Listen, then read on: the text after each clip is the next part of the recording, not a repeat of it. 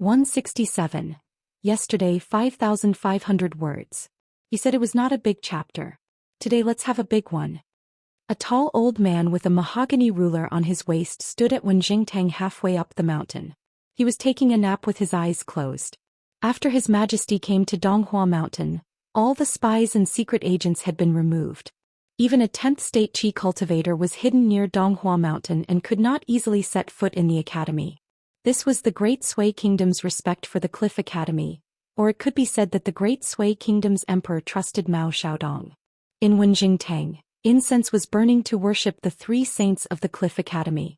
The one in the middle was naturally the Holy Master, who was worshipped by all the Confucian students in the world. Then there was the sage of literature who deliberately hid his identity on the statue, and the first master of the academy, Qi Jingchun. The young man in white handed in the customs documents at the gate of the academy at the foot of the mountain. He walked all the way here and stuck his head out to look at the hall. He stood outside the door and said angrily, "Mao Xiaodong, are you trying to disgust me or do you want to set me up? If I'm not satisfied, I'll leave right now and never come back to this mountain to be an eyesore to you again." Mao Xiaodong still closed his eyes and said indifferently, "You can either go in and offer incense or clear things up. Otherwise, as long as I look at you, I'll be your grandson." Cui Dong sat on the door. "Even if you're willing to be my grandson, it depends on whether I accept you or not. Hey, I don't know who was the one who learned to play chess from me and played for 10,000 years. In the end, I gave him 2 pieces, but he was still beaten by me until his face turned pale and his hands trembled. He couldn't wait to play chess and delay for 100 years. Mao Xiaodong said indifferently, "Go is just a small path." Cui Dong sneered, "Go is a number, even a small number? Well, who doesn't know that you, Mao Xiaodong, are among the group of untalented registered disciples? Your knowledge is sparse, but you respect your teacher the most. You serve the old Xiuzai better than your own father. How can you start to advocate the principles of other schools' sages? Especially this saint who is the old Xiuzai's sworn enemy. Why, you learn from me in Go and also in life." Mao Xiaodong, who had been resting with his eyes closed, sneered, "I'll talk nonsense with you again. I'm your son." Cui Dong rolled his eyes. "I came to Donghua Mountain because I have no home to return to. I'm just staying here temporarily. You, Mao Xiaodong, are now the hill master of the academy. You can just turn a blind eye to it. If you don't want to see me, then don't see me. If you don't see me, then don't worry." Mao Xiaodong sneered. "You're such a greedy person. I'm afraid that in a few days, the academy will be destroyed by the Great Sui Kingdom because of you. If you want to compete with the Great Sui Kingdom, I won't stop you. But don't think about messing around in Donghua Mountain. The academy is the academy. It's a place for moral knowledge. It's not a place where you, Cui Dong, can do whatever you want and not wipe your ass." Cui Dong frowned. "Didn't you receive my secret letter? It's the one with the chess piece in it." Mao Xiaodong nodded. "Yes, I did. But I didn't open it. I threw it into the stove and washed my hands. Otherwise, I wouldn't dare to pick up the chopsticks to eat." His words were harsh, but Cui Dong wasn't angry at all. He stood up and came to the tall old man. He said with a smile, "Xiaodong, I'm not here for any plan. I just want to study hard, bask in the sun, play chess with you and take care of the kids from Lizhu Cave Heaven." Mao Xiaodong laughed. "Believe you? Then I'm your ancestor." Cui Dong was a little confused. He pointed to his nose and said, "What's wrong with being my ancestor? Is it a bad thing? How much advantage do you have?" Mao Xiaodong twitched his mouth. "If I were your ancestor, I would be so angry that I couldn't even close my coffin lid. Of course, I don't want to be your ancestor." Cui Dong said angrily, "Mao Xiaodong, you're almost there." The tall old man closed his eyes and shook his head. "No." Cui Dong pointed at Mao Xiaodong. "You want to fight?" Mao Xiaodong suddenly opened his eyes. His aura was shocking, like an angry Vajra in a temple. "Fighting is good. Back in Dali I couldn't beat you. Now I'll fight you with one hand." Cui Dong blinked. "You're my grandson now. It's not appropriate for a grandson to fight his grandfather, right?" Mao Xiaodong reached out and pressed the ruler at his waist. "After I beat you to death, I'll burn incense for you." Cui Dong quickly stretched out a hand. "Stop, stop. The old scholar and Qi Jingchun both want me to pass a message to you. Listen to them first." Mao Xiaodong narrowed his eyes. His murderous aura was very strong. It was even stronger than when he opened his eyes. Be careful. These are your last words. Cui Dong's lips moved slightly. After listening to his thoughts, Mao Xiaodong stared at the young man in white who was only at level 5, especially Cui Dong's eyes. The reason why people's eyes were said to be favored by spiritual qi was that if one's state of mind was like a lake, then one's eyes would be like the mouth of a deep well.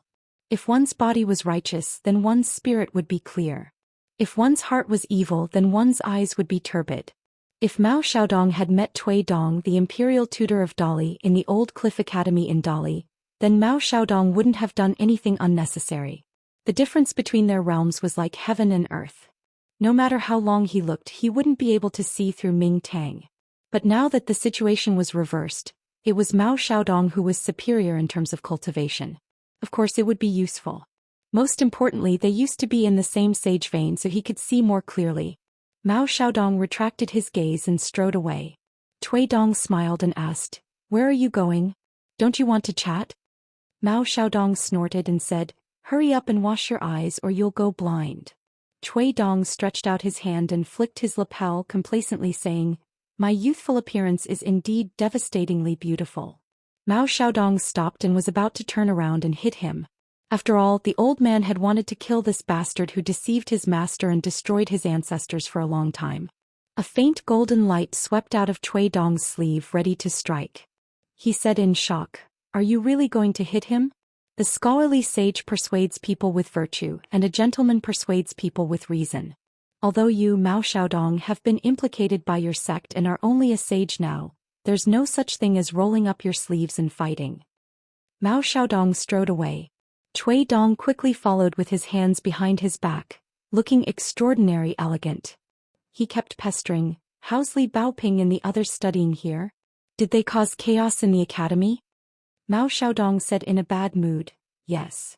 Cui Dong's face was gloomy. "Don't tell me someone wants to kill the chicken to warn the monkey?" Mao Xiaodong sneered and said, "I thought it was Imperial Tutor secretly doing mischief, trying to drive a wedge between the academy and the Great Sui Kingdom, to embarrass the Emperor of the Great Sui Kingdom and completely destroy the heritage of the Cliff Academy."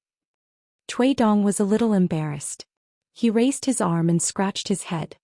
He laughed dryly and said, "The old guys in the capital can do this kind of thing, but I won't. I always put myself in their shoes and do good to others." "Change? Oh no, I've changed for a long time." Mao Xiaodong sighed and looked up at the pavilion at the top of Donghua Mountain. He said in a soft but firm voice, "Cui Dong, if you dare to do anything harmful to the academy next time, I'll kill you." Cui Dong didn't take it to heart at all. "Whatever, as long as you're happy. First tell me what's going on. Now I'm more miserable than you. I'm not lying to you. Who in the world dares to compare with me? Xiaodong, whenever you're in a bad mood I can tell you. I'm sure you'll be in a good mood. But remember to bring a few jugs of wine. The Emperor of the Great Sui Kingdom is not stingy. He'll definitely reward you with good wine." Mao Xiaodong glanced at the young man in white strangely. He shook his head and continued to walk. Then he roughly explained the situation. Especially the last battle in the library. Yu Lu fought against two people alone. In the end, both sides were injured. The three of them went in together. A young sage in the cave-dwelling state, an old sword practitioner in the sea-viewing state, and a tall young man at the peak of the sixth state of martial arts. In the end, they all came out together. This time, even Deputy Hill Master Mao Xiaodong couldn't suppress this big news. That night, the minister of the Ministry of Rites of the Great Sui Kingdom, who was dressed in official uniform, and the 10th state cultivator who was hiding near Mount Donghua, went up the mountain together. However, Mao Xiaodong only said this to the three of them. He would give an explanation to the Emperor of the Great Sui Kingdom. As for the others, no matter if they were vassals or ministers, they had no right to criticize the academy. The three of them actually didn't have the slightest intention of denouncing Mao Xiaodong when they went up the mountain. However, Mao Xiaodong was still unreasonable and his attitude was extremely tough. The 10th state Qi cultivator was about to take action on the spot. Fortunately, he was stopped by the heavenly official of the Ministry of Rites. They quickly went down the mountain and entered the palace to meet the emperor. The old sword practitioner and Li Zhongying were added to the team. They could already walk, but their complexions were terrible, as if they hadn't recovered from a serious illness. Finally, Mao Xiaodong asked, What identity are you using to stay here? Cui Dong said without hesitation, if you read my secret letter, you will know the identities of Yu Lu and Xia Lingyue. I can reveal one of them. For example, Xia Lingyue from the top sect of the Lu dynasty, I can reveal myself as her senior. If it's Yu Lu, then I'm one of the hidden gatekeepers of the Lu palace. Don't worry, I've already prepared for both identities. It's watertight. Mao Xiaodong was still worried. He said worriedly, the spies of the Great Sui Kingdom are no worse than those of Dali. Moreover, the Great Sui Kingdom and the Lu dynasty have been friends for generations. Cui Dong's words silenced the tall old man. Who am I? When the two of them parted, Mao Xiaodong couldn't help but scold. Who are you? You're my son. Cui Shi let out a sigh and cheerfully called out, Father. Mao Xiaodong was stunned. He gritted his teeth angrily and disappeared in a flash. Cui Dong shouted, Where do those kids live? Father, tell me. In the dead of night, no one responded. Cui Dong rolled his eyes. I'll knock on every door and find them myself. Who's afraid of who? In the Wenjingtang, Mao Xiaodong returned and stood in the hall. After offering 3 incense sticks, he said sadly, Teacher, senior brother, I don't understand why you're doing this. I know that no matter what, I can't compare to the two of you. Since you're doing this, you must have your own considerations, but... The tall old man said with tears on his weathered face. He said sadly, but I just don't feel happy. Of course, Cui Shi wasn't stupid enough to knock on each door one by one. With a tap of his toes, he leaped onto the roof of a school building. Looking around, he saw that there were still lights in several places, so he leaped towards the nearest one. He tiptoed and leaned against the window. Before he could see the person's face, he could already hear the sound of water splashing. Cui Shi unhurriedly poked through the window paper. Sure enough, he saw a picture of a beauty bathing. Unfortunately, the woman's figure was really unbearable to look at. After Cui Shi felt that his dog eyes had gone blind, the girl standing in the bucket inside the house screamed. Cui Dong didn't leave. He stood there and complained, What are you doing? I'm the one who's at a disadvantage, okay? With a bang, water splashed on the window. It turned out that a water ladle had hit him. Cui Dong had already left rubbing his eyes. He muttered, My eyes hurt. Behind him there were shrill screams. The lights in the nearby schools were lit up. Cui Dong relied on his memory and searched through each school. Finally, he found the people who wanted to leave. Coincidentally, Li Huai, Li Baoping, Lin Shui and Yu Lu were all there. Yu Lu was lying on his side on the bed. Although his face was pale, he was in good spirits. Li Huai sat at the head of the bed. He looked down at the straw sandals on his feet. He had a lot on his mind. Li Baoping and Lin Shui sat opposite each other at the table. They were reading books. Cui Dong pushed the door open and laughed. Are you happy? Are you surprised? Li Baoping was stunned for a moment. She was overjoyed. Where's youngest martial uncle? Cui Dong stepped over the threshold and kicked the door shut. He sat on the stool between Li Baoping and Lin Shui. He rolled his eyes and said, Teacher didn't come. I'm all alone. Li Baoping got up and ran to the door. She opened the door and looked around for a long time. She didn't see youngest martial uncle. Only then did she weakly return to her seat and lay on the table. Lin Shui put down the cloud gem book. He carefully tied it up with the golden thread. He put it away. He wanted to say something but stopped. Cui Dong poured himself a cup of tea. He drank it in one gulp. He waved his hand and said, I know what happened. He smiled at Lin Shui and said, Call thank you over. Tell him that his young master needs someone to serve him tea. Lin Shui hesitated. Cui Dong said anxiously, What? You secretly like thank you. Are you afraid that I'll ask her to warm the bed tonight? Are you blind or am I blind? Lin Shui got up helplessly and left to call thank you. Cui Dong looked at the sickly Li Huai and said with a smile, Li Huai, don't be sad. Qin Pingon heard about this and praised you. He said that you are brave and responsible. He said that you are a good man.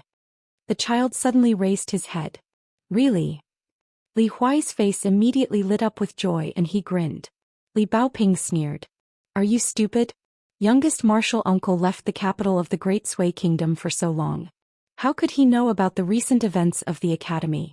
And would youngest martial uncle praise someone like that? Li Baoping raised her head. At most he would smile. That's good enough. At most he would give you a thumbs up. The little girl suddenly straightened her back and crossed her arms. Youngest martial uncle saved all his praises for me. Li Huai was a little sad. He hesitated for a long time and lowered his head as if he was talking to the pair of straw sandals. Should I move in with Lin Shi? Li Baoping turned her head. Li Huai, why are you still so cowardly? What right do you have to move it? If anything, it should be those three fellows. The little girl suddenly lowered her head and leaned on the table again. Forget it. I'm not qualified to say this. Yulu got up with difficulty. Li Huai quickly helped him. Yulu leaned against the wall and sat cross-legged. He said apologetically, I can't welcome young master. Cui Dong ignored the tall boy and looked at the simple decorations in the school. After a moment of silence he said to Li Baoping, Li Huai is right to move here. It has nothing to do with cowardice. Li Huai continuing to stay there is the worst plan. Moving here is the second best plan. Moving to Li Zhongying's school is the best plan. At this time Lin Shi came back with Xianxia. After Lin Shi sat down, the tan girl saw Cui Dong and was clearly filled with fear. She only dared to stand at the door. Li Baoping was puzzled. Why is it the best plan? I know. What do you mean by the worst plan? Cui Dong spun the white porcelain teacup with his fingers and slowly said, stealing and humiliating Li Huai are normal behaviors of children who don't know any better. Moreover, young people are hot-blooded and the most unreasonable. You haven't come into contact with the real Jianghu. Those hot-blooded youths can kill an entire family without saying a word. After that, they are caught and beheaded by the authorities. Guess what will happen to them? On the execution ground, even if the executioner is already staring at their necks and thinking about how to cut them, those people are still proud and unrepentant. Do you think they are afraid of death? They don't show mercy when they kill and they don't bow when they are killed. They are just that powerful. Li Huai listened attentively. He only wondered if these people's brains were damaged. Are there really such unreasonable people in the world? Cui Shi smiled and said, therefore even if those children admit their mistakes and get their buttocks beaten up by their parents, they might one day feel so angry that they can't be appeased. They might hold back their anger and say a few malicious words to other people, saying that you are the son of a duke or a marquis. How can you face the spirits of your ancestors in heaven with such grievances? You are the descendant of the founding fathers of the Great Sui Kingdom. Your family's portrait of your ancestors is still hanging in the Great Sui Kingdom's Purple Heaven Pavilion. Yulu nodded slightly. As the crown prince of the Lu dynasty, he was no stranger to this. Perhaps he was the one who understood Cui Dong's words the most among everyone in the room. Cui Dong chuckled and continued. Then they think that's right. If we are so cowardly in our own territory, how will we survive in the future? Won't we drag our family down and become the laughing stock of the capital? So one night they took a knife and slit Li Huai's neck open. Perhaps those three aristocratic young masters who eat and drink won't be able to act like wanderers who are about to die and still feel that they are heroes. However, when it really comes to that point, Li Huai is already dead. Whether they regret it or not, whether they are scared to the point of peeing their pants, is there any meaning? Li Huai listened with a pale face. Yulu reached out and patted the child's shoulder to comfort him. The child turned his head, but the smile on his face was uglier than crying. Cui Dong put down his teacup and lightly tapped the table. As for those who are really affected by their emotions, there are bound to be many intertwined conflicts of interest. Some people throw stones to find the way, some fan the flames, some fish in troubled waters. There are all kinds of things. But it doesn't matter. I'm here. Next, you all can focus on your studies. You don't have to worry about anything else. Everyone in the school had mixed feelings. Cui Dong laughed. What, you don't believe me? You don't believe that I have the ability, or you don't believe that I have such good intentions? If it's the former, you all can wait and see. If it's the latter, well, my husband Chen Pingon was worried that you all would be bullied, so he didn't really calm down. So he made a good deal with me and asked me to watch you all study at the academy. Now you should believe me, right? Cui Dong looked at Li Baoping. The true chivalrous spirit of the Jianghu never lies in temporary gratification. Then he looked at Lin Shi. The mountains are high and the rivers are flowing. There is still a long way to go. If you really feel uncomfortable making enemies in this life, then deal with the enemy first and then bully their children, grandchildren and great-grandchildren.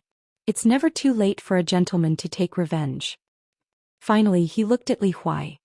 Remember, 100 years is never too long for a cultivator to take revenge or repay kindness. Cui Dong clapped his hands. Well, I finished my business. Cui Dong patted his head. By the way, little treasure, when my husband and I passed by a mountain, we were lucky and met a large group of mountain coaster carps that were moving. Then my husband heard that there might be a golden mountain coaster carp among 10,000 mountain coaster carps.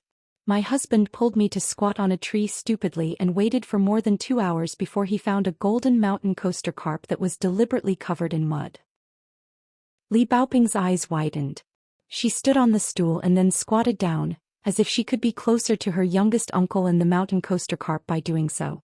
Cui Shi shook his head and said, after he got down from the tree he struggled all the way and finally caught this rare crucian carp.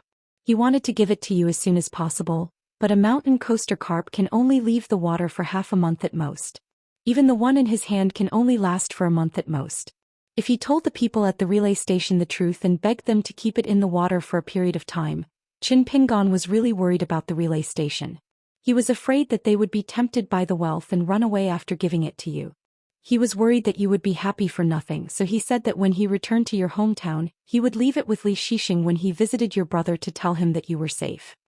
Li Baoping's eyes lit up. There was no longer any trace of depression on her face. She suddenly became a young and inexperienced girl. Cui Dong sighed and said, Little Baoping, my master is so nice to you. He always remembers you when he has something good. Hey, I don't understand. My master is so stingy that he doesn't even put more oil or salt in the stew. Why doesn't he treat real treasures as treasures when he comes to you? He's not stupid. The little girl in the red cotton-padded jacket frowned and the corners of her mouth turned down. She was about to cry. Cui Dong hurriedly explained, Don't cry, don't cry. The mountain coaster carp can't be sent to the academy through the post house, but it can be sent by letter. Qin Pingon has written letters to all of you at the post house on the border of the Great Sui Kingdom. It will probably arrive here in 10 days or half a month. At that time, whether you cry or laugh depends on your mood. Cui Dong finally said helplessly. Qin Pingon also said that my student Cui Dong is a big bad guy. You can't trust him, but you can ask him for help if you encounter any problems. After Cui Dong said this, Li Baoping and the other two believed most of it. Even Yu Lu and Xianxia believed half of it. Li Huai followed Lin Shui to the dormitory to rest. Li Baoping went back to her room and parted ways with the two halfway. After the three left, Cui Dong waited for a while and drank a cup of tea. Then he left Yu Lu's room with Xianxia. The girl was nervous and carefully followed the boy in white. She was even more nervous than when she faced the general of the Great Sui Kingdom whose father died. Without the presence of Li Baoping and the other two, Cui Dong was expressionless.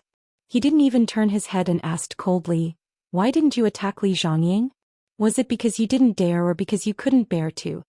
Xianxia answered honestly, reporting to young master it was both. Cui Dong stopped and gave the girl a hard slap. Eating and drinking for free all the way, and in the end you attacked a general of the Great Sui Kingdom whose father died? You're really something. If you're so good, why don't you go to heaven? The girl with red and swollen cheeks gathered her courage and looked at Cui Dong. I knew it was impossible, but I still did it. Why did I do it? Young master, tell me. Cui Dong slapped her again. Because your life is worthless. It can't even compare to Li Huai's finger. In my eyes, you're even more worthless. The girl's heart was filled with desolation. She bit her lip so hard that it bled. Cui Dong raised his arm and pretended to hit her. The girl was extremely afraid of him. She didn't dare to move, but she turned her head. Cui Shi laughed and retracted his hand. Finally, he slowly extended it and gently patted the young girl's cheek. You're so scared of me? Skid. I thought we hadn't seen each other for a while, you shameless little bitch. Your wings have grown a bit. I'm both disappointed and gratified. The girl's expression was numb. Cui Dong continued to walk forward. Suddenly he said, I can help you remove half of the dragon trapping nails that are firmly nailed into your soul. Then you can quickly recover to the Immortal's Cave stage. Xianxia asked in a low voice, Why? Cui Dong didn't turn around. Without any warning, he kicked her in the stomach. Caught unprepared, the girl almost fell backward. For a moment the pain was unbearable. Cui Dong said with a calm expression, I just thought of a principle. I learned it from Qin Pingon. He, on the other hand, holds a copper coin in his hand.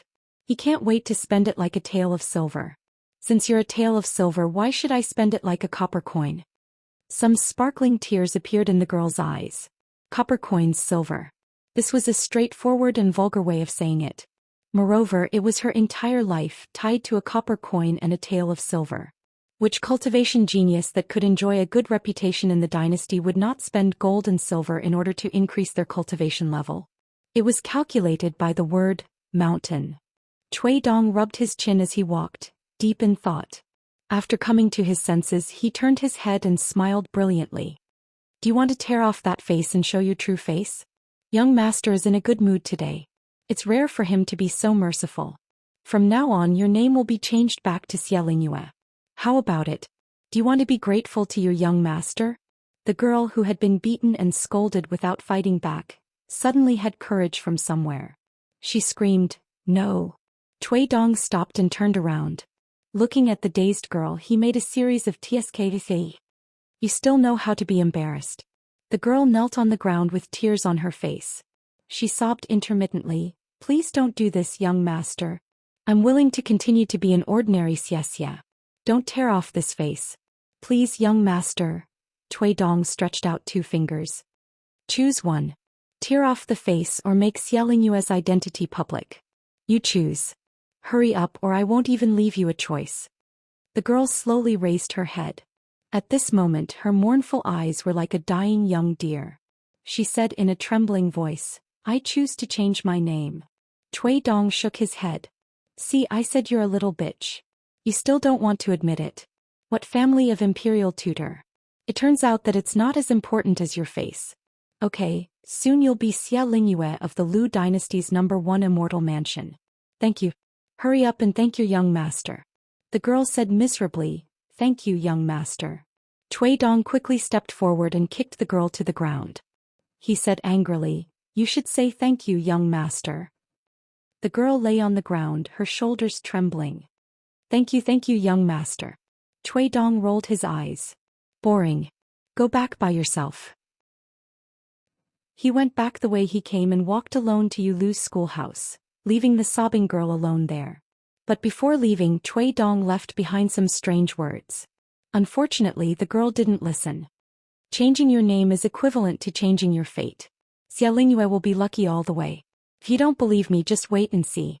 Ah, to have a young master like me who spreads wealth, it's really your good fortune of 10 lifetimes.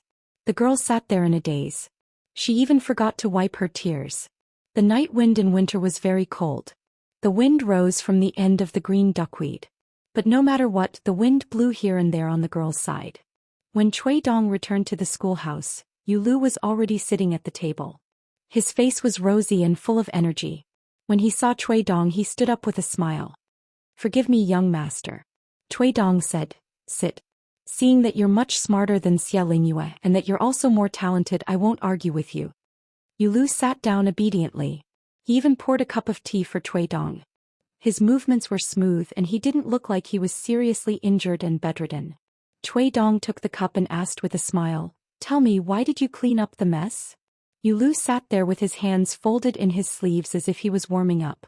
Because he was tall and the young man in white was much shorter than him, his shoulders drooped and he looked like he was curled up into a ball. He slowly said, the first reason is, of course, that I originally felt that there was no hope for me in life. But on the way to school I suddenly felt that something was very interesting. So on impulse I did it. The second reason is that stones from other mountains can be used to polish jade. Along the way I was a little dissatisfied. I always wanted to apply what I learned. But Qin Pingan's realm was too low and young master was too arrogant. Those demons and monsters were all taken care of by Lin Shi. In fact, my cultivation wasn't enough. What should I do? I took this opportunity to use the Great Sui Kingdom Sword Cultivator as a whetstone for me to take a step forward on the path of martial arts. Anyway, living is boring. Looking at the scenery at a higher place won't hurt me. Cui Dong smiled. Stepping stone is more accurate. Yulu smiled and nodded. Young master's right. Cui Dong said, continue. Yulu thought for a moment. Cui Dong smiled and asked, why don't I help you? Yulu smiled bitterly. As long as I don't die, Qin Pingan will feel that he owes me a favor in the future. Yulu was a little nervous, but he didn't dare to think that he could get away with it. He could only bite the bullet and say, young master, You said that Xianxia and I are worlds apart from Qin Pingon in temperament, so we can't be his friends in this lifetime. I know that's most likely right, but I still don't believe it. Even if young master is standing in front of me right now, I'll still say the same disrespectful words. If I can prove that young master is wrong, that would be the best. Yulu stood up and accepted his fate. I really didn't expect young master to come back. Please punish me. Cui Dong reached out and pressed him down. Killing 3 birds with 1 stone. You did very well. I'm more than happy to have a servant like you. What's there to punish? Yulu sat down graciously. This was probably the biggest difference between him and Xianxia. That girl was just as smart, but she wanted a lot of things that she might not be able to obtain in her lifetime. On the other hand, this tall young man was able to let go of anything.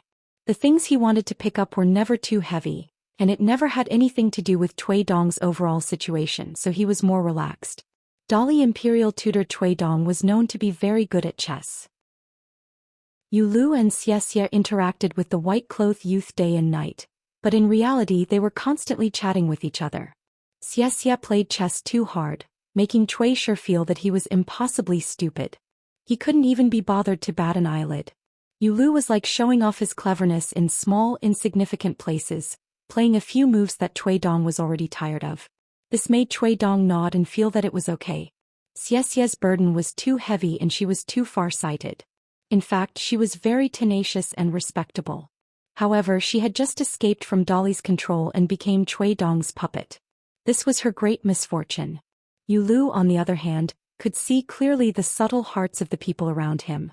He didn't ask for much but lived a relaxed life. The golden autumn, that was shaped like an ear of wheat, flew out of Cui Dong's sleeve and spun rapidly around the lamp. Yulu's expression didn't change. He smiled and asked, "Young master, aren't you afraid of your identity being exposed by walking into the academy like this?" Cui Dong carefully stared at the flying sword and said softly, "Kill to stop killing and evil to control evil. Do you understand?" Yulu nodded.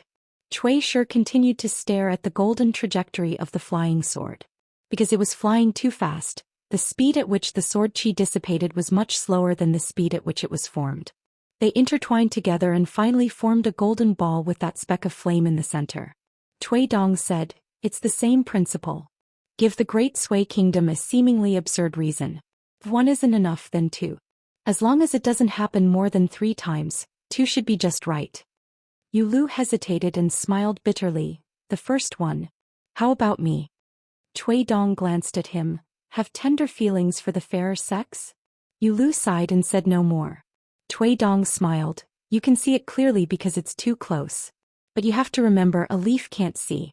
You can only see all the veins of a leaf." Cui sure did not speak anymore. He closed his eyes and said something that surprised Yulu. "If I can really see through the deepest and most subtle part of it, that would also be very good. It couldn't be any better. You have to know that this is actually one of my Daos." Yulu seemed to be completely unable to understand, so he didn't think much about it. Cui Dong stood up and silently left the school. After Cui Dong left for a long time, Yulu reached out a hand from his sleeve. He looked down and saw that his palm was sweaty. The Dali Imperial tutor once joked that the 3 major forces in the world that had already established their own sects all had their own principles. It was nothing more than the highest level of Taoism, the most extensive of rules, and the most profound of Buddhism. Then this was extremely small. It was called a leaf can't see. If someone really and thoroughly saw this leaf, would it really be a leaf that was blinded? Yulu suddenly raised an arm and pressed the back of his hand against his forehead. His face was full of pain as he murmured, "Don't think about it. Don't think about it first." Cui Dong came to the Wenjing Tang that he wouldn't enter even if he was beaten to death. He directly stepped over the threshold and picked up an incense stick. It was just an incense stick and not the usual 3. He held the incense stick in one hand and twisted the head of the stick with the other hand, instantly lighting it up. Cui Dong didn't look at the Holy Master. He looked at Qi Jingquan's portrait and finally shifted his gaze to the portrait of the old scholar. He held the incense stick to his forehead with both hands and prayed in his heart. Then he opened his eyes. Cui Dong didn't have the slightest sincerity of someone who burned incense. He inserted the incense stick in his hand into the incense burner on the altar and raised his head. He smiled at the portrait and said, Old man, I'm just borrowing it from you. Don't be too stingy. It's not much, just the 3rd level. Only the 3rd level, and it's only useful in Donghua Mountain. That's fine. I'm already at the 5th level of cultivation. From this, it can be seen that I, Tui Dong, have learned a lot from the teacher you arranged for me, right? Now that the disciple of your favorite disciple is in trouble, and I've been entrusted with an important task by my own teacher, it wouldn't be right if you don't do something, right? Tui Dong waited patiently. There was no movement. After the incense in the incense burner was lit, it didn't burn down at all. Tui Dong scolded loudly, "Old man, you really don't care about me at all? Even saying Qi Jingchuan's name doesn't work? What kind of teacher are you? Old bastard, hey, did you hear me? I'm scolding you. You're really heartless." It was useless. Tui Dong was anxious. Finally, he closed his eyes again and tried to repeat it. Only this time he added the names Qin Pingon and Li Baoping. After a while, the incense stick in the incense burner burned out at an extremely fast speed. Tui Dong was silent. He turned and left with a sullen face. The moment Tui Dong stepped over the door, he was already at the 9th realm of Qi Refinement Warrior. It was 4 realms higher than Tui Dong's 8th realm, the Dragon Gate realm, which was what he had asked for. Instead, it was the Golden Elixir realm, which was, only after becoming a golden elixir can one be considered as one of us. Tui Dong stood outside the door and stopped in his tracks. He looked up at the sky, lost in thought. Soon, Tui Dong regained his cynical expression. He made a gesture of poking his own eyes and continued walking. "I, Tui Dong, was blind to have acknowledged you as my teacher. From today onwards, my name is Tui Dongshan and I'm Qin Pingon's student." Suddenly, a heart-wrenching, soul-piercing pain came from his palm. Tui Dong was in so much pain that he jumped up on the spot. Then he hopped all the way and ran far away. He finally stopped when he reached the top of the mountain. Tui Dong gasped and shivered all over. He shook his arms hard on the spot. This made the academy student who could not sleep last night and came to the top of the mountain to enjoy the scenery dumbfounded. He wondered if this guy had epilepsy. Tui Dong grimaced and said angrily to the blind guy, "Go away or I'll *CK your mother." He did not expect that this ordinary-looking guy was also a ruthless person who was willing to sacrifice himself to kill 1,000 enemies. He died long ago. Tui Dong was just about to slap this little bastard to death when a tall old man appeared at the top of the mountain. The academy student quickly bowed to the old man and ran down the mountain. Tui Dong said angrily, "How, what's this bastard's name? Where does he live?" Mao Xiaodong looked at Tui Dong and observed his temperament. After figuring out his strength, he walked down the mountain with a straight face. When he passed by Tui Dong, he said coldly, "In that case you'd better stay in the academy. I, Mao Xiaodong, will pinch my nose and endure the smell of feces. Don't forget that this is the capital of the Great Sui Kingdom. Think twice before you act."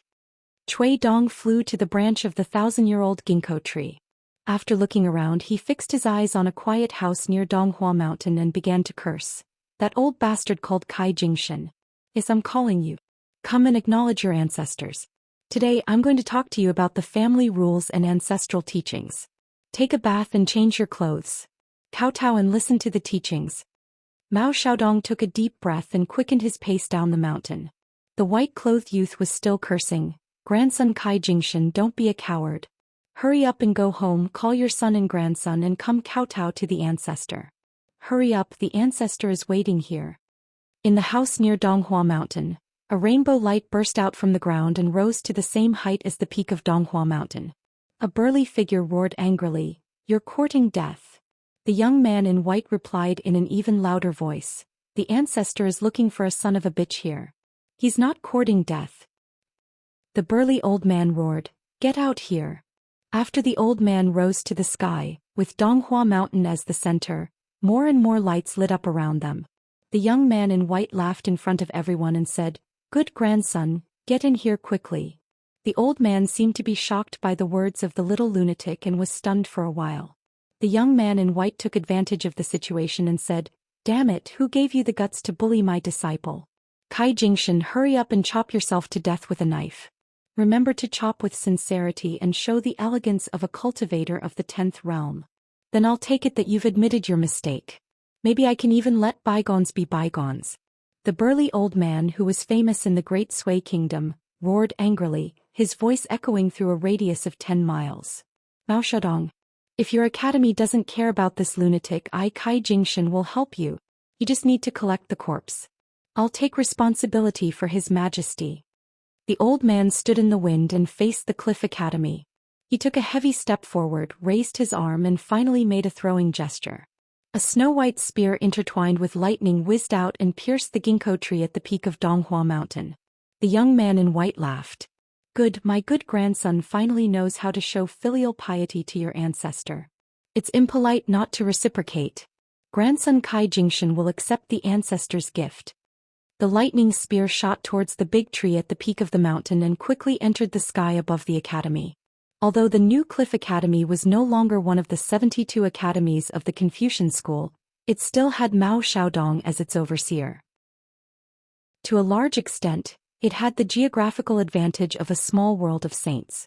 However, it was unknown whether the academy felt that they were in the wrong or Mao Xiaodong didn't want to be Kai Jingshan's enemy, but he didn't hesitate to withdraw the defense of the academy, allowing the two people on the mountain to engage in a fair and just fight. On the side of the ginkgo tree, there was also a tiny golden light that exploded in the sky.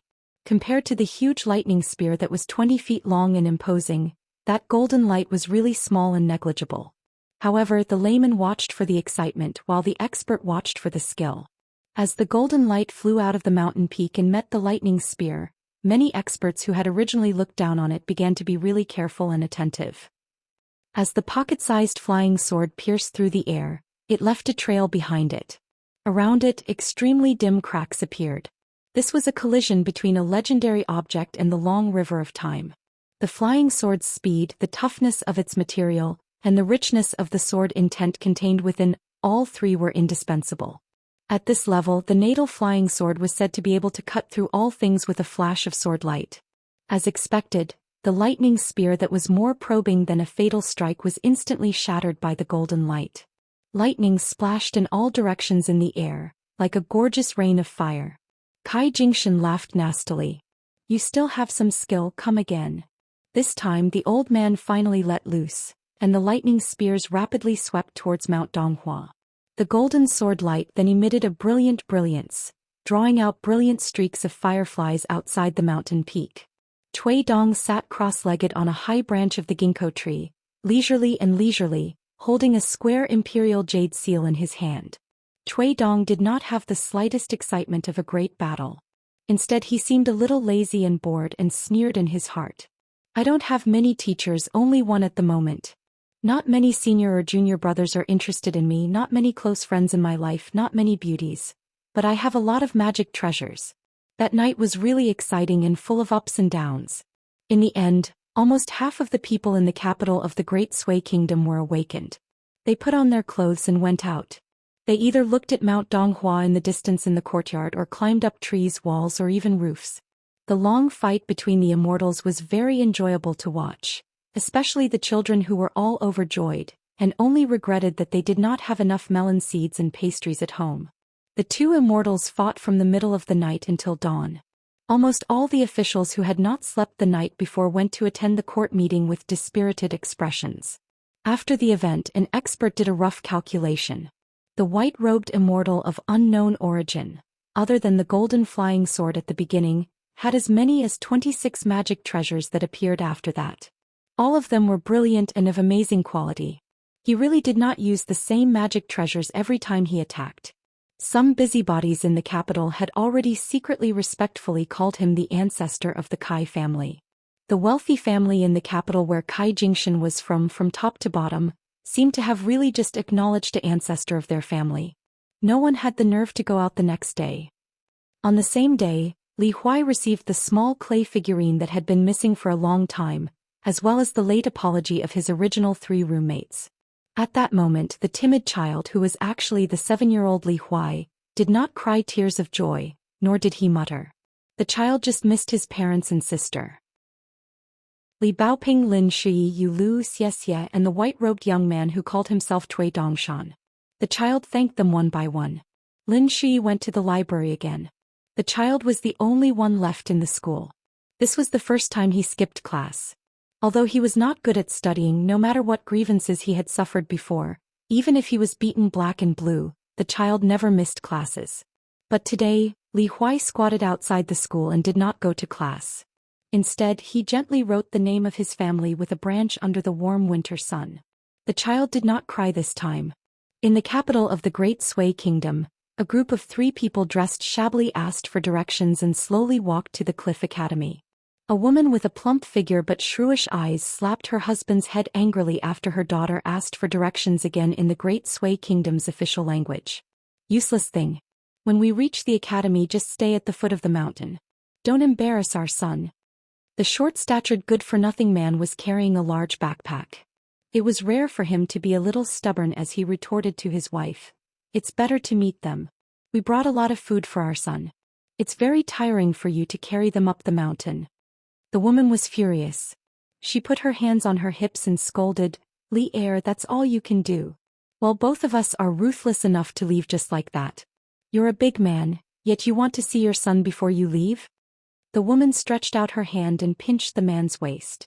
After a long time there was no movement. He could only give up. You're full of muscles and strength.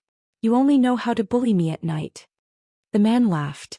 The woman kicked him and said flirtatiously, stupid. Beside the man and woman, there was a slim and graceful girl. She ignored her parents' flirting and smiled gently. She was happy to be able to see her naughty brother soon. The woman's eyes suddenly turned red. I don't know if Huai has gained weight or lost weight. Please don't bully him. As his mother, I don't dare to scold people here. The man was silent out of habit. The man, who was an enigmatic man whose parents did not pay much attention to the name, finally looked in the direction of the academy and grinned. Bully my son? Oh, if there really is, then I, Li Er, will go and meet that hero. It's not a big deal. 168. Alliance had once teased Li Huai that the little brat was a coward. Li Huai had most likely learned this from his mother. They had not even reached Donghua Mountain, and they had only seen the archway of the Cliff Academy, but the woman had already begun to feel afraid. She no longer had the arrogance that she had when she was invincible in the streets of her hometown. Her husband, on the other hand, was still walking with firm steps, as if he was going up the mountain or down the river. Her daughter Li Lu was not bad either. She asked for directions and thanked her when needed. Even the people of the capital city of the Great Sui Kingdom, who were known for their arrogance in the northern part of the Aquarius continent, showed the greatest kindness to such a beautiful and gentle girl. Although Cliff Academy had moved out of Great Li and was stripped of its title as one of the 72 academies of Confucianism, its vitality was greatly damaged. However, a starving camel was still bigger than a horse. In Great Sui, it was still a holy land in the hearts of countless scholars and students. Moreover, there was nothing wrong with the way the academy treated people. Although the 3 of them were dressed shabbily and smelled of mud, they were very polite and considerate when they heard that they were the relatives of the students of the academy. Someone personally led them to the residence of the academy, which was specially used for guests from afar. They settled down first and then brought them to the private hall to find Li Huai. After learning that Li Huai was absent from class today, they went to Lin Shi's dormitory. As expected, they saw the child fiddling with the branches on the ground. The reason why they were able to come here directly was because of Li Huai and the other 2 children. After all, they were the direct disciples of Saint Qi, the original hill master. Recently, there had been such a big disturbance. Almost everyone knew about the activities of Li Huai and the others in the academy, such as their personalities, morals, knowledge, and where they lived. For most of the teachers of the academy who were not in power, they were still indifferent to this matter.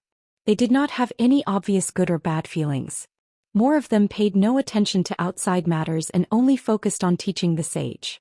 When Li Huai heard the shout and raised his head, he saw the 3 familiar figures. He was a little confused and thought that he was dreaming. He rubbed his eyes fiercely, threw away the branch, stood up and ran all the way. He first bowed to the smiling academy teacher to express his gratitude. Then he raised his head to look at his parents and sister. His eyes were red and he could not speak. When his parents were not by his side, he felt wronged and felt that it was nothing. But when his parents really appeared, he felt wronged. However, Li Huai was a person who had traveled thousands of miles. Even though he was young, he had seen countless mountains and rivers with Chen Pingan. From late spring to early winter, he knew how to control over his emotions. and was not as noisy as he was in the small town. He was not as noisy as he was in the small town, and he was not as he was of a small town. He was not as he was in the small town. Father on. The teacher left with a smile and did not delay the family reunion. After the polite teacher left, the woman suddenly felt relieved. She hugged Li Huai and choked with sobs. Why is my Huaizi so dark and thin? Oh my heart and liver are about to break. It's all your father's fault. He is a grown man, but he suddenly said that he was worried about you.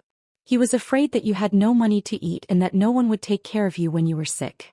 The three of us thought about it and decided to come to the academy to see you. The short and sturdy man was like a piece of black hard iron. At this time he was carrying a small mountain of luggage. He scratched his head and said awkwardly, I just said that I didn't know if Huaizi could eat a drumstick in the academy of the Great Sui Kingdom. Your mother and sister both cried. No matter how I persuaded them, it was useless. Then the woman who was exposed squatted on the ground and turned to glare at her man. Go away. You talk too much. If you don't want to see Huaizi, go to the foot of the mountain and stay there by yourself. The man smiled foolishly. Of course he did not move. The woman squatted on the ground and touched her precious son's head and thin arms. She said with pity, Why are you so thin? Did you not eat enough and sleep well? Li Huai was immediately full of heroic spirit. He grinned and said, I eat well and sleep well. I'm very good. Mother, let me tell you, this time I came to the academy of the Great Sui Kingdom to study. I followed Qin Pingon and walked all the way here. We walked a long way, thousands of miles. From our hometown we first walked to Chiduan Mountain, Red Candle Town, Xihua River, Yefu Pass at the border, and then through Huangting country. Do you see? The child took a step back and raised his foot. Straw sandals. Qin Pingon made them for me. They are strong and comfortable. I wanted to learn them myself, but Qin Pingon didn't let me. Mother, guess how many pairs of straw sandals I changed into? As soon as this question was thrown out, the woman was completely overwhelmed. She burst into tears. Her daughter, Li Lu, quickly squatted down and gently held her mother's hand. Li Huai was also a little panicked. He did not know how this made his mother sad. The mischievous child quickly put away the straw sandals. His eyes rolled and an idea came to him. He said loudly, Mother, let's go to the house. I'll show you something good. When they arrived at Lin Shuyi's house, Li Huai put the small green bamboo book box on the table with a bang. He copied Li Baoping and crossed his arms over his chest. He glanced at his sister, Li Lu, and then copied the young man in white with a mole between his eyebrows. He said proudly, What do you think of my little book box? Does it look good? Are you envious? Li Huai was still unwilling to give up. He skillfully carried the small bookcase on his back. The child, who was wearing straw sandals and carrying a bamboo box, walked one round around the table. Li Lu felt distressed and amused at the same time. She hurriedly helped him take down the bookcase and put it back on the table. Tears gently swirled in her eyes, but there was a gentle smile on her pink oval-shaped face. It was the unique smile of a delicate girl, like the warmth of the spring river. The man suddenly asked, You weren't bullied on the way here, right? Li Huai shook his head and said with a smile, No. When the woman heard this, she became angry. So what if our son was bullied? Look at you. When our son was wronged in our hometown, it was me, his mother, who scolded him back. What could you do? The man shrunk his neck and said in a low voice, Isn't that in our hometown? Most of our neighbors are not bad. We can't hurt each other. In the end, it's you who is in trouble. The woman slammed the table. You still dare to talk back. Pierre, do you want to rebel? Or do you think that after going out, you've learned a lot and want to abandon your family and change your wife to a young and beautiful wife? The man said helplessly, How can that be? The woman was furious. That's because you have evil intentions but no guts. You know that other women look down on you. Last time we met that long-legged demoness. She was dressed in gaudy clothes. One look and you could tell that she wasn't from a decent family. Didn't you peek? What a disgrace. That bitch doesn't even have 2 tails of meat on her chest. How dare she compete with me in terms of looks? The man wanted to say something but stopped. He squatted on the ground and sighed. That old witch on the mountain looked quite young. In fact, she was 700 to 800 years old. In any case, she was considered a demon cultivator who had achieved the Tao in the 9th realm. If I didn't look at her and let her know the severity of the situation, she would have killed and eaten meat. If you two weren't by my side, I would have killed her with a punch. But how could he dare to tell his wife about these foul things? The man squatted on the ground. He had forgotten to take off his luggage, so it was like he was leaning against a small mountain. The woman roared, "Hurry up and take out the things. Why, can't bear to give it to your son? Leave it for the vixen outside." Li Er hurriedly got up and opened his luggage. He piled a pile of food, clothes and books on the table. Li Huai asked curiously, "Our family is so rich?" The woman smiled and explained, "Your father is a fool with a fool's fortune. On this long trip your father found some herbs and sold them. They were worth a lot of money. This is the first time mother has seen gold. It's golden and shiny. Just looking at it makes one's heart happy. Now mother has saved up some money, but don't think about it. It's to help you find a wife in the future." Li Huai looked at his sister who had been sitting silently at the side. "Let's use it as my sister's dowry first. I'm not in a hurry." The woman said angrily, "A married daughter is like spilled water. She was born to lose money. Why should we give it to her?" The girl was used to it and wasn't angry at all. She had a good temper since she was young. She took after her father in this aspect. She wasn't like Li Huai at all.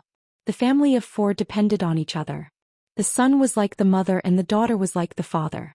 It was quite interesting. Li Huai shook his head and said, "Mother, if you're like this, even if my sister marries into a good family in the future, she will still be bullied. You're lucky to find an honest person like my father who will listen to you. Otherwise, if you're really bullied by my father, do you think you can rely on your family? That's adding more anger on top of anger. It's enough to make you sick. Mother, am I right?" The woman choked and couldn't say half a word. The girl pursed her lips and secretly smiled. The woman stretched out her finger and gently poked her son's forehead. She said resentfully, "Oh, you've grown up. You're not speaking up for your mother anymore?" Li Huai chuckled and turned his head to look at his sister beside him. He said with a naughty smile, "Li Lu, this time when I went out, I helped you find a few brothers-in-law." The girl blinked her limpid eyes and seemed to be a little dazed. The woman slapped her son's head and said angrily, "How can you say that? Your sister can only marry one. Of course, if she doesn't marry well and can't bear to be bullied, then she can get a divorce and change. However, there's no such thing as a woman marrying many husbands." Li Huai said with a naughty smile, "Li Lu, I'm living with Lin Shui now." The woman asked doubtfully, "That Lin Shui whose father is an official in the construction supervision office?" Li Huai nodded and said, "That's him. He's the one who stole my sister from Dong Shuijing. He's very powerful now and he's very good to me. I used to hate him when we were at school in my hometown. Now I realize that he's actually a very good person. It's just that his temper is a little cold and he's not very patient. He can't be compared to my future martial uncle Chen Pingon." The girl was silent. The woman made an "oh" sound and asked with a smile, "You keep talking about Chen Pingon. Who is he? Was it because his family was richer? Don't tell me you helped your sister choose a brothers-in-law?" Li Huai shook his head and said, "Chen Pingon. He's one of my best friends just like Alliance. However, he's not my brothers-in-law. His age is just right, but Li Lu isn't worthy of him." The woman slapped him again and said, "What do you mean Li Lu isn't worthy of him? How can you say that about your sister? What's wrong with your sister? She's good-looking and has a good temper. At first glance, you can tell that she's a good daughter-in-law who's good at taking care of her husband and children. It's obvious that she won't lose out no matter who she marries." The man sat across from him with a strange expression. Li Huai said, "Nonsense in all seriousness. I'm telling you the truth. Look at my sister. Her looks are not bad. As for her family background, it hurts our relationship." Speaking of this, the child smiled and said, "But it's not up to us to decide who our parents are. Besides, our family is poor but our parents are very good. Chin Pingon once took a dump on the mountain with me. The two of us chatted casually. Chin Pingon said that his parents died early, so he asked me to remember your kindness. At first I didn't think much about it. I just thought that he couldn't take a dump and was trying to find something to talk about. Later, when I walked with Chin Pingon, I realized that he was telling the truth. Let me tell you, my relationship with Chin Pingon is very good. You know that I'm afraid of ghosts the most. At night, when I can't hold it in, I must drag Chin Pingon with me. He never said that I'm annoying. Really, he doesn't even think that I'm annoying in his heart. My sister isn't worthy of such a person. The woman snorted and said, accompanying you to take a dump and pee is a great person. Li Huai began to count with his fingers. In addition to this, Qin Pingon also made a small bookcase for me, woven straw sandals, cooked and washed clothes for me, and helped me take care of my donkey. When I caught a cold, he ran dozens of miles on the mountain road in the middle of the night to pick herbs and boil them for me. He spent money to buy books for me, gave me jade hairpins, taught me how to fight, and told me that I must be filial to my parents in the future. When something happened, he didn't scold me. Instead, he helped me by standing in front of me and beating those bad guys. I can't even count them. The woman was stunned. The man looked at his son, who was so energetic that he felt like a stranger. He sighed, but more than that, he was happy. The woman smiled and took out a pair of 1,000-layer cloth shoes. Your sister sewed this for you. It's definitely more comfortable than wearing straw sandals. Li Huai sighed. The woman was puzzled and asked, what's wrong? Li Huai looked at his mother with a sorrowful gaze. Why didn't you give birth to another elder sister? If she was born prettier, I could give her to Qin Pingon. Then, in the future, if I want to call him brother-in-law, I can call him junior martial uncle. The woman twisted her son's ear. How can there be a person who insults his own sister like you? I'm so angry. The girl smiled until her crescent moon was squinted. She really liked this little brother who had been undisciplined and out of control since childhood. Moreover, she knew that no matter how this naughty little brother said bad things about her, Li Huai treated her very, very well. It was just that outsiders didn't know about it. Your family has 2 children. The daughter has talent and the son has good fortune. This was what her father's old master, Old Yang, said personally when he worked in the Yang family shop. Of course, there was actually half a sentence that the girl forgot after hearing it. There's also a shrew who curses the heavens, the earth, and the king of hell. It's your Li family's misfortune. Footsteps came from the door of the room. A handsome and cold youth appeared at the door. He stared blankly for a moment, then for the first time he blushed. Li Huai was eager to see the world plunged into chaos. He looked at Lin Shui and pointed at his elder sister as he laughed heartily. My elder sister, Li Lu, she came to be your wife. The woman found Lin Shui very pleasing to the eye. He was educated and reasonable. Not only was he the child of a rich family, he occasionally came to visit. Although he didn't speak much, he was very respectful to her and didn't despise her family for being poor. Moreover, the woman always had a good impression of scholars. She always felt that in the future, when she married her daughter, she must marry into a scholarly family. Even if her son-in-law's family didn't have money, it didn't matter. Li Huai stood on the bench and joked, Lin Shui, sit next to my sister. In the future we'll be family. The woman pinched the child. Don't talk nonsense.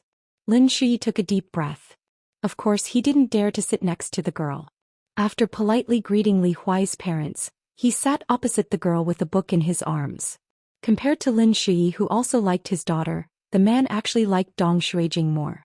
However, the man also felt that Lin Shui was not bad. It was just that he did not like Dong Xuejing.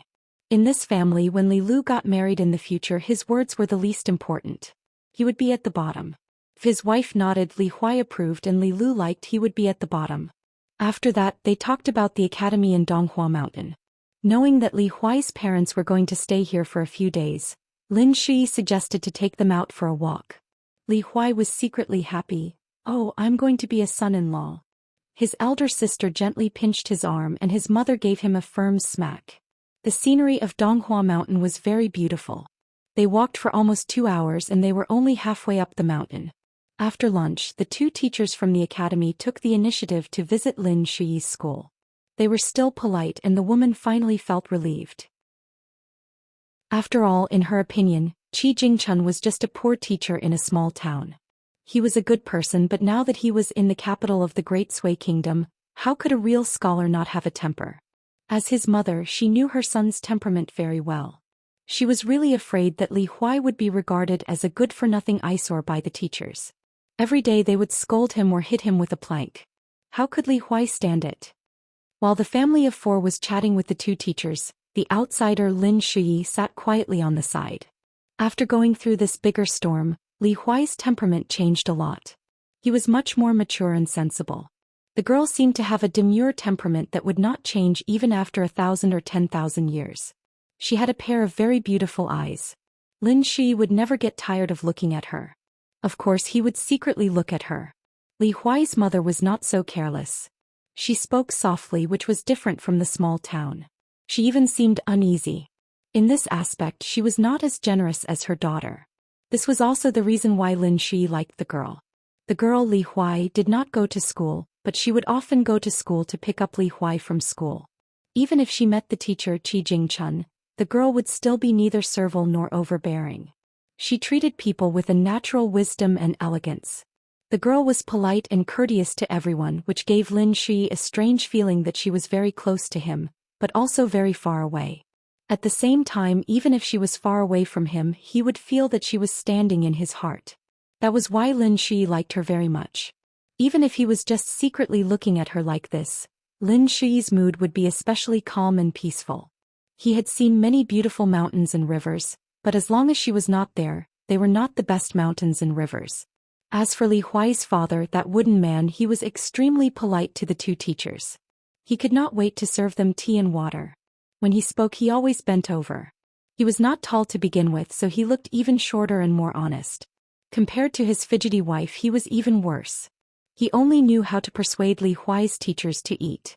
But the problem was that although the two teachers were of average status in the academy, which teacher in the academy would be bad?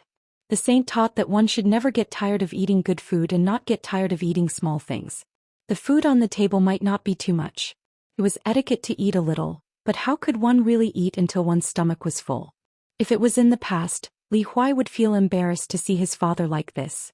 But this time Li Huai did not. His father was not capable, but in this lifetime his father had already given Li Huai everything he could. Now Li Huai felt that no matter what his father did, he would not be embarrassed. Qin Pingon, who was not willing to gossip with him and Lin Shi, had taught Li Huai similar principles. Then, after so many things had happened along the way, Li Huai listened indifferently and more or less understood some things in his heart.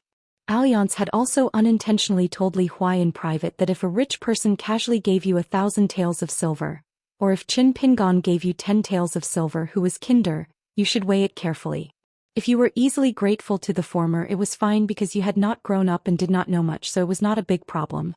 But if you turned a blind eye to the latter, then you had no conscience at all and were stupid.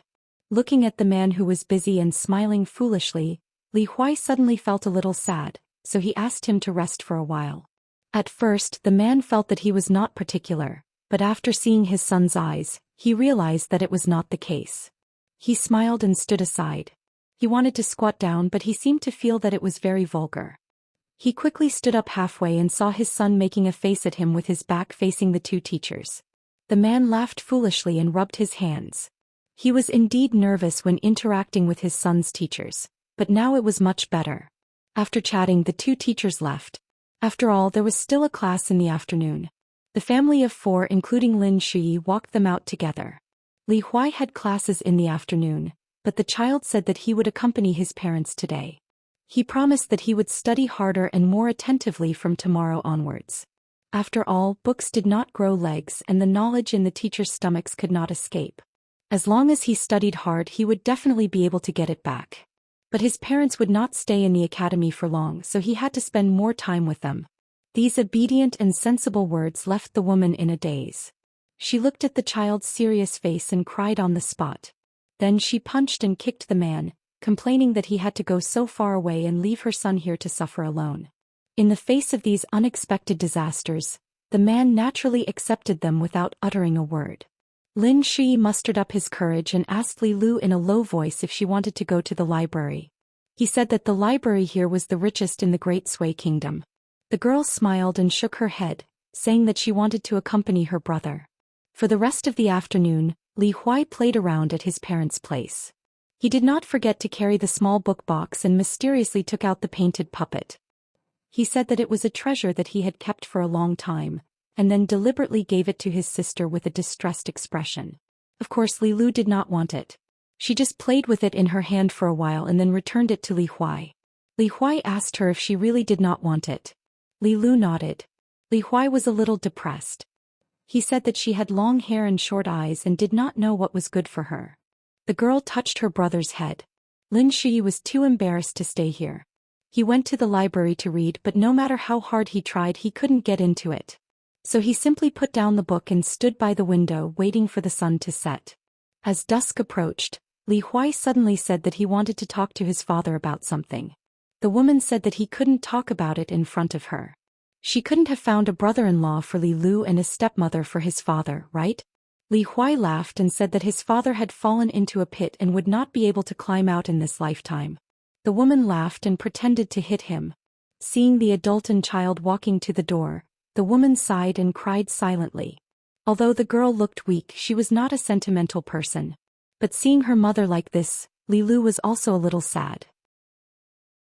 They were not stupid and had not really suffered. Li Huai did not seem to have grown up overnight. It was just that he was a sensible child and did not want to talk about those unhappy things. Li Huai led the man out of the door. Not far from the door was a small lake. The two walked slowly along the lakeside path. Li Huai asked, "Father, is this Donghua mountain as big as the mountains you went to in your hometown?" The man laughed and said, "It's a little bigger and a little smaller." The answer was as boring as the man himself. Li Huai rolled his eyes and squatted by the lake. He picked up a stone and threw it into the lake. "Father, you are very good to my mother." The man was not good with words and did not know how to answer. Li Huai suddenly said in a low voice, "Father is also very good to me. I am sorry for the past." The man squatted down and said softly, "How can a son apologize to his father? There is no need." The man quickly said with a bitter face, "You are making me nervous and uneasy." Li Huai grinned and turned to look at the man who had caused him to be looked down upon by his classmates in school. He said softly, "Father, I am timid. Do I take after you or my mother? Logically speaking, you dare to go to the mountains by yourself, but I don't. When I was with Qin Pingon, I didn't think much of it. After getting used to being at home, I felt that it was natural for anyone to be good to me. Now I know that this is not the case at all. There are many bad people out there. Although Qin Pingon does not like to talk, his personality is similar to yours. When it comes to who he is good to, he really wants to take out all the good things he has. He never says anything and only buries his head in work." When Li Huai said this, he felt a little sad. The only time Qin Pingon treated me better was when he promised to wear new clothes and change out of his straw sandals when we entered the academy together. Unfortunately, he didn't show up in the end and left secretly. I miss him very much. The man stretched out his rough and broad hand and gently placed it on the child's head. "You have grown up." Li Huai reached out and slapped the man's hand away. He said unhappily, "No, I was 7 when I left home. It is not the new year yet, so I am still 7 years old." The man folded his hands and placed them on his abdomen. He squatted and looked at the lake in a daze. Finally, he said guiltily, "Father is not very capable in this life. I did not let the 3 of you live a good life for half a day, especially because you were looked down upon by others. You were not happy studying." "Father's heart." Li Huai waved his hand and interrupted the man's words. He said like an old man, "Father, I am not scolding you. How old are you? Why are you still talking about this nonsense?" The child was silent for a moment and lowered his head. "Father, actually I feel very sad when I see you like that in front of teacher." When the man heard his son's heartfelt words, he fiercely rubbed his cheeks. He always felt that he had let down such a sensible child. Li Huai finally stood up and said with a smile, "Father, these 2 days take mother and sister to walk around the capital of the Great Sui Kingdom. Even if we can't afford good things, it is good to see.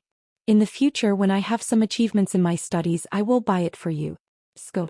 Mother is timid. Without us by her side, she will definitely be worried." Li Huai said very seriously, "Father, in the future you must be good to mother. Her temper is like that. Her words are not pleasant to hear, but you are a man. Alas, you must be more tolerant." The man nodded vigorously and stood up. However, he said that he wanted to stay alone for a while and look at the scenery. Li Huai jogged all the way back. He was jumping and skipping without any worries. It was obvious that he was still walking in a muddle-headed boxing stance.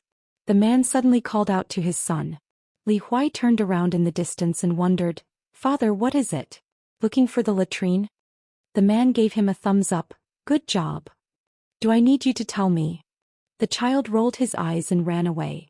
After Li Huai left, the man shook his wrist, looked around and said in a deep voice, "Surname Chui, come out." A handsome white-clothed young man slowly walked out from behind a large tree and smiled apologetically. Second Master Li, you've come. Nice to meet you, nice to meet you.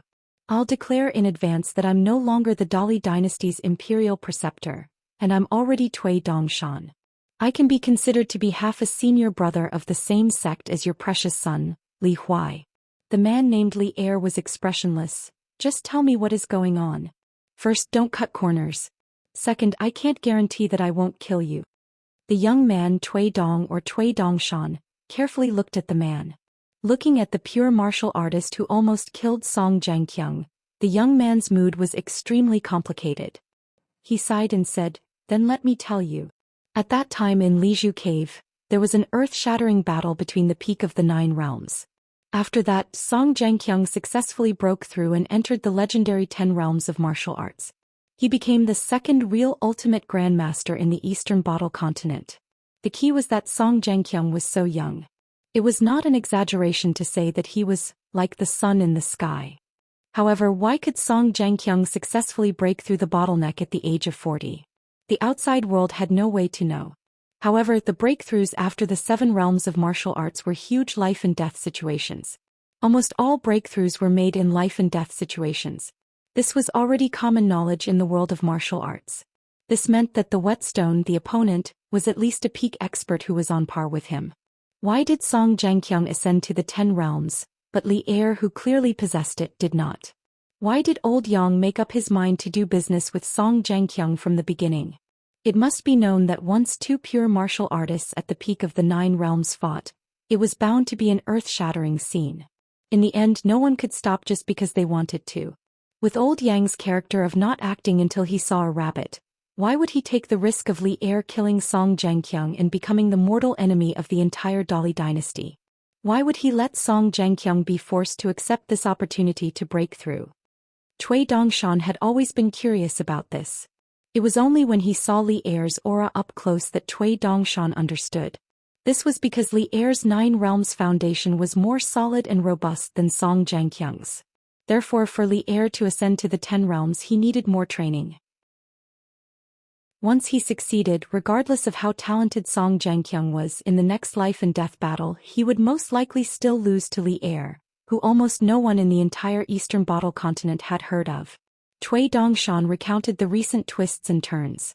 From beginning to end, the man's expression did not change at all. Cui Dongshan smiled and said, "The Great Sui Kingdom has a deep foundation and cannot be underestimated. Don't mess around. Besides, I have already helped all the children and taught that 10 realms Qi refinement warrior Kai Jingshan a lesson. Their path to learning will be smooth sailing. With me taking care of them, there won't be any trouble." However, Cui Dongshan added fuel to the fire with ulterior motives. However, Li Huai's 3 roommates, those 3 rascals, have apologized and returned the items to Li Huai, but their elders are still not saying anything. This is not good. If you are really angry, you can talk to their family. The man glanced at him.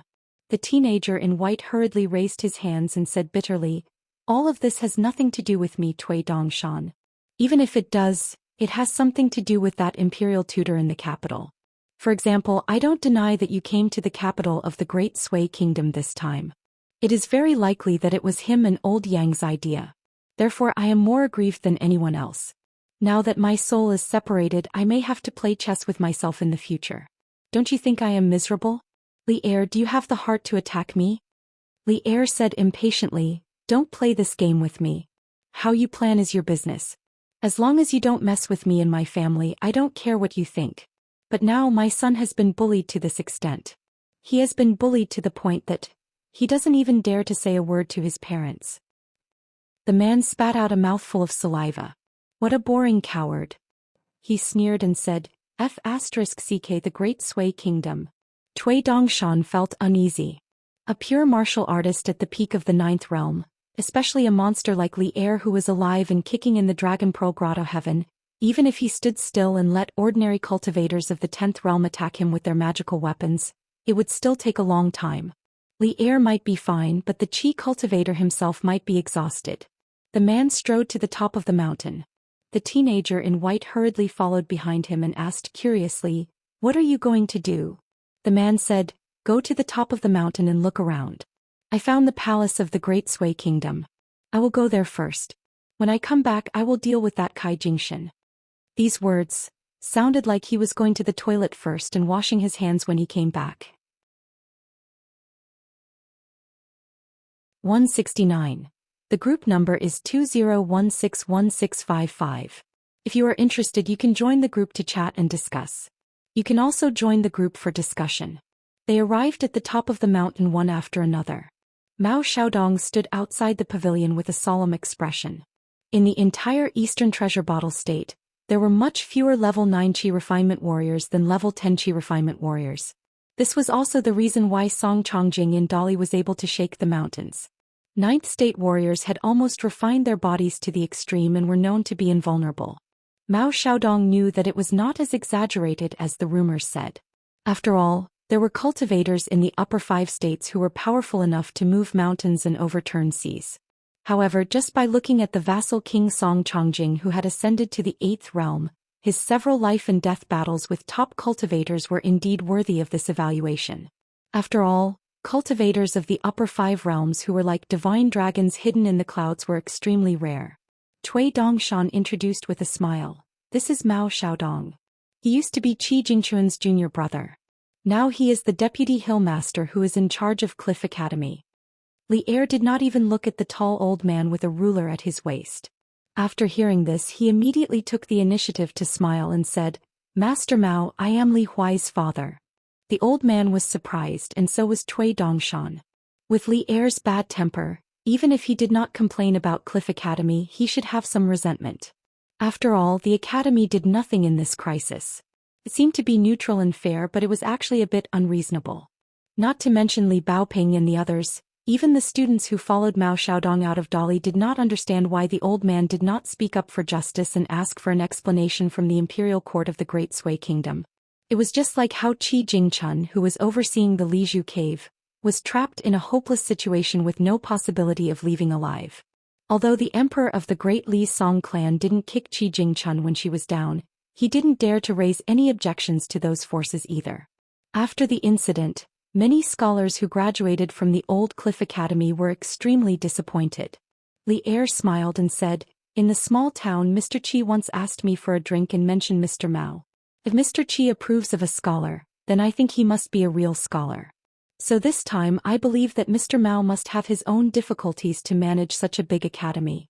I Li Er have never studied but I still understand this. It seemed that this rough man was not really a taciturn person when he was not at home. It was probably because there weren't many outsiders who could make him speak.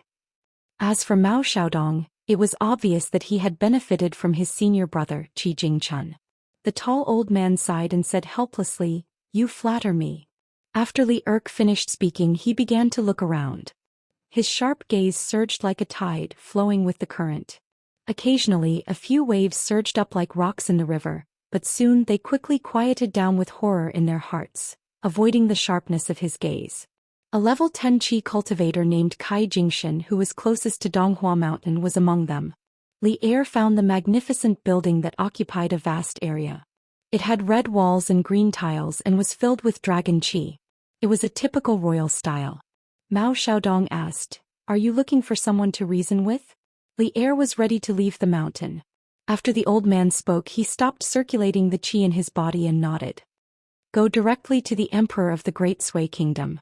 If he is easy to talk to, ask him to invite the Chu family of Nanxi, the Han family of Shangzhou State, and the Marquis of Huayuan. I am not a bully. I can promise to let the best fighters from their respective families come forward. They can do whatever they want. The short and strong man's expression was calm and his tone was ordinary. Cui Dongshan was amazed. He was just here to watch the show. He was not afraid of being poked a hole in the sky. Mao Xiaodong felt a headache coming on. Just as he was about to say something, the man grinned, revealing his snow-white teeth. If the Great Sui dynasty's emperor isn't easy to talk to, then it's even simpler. If he's reasonable, there's a reasonable way to fight. If he's unreasonable, there's an unreasonable way to fight. If I, Li Er, don't tear down half of the palace of the Great Sui Kingdom today, I will take the surname of the emperor of the Gao family. Cui Dongshan was full of evil ideas. He kindly reminded him, Although the city protection formation in the capital of the Great Sui Kingdom is good at defending against external attacks, it is mediocre against internal attacks. Its power is far less than that of Dali's Beko Keikyung building, which is both offensive and defensive. But after all, this is the center of the territory of the Great Sui Kingdom. The palace is even more important. Even if you are a pure martial artist at the peak of the 9 states, once you are besieged, you may not be able to escape unscathed. Li Er twitched the corner of his mouth and stared at the young man in white with gloomy eyes. That's what I should be worried about. You don't have to talk to me. You're not my wife. She can talk to me in my pillow, but you are nothing. To be frank, I don't care about your *T plans, but that doesn't mean you can treat me as a fool. Cui Dongshan smiled and said, well, you take my kindness for granted. I don't care what you do when you are in a good mood. Li Er smiled and said, but I still have to trouble you to tell Li Huai that his father went out to buy something for the 3 of them and will return to the academy later. Mao Xiaodong said worriedly, slow down. To be honest, I do have an ulterior motive for this incident. I hope to take this opportunity to give the children an environment to study in peace.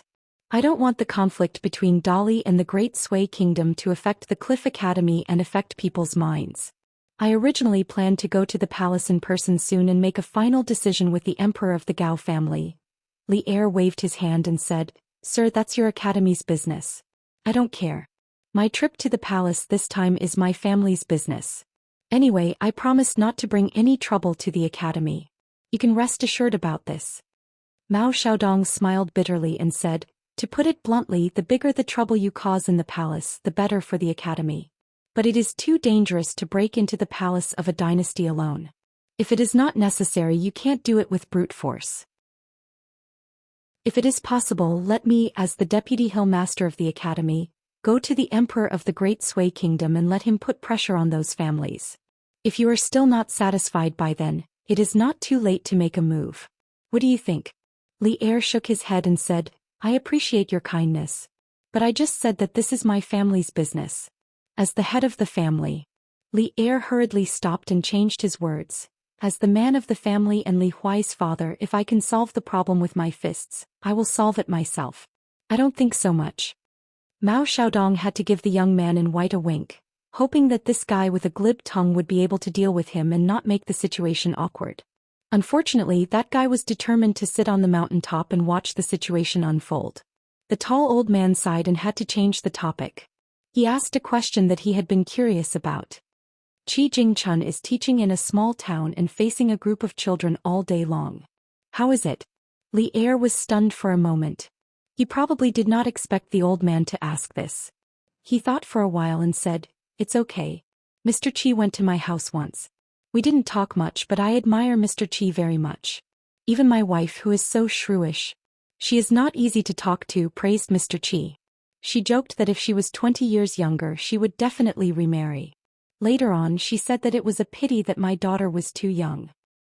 Speaking of such embarrassing things, the man laughed happily and added, I think that Li Huai is lucky to have a teacher like Mr. Qi. From this, it could be seen that Li Er admired the scholar Qi Jingchun from the bottom of his heart. That time his wife was scratched until her face was covered in blood. That family was outside and happened to have an immortal on the mountain as their ancestor. Li Er was angry and secretly left Pearl Grotto Heaven behind his family's back. He went outside and fought from the foot of the mountain to the other party's ancestral hall.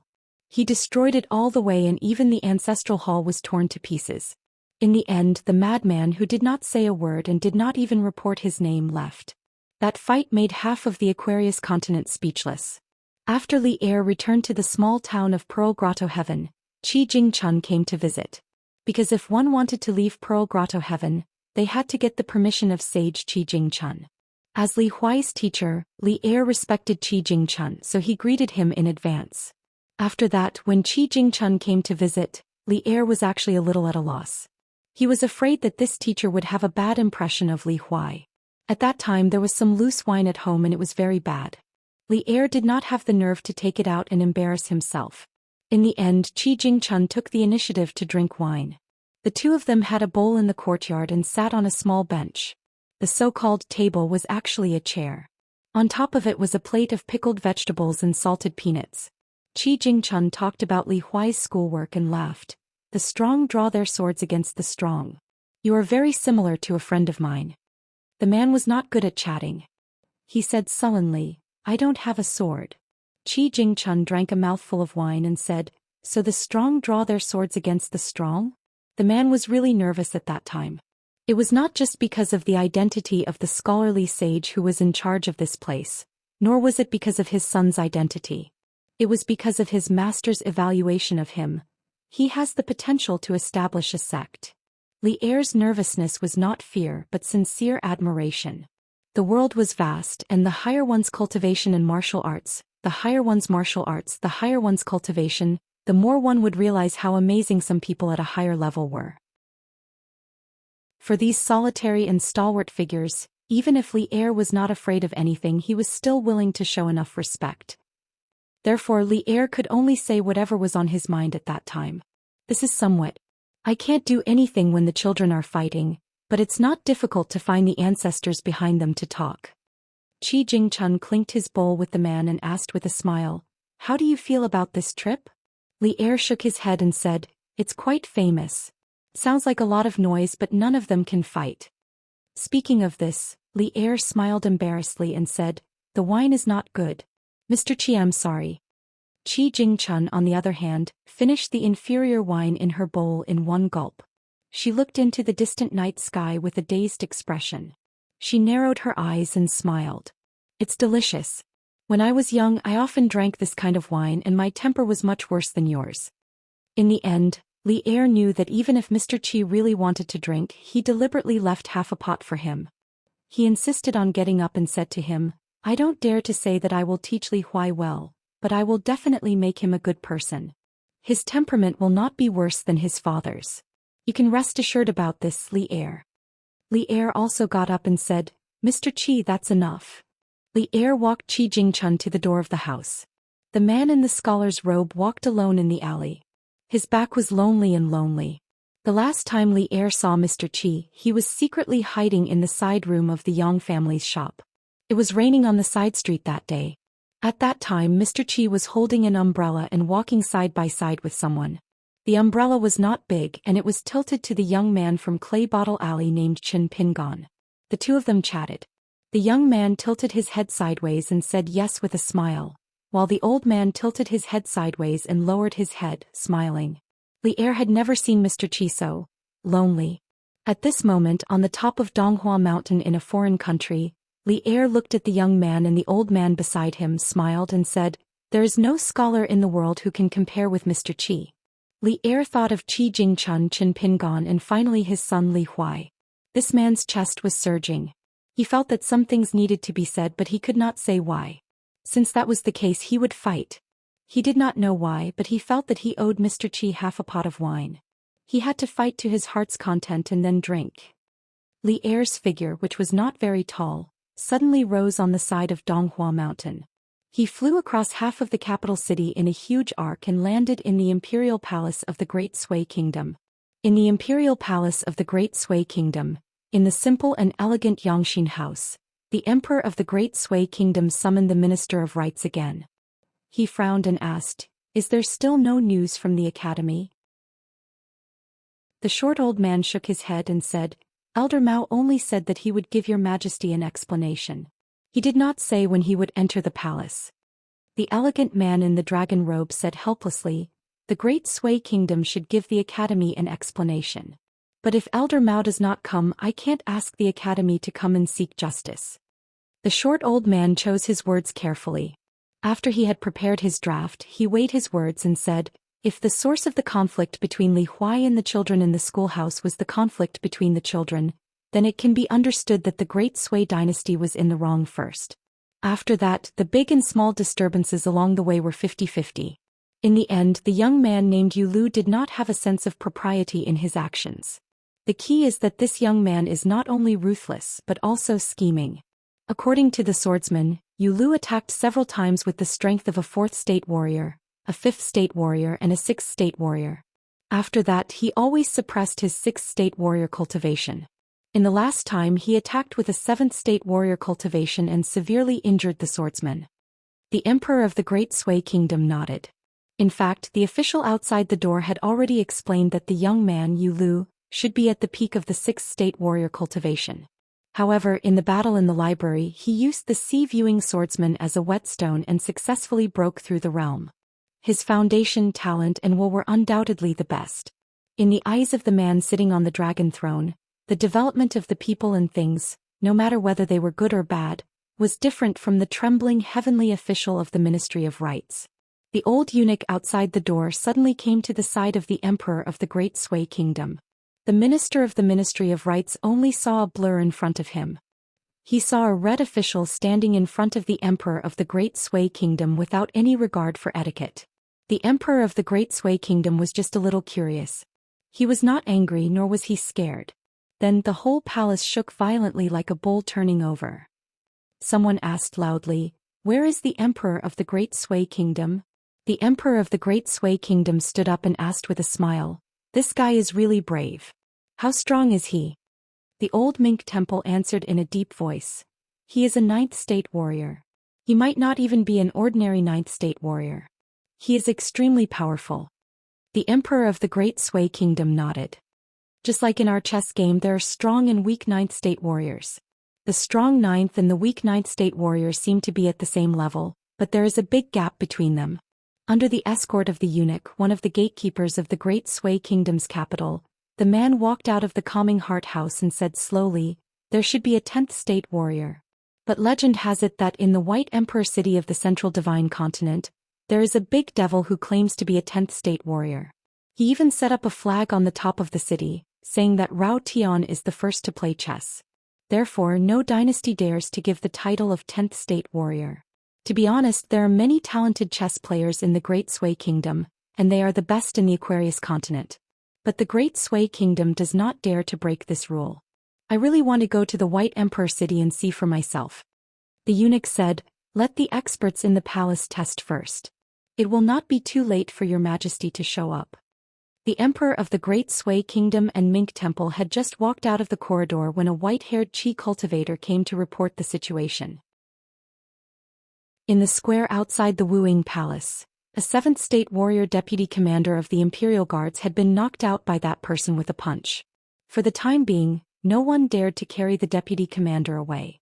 The three of them had walked more than 100 steps when a burly general in golden armor came to report. A Realm 10 Qi refinement grandmaster who guarded outside the palace all year round rushed into the palace. Just as he took out his Dharma treasure was smashed away by that person with one punch. He was sent flying out of the palace. Another punch sent that grandmaster crashing into the city walls. This time he did not faint, but he was too weak to continue fighting. The emperor of the Great Sui Kingdom grunted and asked, "Has the formation in the palace been activated?" The general in golden armor nodded and said, "It has been activated. It can be used at any time." The martial Dao grandmasters and great Qi cultivators in and out of the capital are now rushing to the palace. The emperor of the Great Sui Kingdom asked, "Did that person take the initiative to attack?"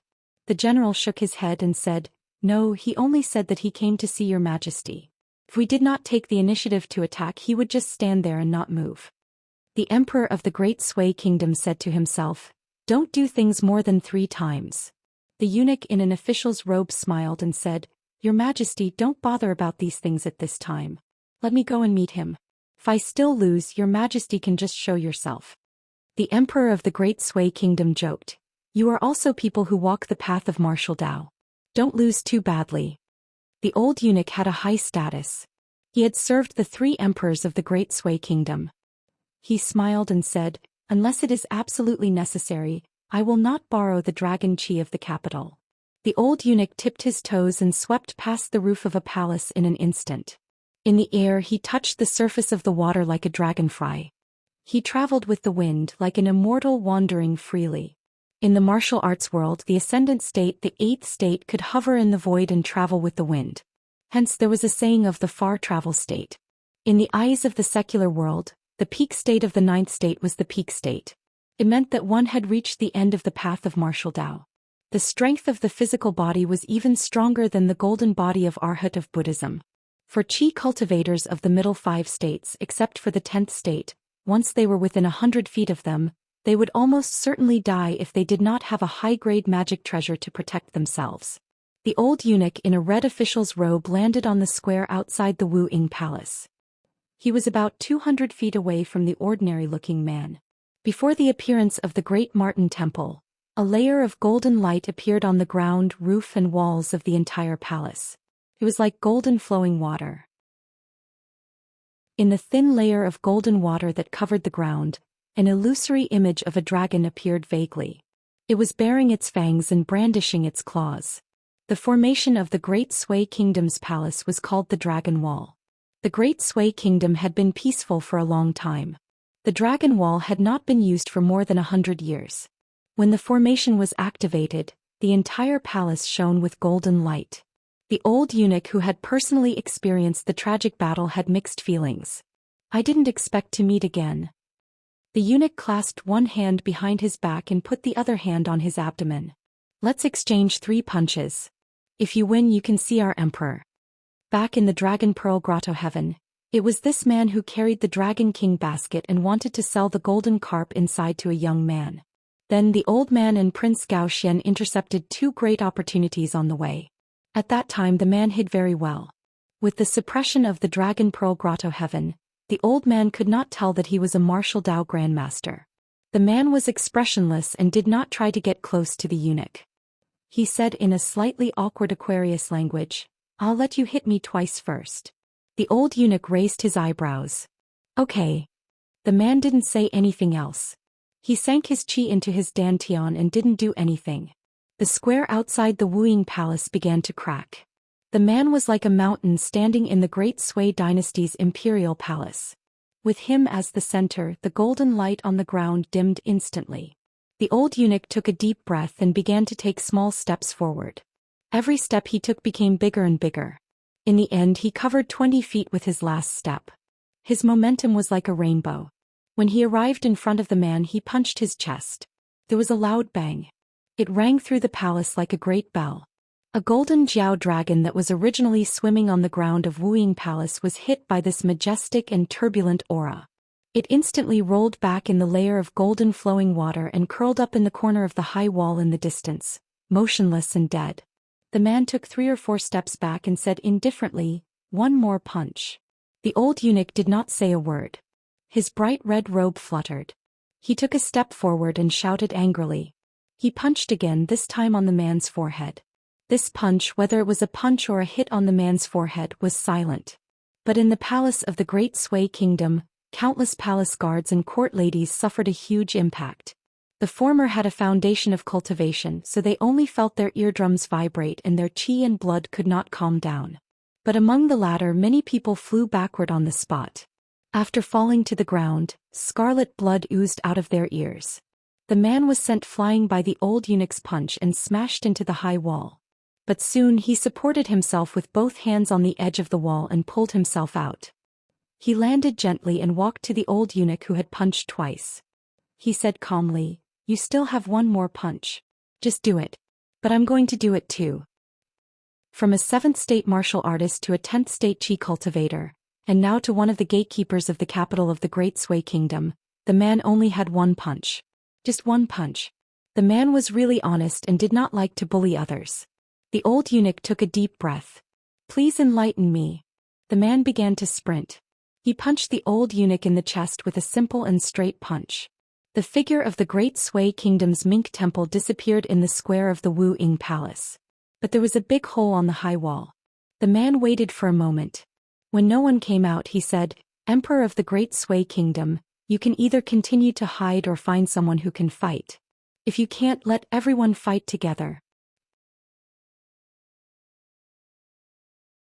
170. At the edge of the palace, 7 or 8 figures were either hovering in the air or standing on the wall. They were ready to join hands and kill the enemy as soon as the emperor gave the order. These old immortals and Wu Dao grandmasters knew each other very well and cooperated well with each other. In a one-on-one fight, they believed that none of them would be a match for the foreigner. However, when immortals fought in the world, they did not advocate fighting in pairs. Outside the high wall of the square of Wu Ying Palace, the old eunuch stood up in a tattered red robe. His lips moved slightly as he stood up. The emperor of the Great Sui Kingdom nodded and said, "Be careful."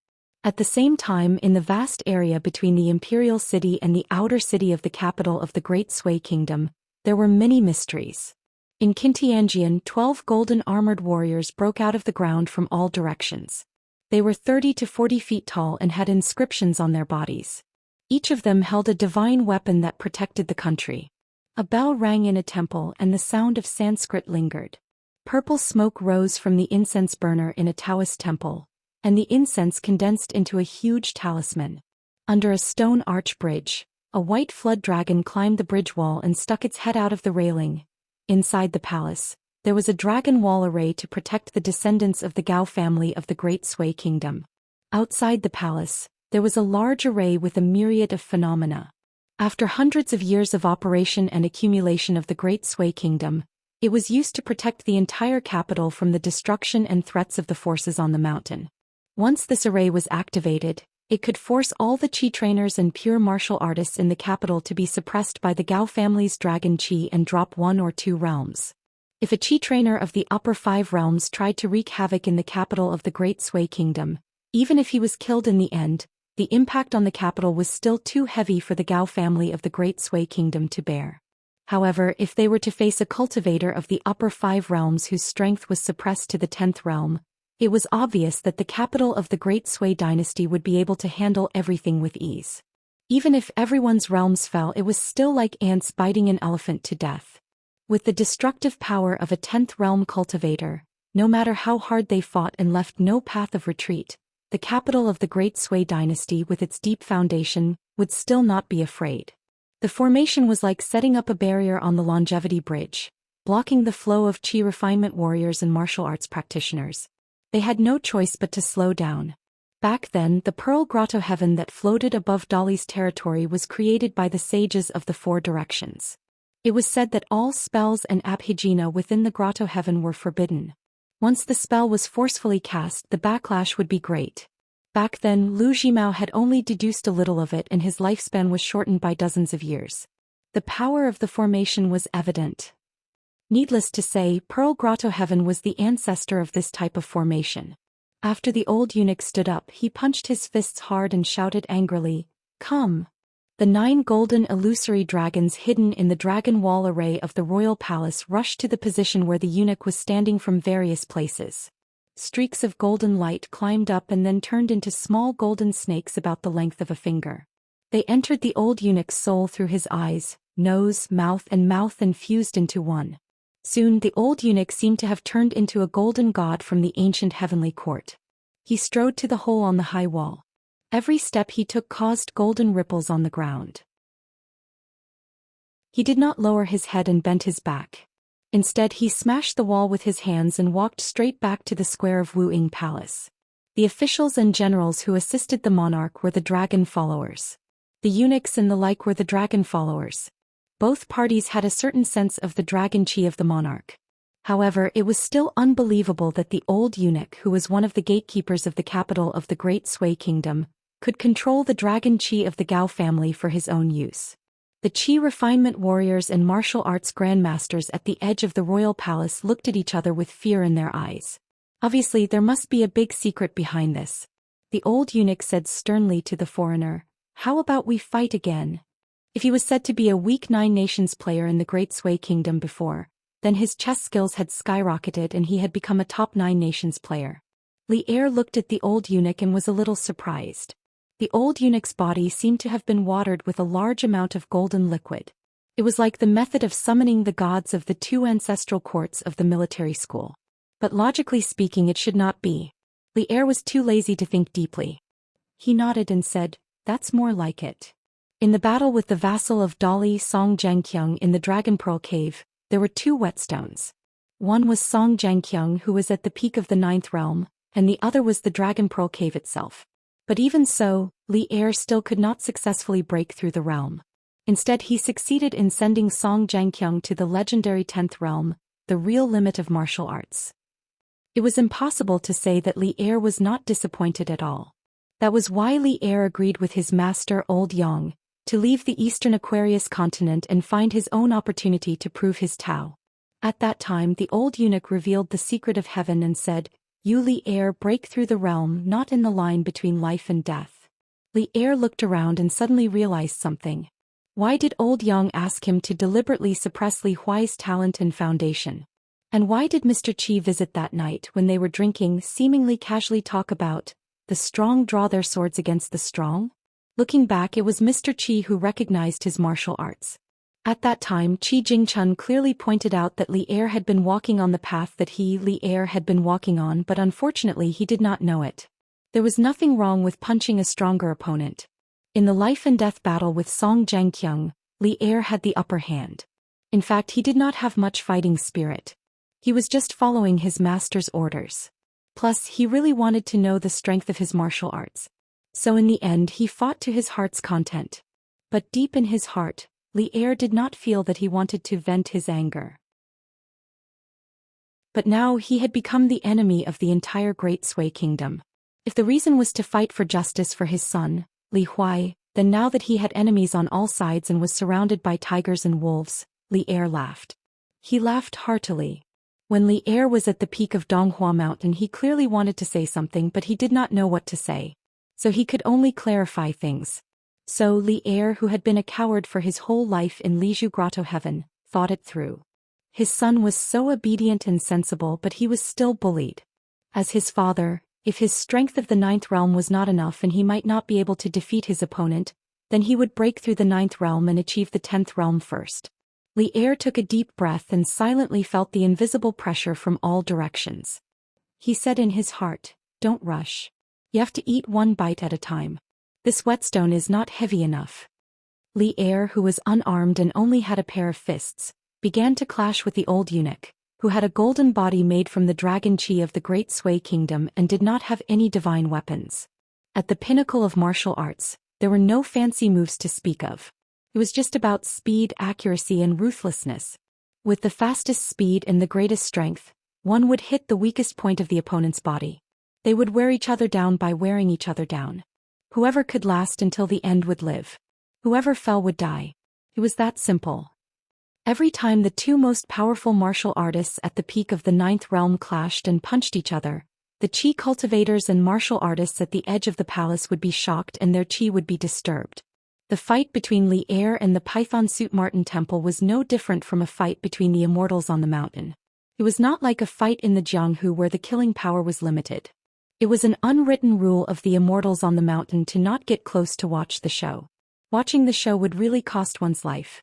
As for clapping and cheering or commenting on the situation, it was even more taboo. The fight between chi cultivators often involved the use of magic weapons, and a large area would be affected. The more desperate one was, the farther one would be moved. It was very easy to move from one battlefield to another. In addition, if one was not careful, it would cover a radius of several miles and dozens of miles, easily killing one's life. If one still dared to watch the show, was it not courting death? The reason why there were still people who were willing to risk their lives to watch these soul-stirring battles between peak experts was because they wanted to sharpen their minds and borrow the strength of others to improve their own skills. They didn't do it for the sake of commenting on the beauty of this move or the craftiness of this punch. Therefore, the old eunuch, as the gatekeeper of the capital city of the Great Sui Kingdom, still set a rule with Li Er when he was on the verge of death. Whoever leaves the square of the martial meritocrat's palace loses. It could be said that he had put a lot of thought into it. Fortunately, Li Er nodded and agreed. The two of them fought in a small space, creating a majestic spirit that could turn heaven and earth upside down. The square of the martial meritocrat's palace, which was originally neat and flat, had long been cracked by the bricks and stones. Large areas of the ground were rugged and uneven. Even the vermilion high walls on both sides had more than 10 big holes. There were only 4 or 5 behind Li Er. The high wall behind the eunuch in the boa suit was even more broken. There were 3 holes in one place, causing a section of the wall to collapse as if a gate had been opened. Every time, the two of them did not really retreat from the high wall, which meant that the outcome had not been decided yet. There was still a fight to be had. Although the old eunuch was at a great disadvantage, the more setbacks he faced, the braver he became. There was no sign of weakness at all. The bright red boa suit that symbolized power was more and more broken, but the indestructible golden body did not dim at all. After all, in this battle the Martin Temple of the Great Sui Kingdom had all the advantages. Not only did it turn from the weak 9 to the strong 9, but the imperial aura related to the Great Sui Kingdom's royal family also gathered continuously, making the old man in an invincible position.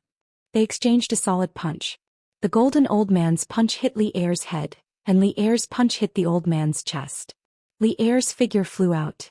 He stepped on the high wall and used the momentum to bounce back, moving forward at an even faster speed. Behind him, a large part of the wall collapsed. The old eunuch was pushed back by the punch.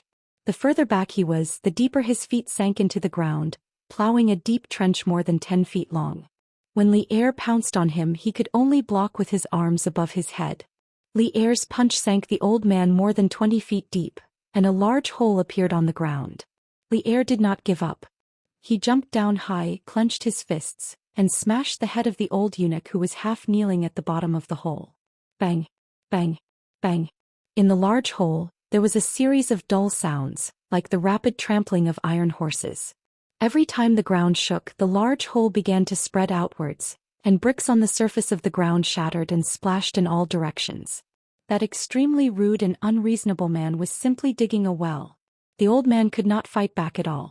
His body fell and the golden light on his body exploded continuously. A Realm 10 Chi refinement warrior who was flying on a sword in the air said bitterly, "I just found out that a martial artist at the peak of Realm 9 is so unreasonable." As he spoke, the flying sword under his feet swayed slightly, like the water plants swaying in the turbulent river. If not for the fact that the boatman and helmsman were steady enough, they would have drifted far away. First published on Zhuguan Chinese Network. If not for the fact that it was his duty as a top-notch Qi refinement warrior who was well known in the imperial court, he would not have to suffer in the northwest wind here if the battle of martial arts did not benefit his cultivation at all. The palace of the Great Sui Kingdom had a hidden corridor wall that could secretly lead to various places, such as Qintianjian, the Yamen of the 6 departments, and the new cliff academy of Donghua Mountain. His Majesty could walk within the corridor wall without alerting the officials in the palace and the people in the outer city. This was to avoid the need for the people to sweep the streets every time he left the palace. A tall old man with a red ruler hanging from his waist walked slowly. Beside him was a eunuch from the ceremony directorate who was sweating profusely. He was wearing a red python robe, just like the eunuch who fought for the country in the square of Wuying Palace. However, although their identities and ranks were similar, they were actually very different. The eunuch could only carefully urge Elder Mao to quickly enter the palace. However, Mao Xiaodong, who was leaving Donghua Mountain, still walked at a steady pace, making the eunuch extremely anxious. He wished he could carry the old man on his back and run to the palace. In the Cliff Academy of Donghua Mountain, the young man in white who had officially changed his name to Cui Dongshan walked languid to his own school after leaving the peak of the mountain. He had a secluded small courtyard all by himself. Now the old ancestor of the Cui family Xie Lingyue, or rather the genius cultivator of the Lu dynasty Xie Lingyue, had become his rightful disciple. They moved into the courtyard together and served him daily life. Cui Dongshan walked into the courtyard and waved his sleeves elegantly. A chessboard and 2 boxes of chess pieces appeared on the stone table. There were already chess pieces on the chessboard. The chess pieces were in the middle of the chessboard.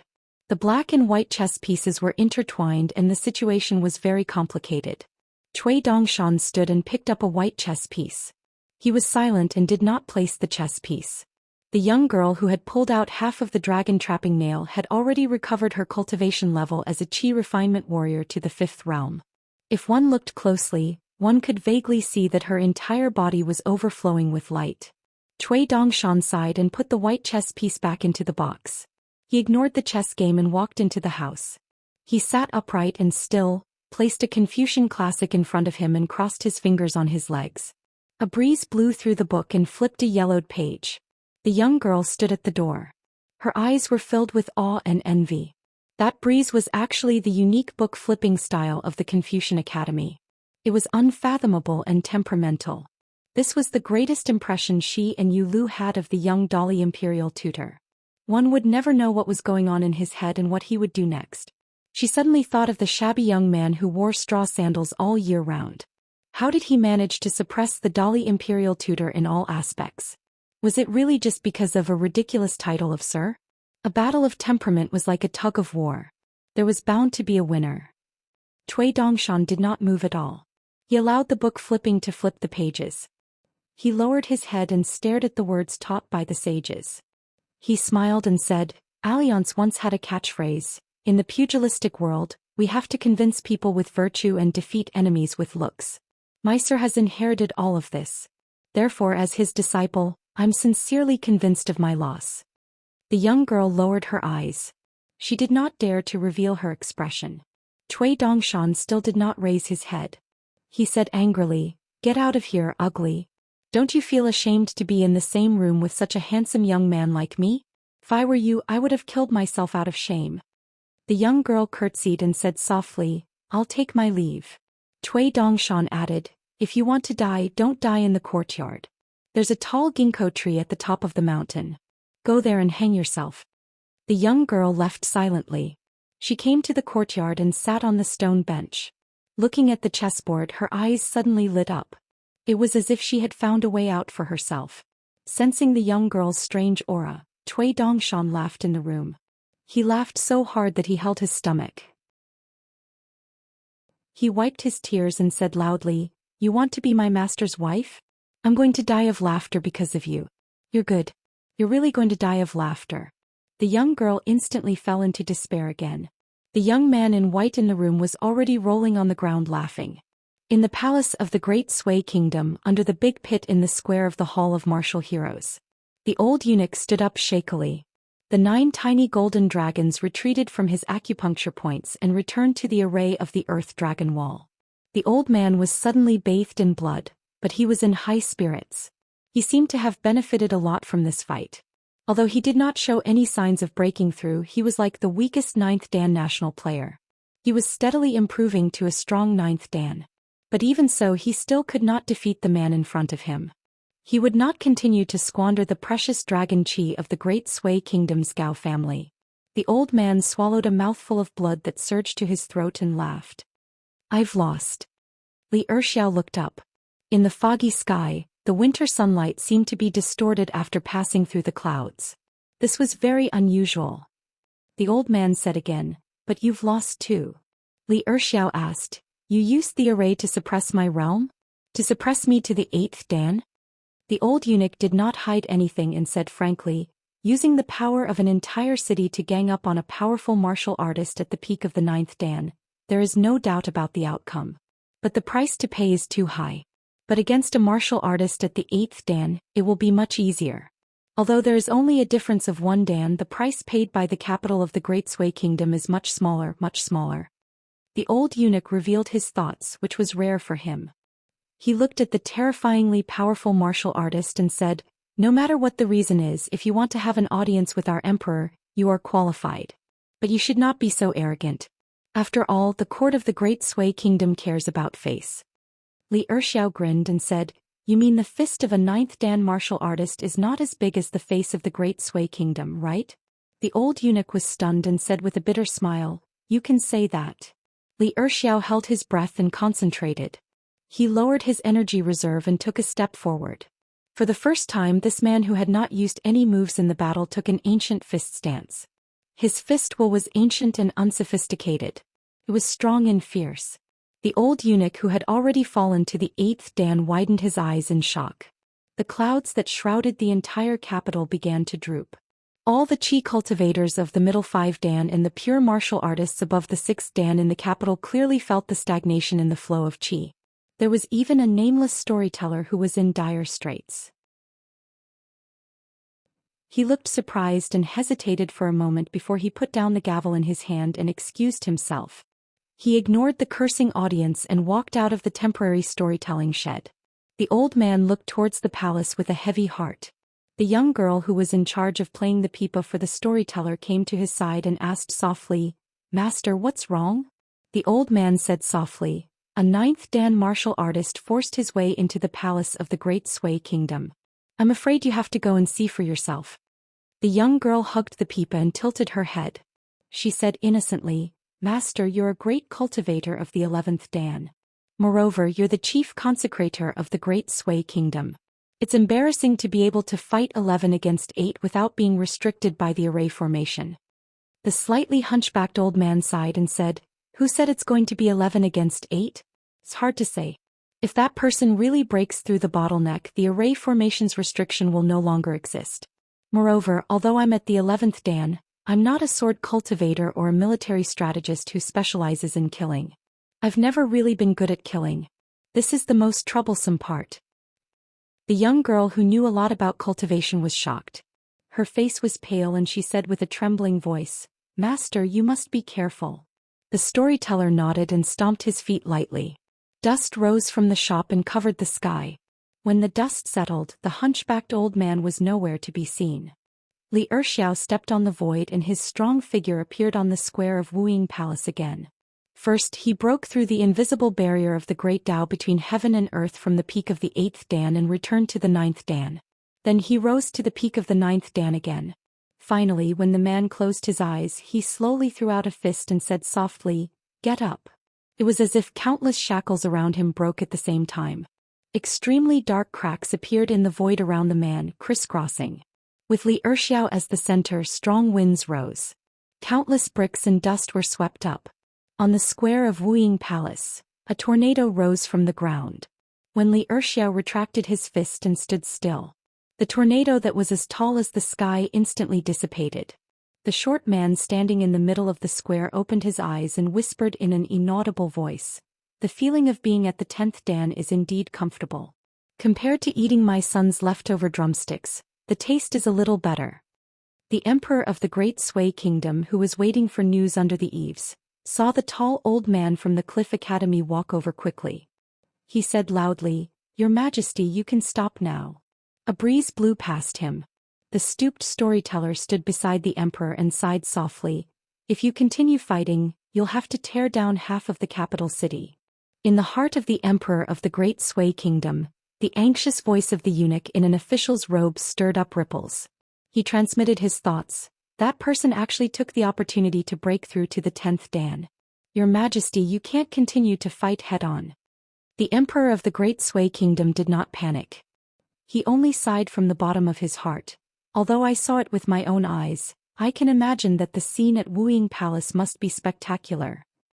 The emperor of the Great Sui Kingdom turned around and bowed respectfully to the storyteller. He lowered his head and said, "Ancestor, please invite that person here." Mao Xiaodong strode closer and persuaded, "Your Majesty, it's better for me to go. That person is the father of a child from our academy. He heard that his son was bullied badly, so he was angry and wanted to come to the palace to reason with Your Majesty. Your Majesty didn't want to see him before. Now that he's forced to break through and become the third ultimate Grand Master of martial arts in the Aquarius continent, his momentum is at its peak. He may not be willing to stop." The emperor of the Great Sui Kingdom smiled and said, "Then I'll have to trouble Elder Mao to come. I'll be waiting at the Calming Heart House." After the tall old man swept away, the storyteller said softly, "This matter is reasonable but not reasonable." "You're wrong." The emperor of the Great Sui Kingdom nodded and said, "This matter is my fault. The previous disturbance was the fault of the Great Sui Kingdom." Adding the two faults together, the emperor of the Great Sui Kingdom said bitterly, "Ancestor, this time it's a bit difficult." The old storyteller, whose clothes were white from washing, smiled and said, "Since things have come to this, either you sincerely admit your mistake or fight with him to the end. Of course, it's not saving energy, but it's also not worrying. You don't have to think too much." The emperor of the Great Sui Kingdom smiled and said, "Ancestor, you've thought it through." The old man patted the emperor of the Great Sui Kingdom on the shoulder and comforted him. "Sitting on the throne and wearing the dragon robe, you have the entire country on your shoulders. Some mistakes are inevitable. If I sat in your position, you don't have to blame yourself if I can't do better. Back then I stood my ground and chose you to inherit the throne. I still feel that it's right." After waiting for an unexpectedly long time, the emperor of the Great Sui Kingdom, who was standing in the corridor under the eaves outside the Calming Heart House, saw Elder Mao striding over with an ordinary-looking man beside him. Mao Xiaodong smiled strangely and said, "Your Majesty, his name is Li Er. He's the father of our Cliff Academy's student, Li Huai. He insisted on walking to meet Your Majesty." He said that flying around in other people's houses is not the right attitude to reason with people. The emperor of the Great Sui Kingdom didn't know whether to laugh or cry. The storyteller, who had been nervous all this time, felt relieved. They walked into the calming heart house together. There were only 4 people in the house and they all sat down. The emperor of the Great Sui Kingdom, the storyteller, the deputy leader of the Cliff Academy, and Li Huai's father, Li Er. Li Er said, "It's not easy to meet your majesty." Instantly the atmosphere became heavy. The emperor of the Great Sui Kingdom didn't know how to answer. Fortunately, Li Er got straight to the point and said, "The people who bullied my son are the Han family of the Pillar State, the Chu family of Nanxi, and the Marquis of Huayun. I beg your majesty to let the ancestors of these families come out. I've fought with them one by one. If they think I'm bullying, it's okay. They can come out together. We can borrow more magic weapons from our friends. We just need to trouble your majesty to find a large and secluded place in the capital city so that we can fight freely. If it's not possible, we can go outside the capital city." Mao Xiaodong held back his laughter and almost laughed out loud at the misfortune of others. The storyteller glared at him and Mao Xiaodong rolled his eyes. The emperor of the Great Sui Kingdom was a little stunned. He asked softly, "We have to fight again?" Li Er said sullenly, "I didn't come here to fight with you in the first place. It's just that you, the emperor, don't want to show up and insist on fighting. I can only fight with you. The ones I really want to fight are those who bullied my son from the beginning. Although it's normal for children to fight, even if Li Huai was ganged up on by his peers as a father, I wouldn't say anything no matter how much I love my son. But how can they be so arrogant? Just because their families are better, they think they can bully others. They don't even apologize and don't even return the things they stole." Speaking of this, Li Er said with a sullen face, "If the Great Sui Kingdom thinks you're right, then we can continue to fight. I know the Great Sui Kingdom has a strong foundation and is not afraid of trouble. But I, Li Er, find it strange. If the officials of the Great Sui Kingdom are all like this, what can my son Li Huai learn if he studies in such a place in the future?" Li Er looked at the storyteller on the spot. "So you're a good fighter. The one in red just now is only half a fighter." The stooped old man was drinking tea and almost choked. The emperor of the Great Sui Kingdom smiled and said, "That's fine. I can pass a message to those families and ask their elders to come out. But there's a problem with the Marquis of Huayun. Although the Marquis of Huayun is the descendant of a founding general, his family's ancestor has long passed away. He's just an ordinary person, not even a warrior." Li Er was obviously prepared for this. "Then let the Marquis of Huayun spend money to hire someone. I won't care about this." The emperor of the Great Sui Kingdom asked, "Do we need those families to publicly apologize to Li Huai?" Li Er shook his head and said, "A bunch of old men. How can they apologize to a child? No need. And I don't want my son to be unable to study in peace at Cliff Academy. It's just that I don't like the way those families do things. After the fight, the old men will go home and teach the young men a lesson. That's enough." The emperor of the Great Sui Kingdom breathed a sigh of relief. "Mr. Li Er, you're indeed sensible. If I had known this, I would have met you earlier." Li Er quickly waved his hand and said, "I'm not a teacher. Mr. Mao is. He's one of the 2 teachers in the academy who taught Li Huai knowledge. He even took the initiative to chat with our family of 4 for half a day. He can be considered a real teacher. Those who are polite to everyone are scholars." Mao Xiaodong smiled and said nothing. This face was bigger than the sky. Hearing this, the storyteller finally opened his mouth and said with a smile, "No discord, no concord. Li Huai has such a reasonable father, and Li Huai can study in the capital of the Great Sui Kingdom. It's a blessing for the Great Sui Kingdom. It's a good thing." Li Er said in a low, muffled voice, "I won't say polite words. Anyway, I'll wait here today for those families to come out and have a fight. Your Majesty, I have to say in advance that I have to return to the academy early. Tell those people not to deliberately delay me. Then don't blame me for going to every family." The emperor of the Great Sui Kingdom gave Mao Xiaodong a look, then stood up and said, "I'll send someone to pass on the message." Mao Xiaodong followed and left the heart-nourishing house, leaving Li Er and the storyteller behind. The emperor of the Great Sui Kingdom was a little worried. He walked side by side with the tall old man in the corridor. "What can you tell me, Mr. Mao?" Mao Xiaodong smiled and said, "It's very simple. Let the people in charge of those clans whether they can fight or not. Well, actually, in front of Li Er there is no one who can fight. Let them all enter the palace and then stand still in front of Li Er. They will only bow their heads and admit their mistakes, putting on a pitiful posture of taking a beating and not fighting back. This matter will be considered settled with one stroke. Your Majesty, don't worry. Li Er is so simple and honest that he will definitely not fight back. The Emperor of the Great Sui Kingdom stopped and said angrily, Mr. Mao, tell me the truth. Are you waiting to see me make a fool of myself today? Mao Xiaodong laughed and shook his head saying, to be honest, I didn't know Li Huai had such a father. If I had known, I would have entered the palace earlier. I wouldn't have made such a big fuss. Now your Majesty must be hypocritical. Who knows when he will vent his anger on the academy. The gains do not make up for the losses. The Emperor of the Great Sui Kingdom laughed angrily and said, vent his anger on my ass. Do I dare to do that? Mao Xiaodong suddenly stopped joking and reminded in a low voice, Your Majesty, as your elders said, although it is a bad thing to lose face now in the long run, it must be a good thing. The Emperor of the Great Sui Kingdom laughed and said, I'm not that stupid. The tall old man said mischievously, if your Majesty was really stupid, I wouldn't dare to bring the students to the Great Sui Kingdom. The Great Sui Emperor summoned the palace chamberlain. After passing down the message he asked, this time, Li Er is willing to stop when it is appropriate. Elder Mao's brocade pouch ingenious plan and Li Huai's two gentlemen have contributed greatly. I will not be courteous with Elder Mao. Those two gentlemen, do you need me to let the Ministry of Rights commend them? Mao Xiaodong looked solemn and refused, saying, no. The Emperor of the Great Sui Kingdom was puzzled and asked, why? Mao Xiaodong said in a low voice, Your Majesty, you must know that this is the real knowledge of the Cliff Academy. Why do we need the Great Sui Kingdom to commend us? In the next 10 years or 100 years, the Cliff Academy will continue to teach and educate people.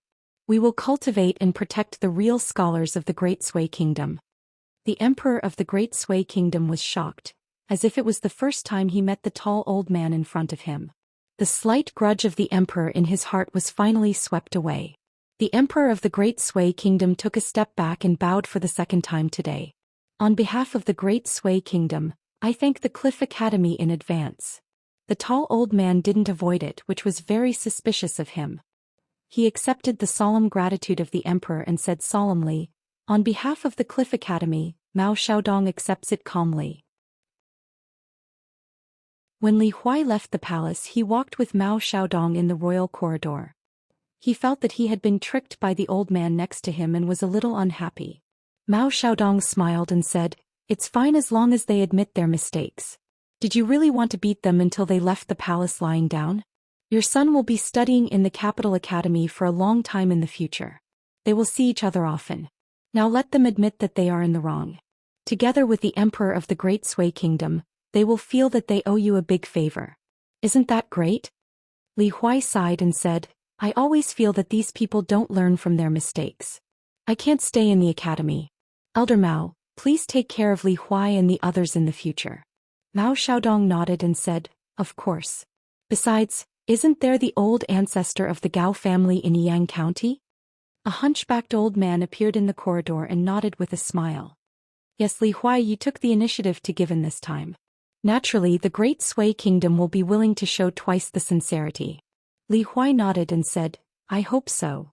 Mao Xiaodong smiled and asked, Li Huai, you are a 9th realm martial artist in Lizhu Cave Heaven.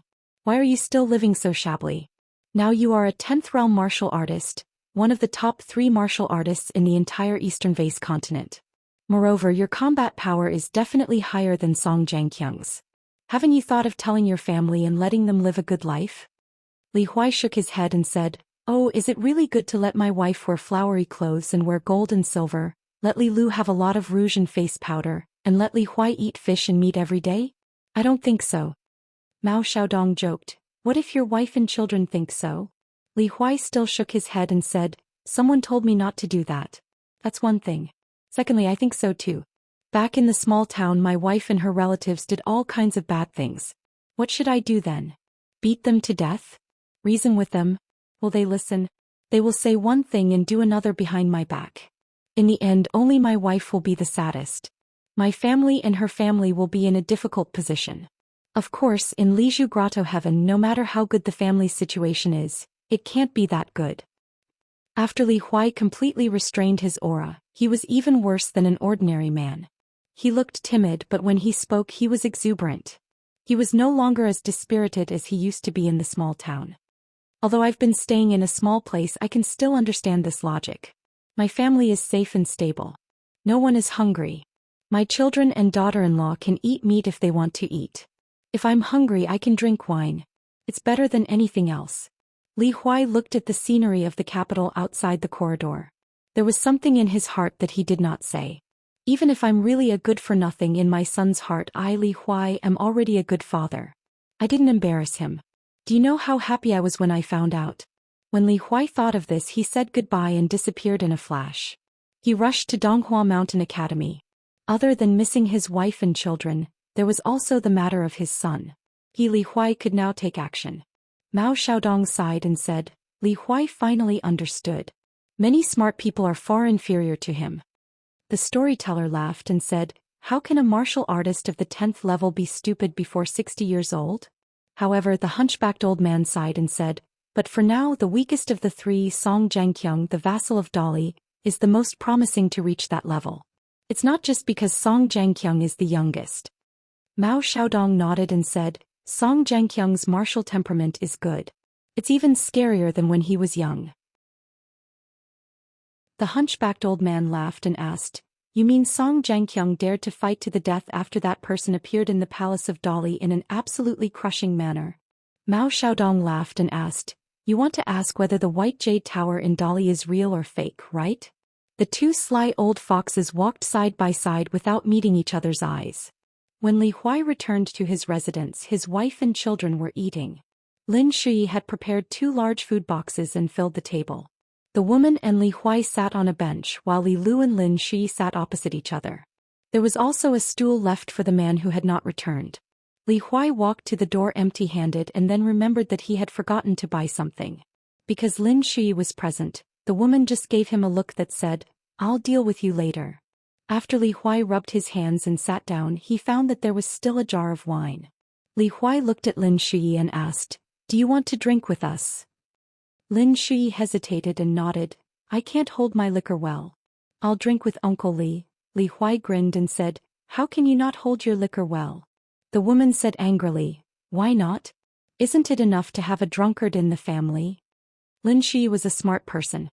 His hands trembled and he almost dropped the big white bowl that he was holding to take the wine. The usually serious and cold young man was smiling from ear to ear at this moment. Li Huai was also shocked by the woman and almost dropped the jar of wine. Li Huai gnawed on the oily chicken leg and said vaguely, Father, tomorrow I'll go to the foot of the mountain to buy you a jar of good wine. I'll borrow the money from Lin Shui. In the future I'll ask Chen Pingon to help me pay it back. You can drink as much as you want. Li Huai's face lit up and he sighed heavily. It was as if he had received an imperial edict from his son to drink. In front of his wife he didn't feel guilty. When the woman was with her son, she always spoke with a pleasant expression. You can buy the wine. Just buy the cheapest one. If your father drinks good wine, it'll be a waste of money. Li Huai poured half a bowl of wine for Lin Shui and another for himself. He nodded and smiled. Yes, yes. Cheap wine is fine. There's no need for good wine. Li Huai rolled his eyes and said, Mother, you're so nosy. Aren't you afraid that father will run away with a little vixen one day? The woman threw a coquettish glance at the man sitting across from her with hidden murderous intent. He dares? Besides, there has to be someone who wants it, right? The man quickly drank a big mouthful of wine and nodded. Yes, yes, yes. No one wants it. The woman slammed the table. No one wants it. Whether you have any dirty thoughts in your heart is another matter. Speak. Do you?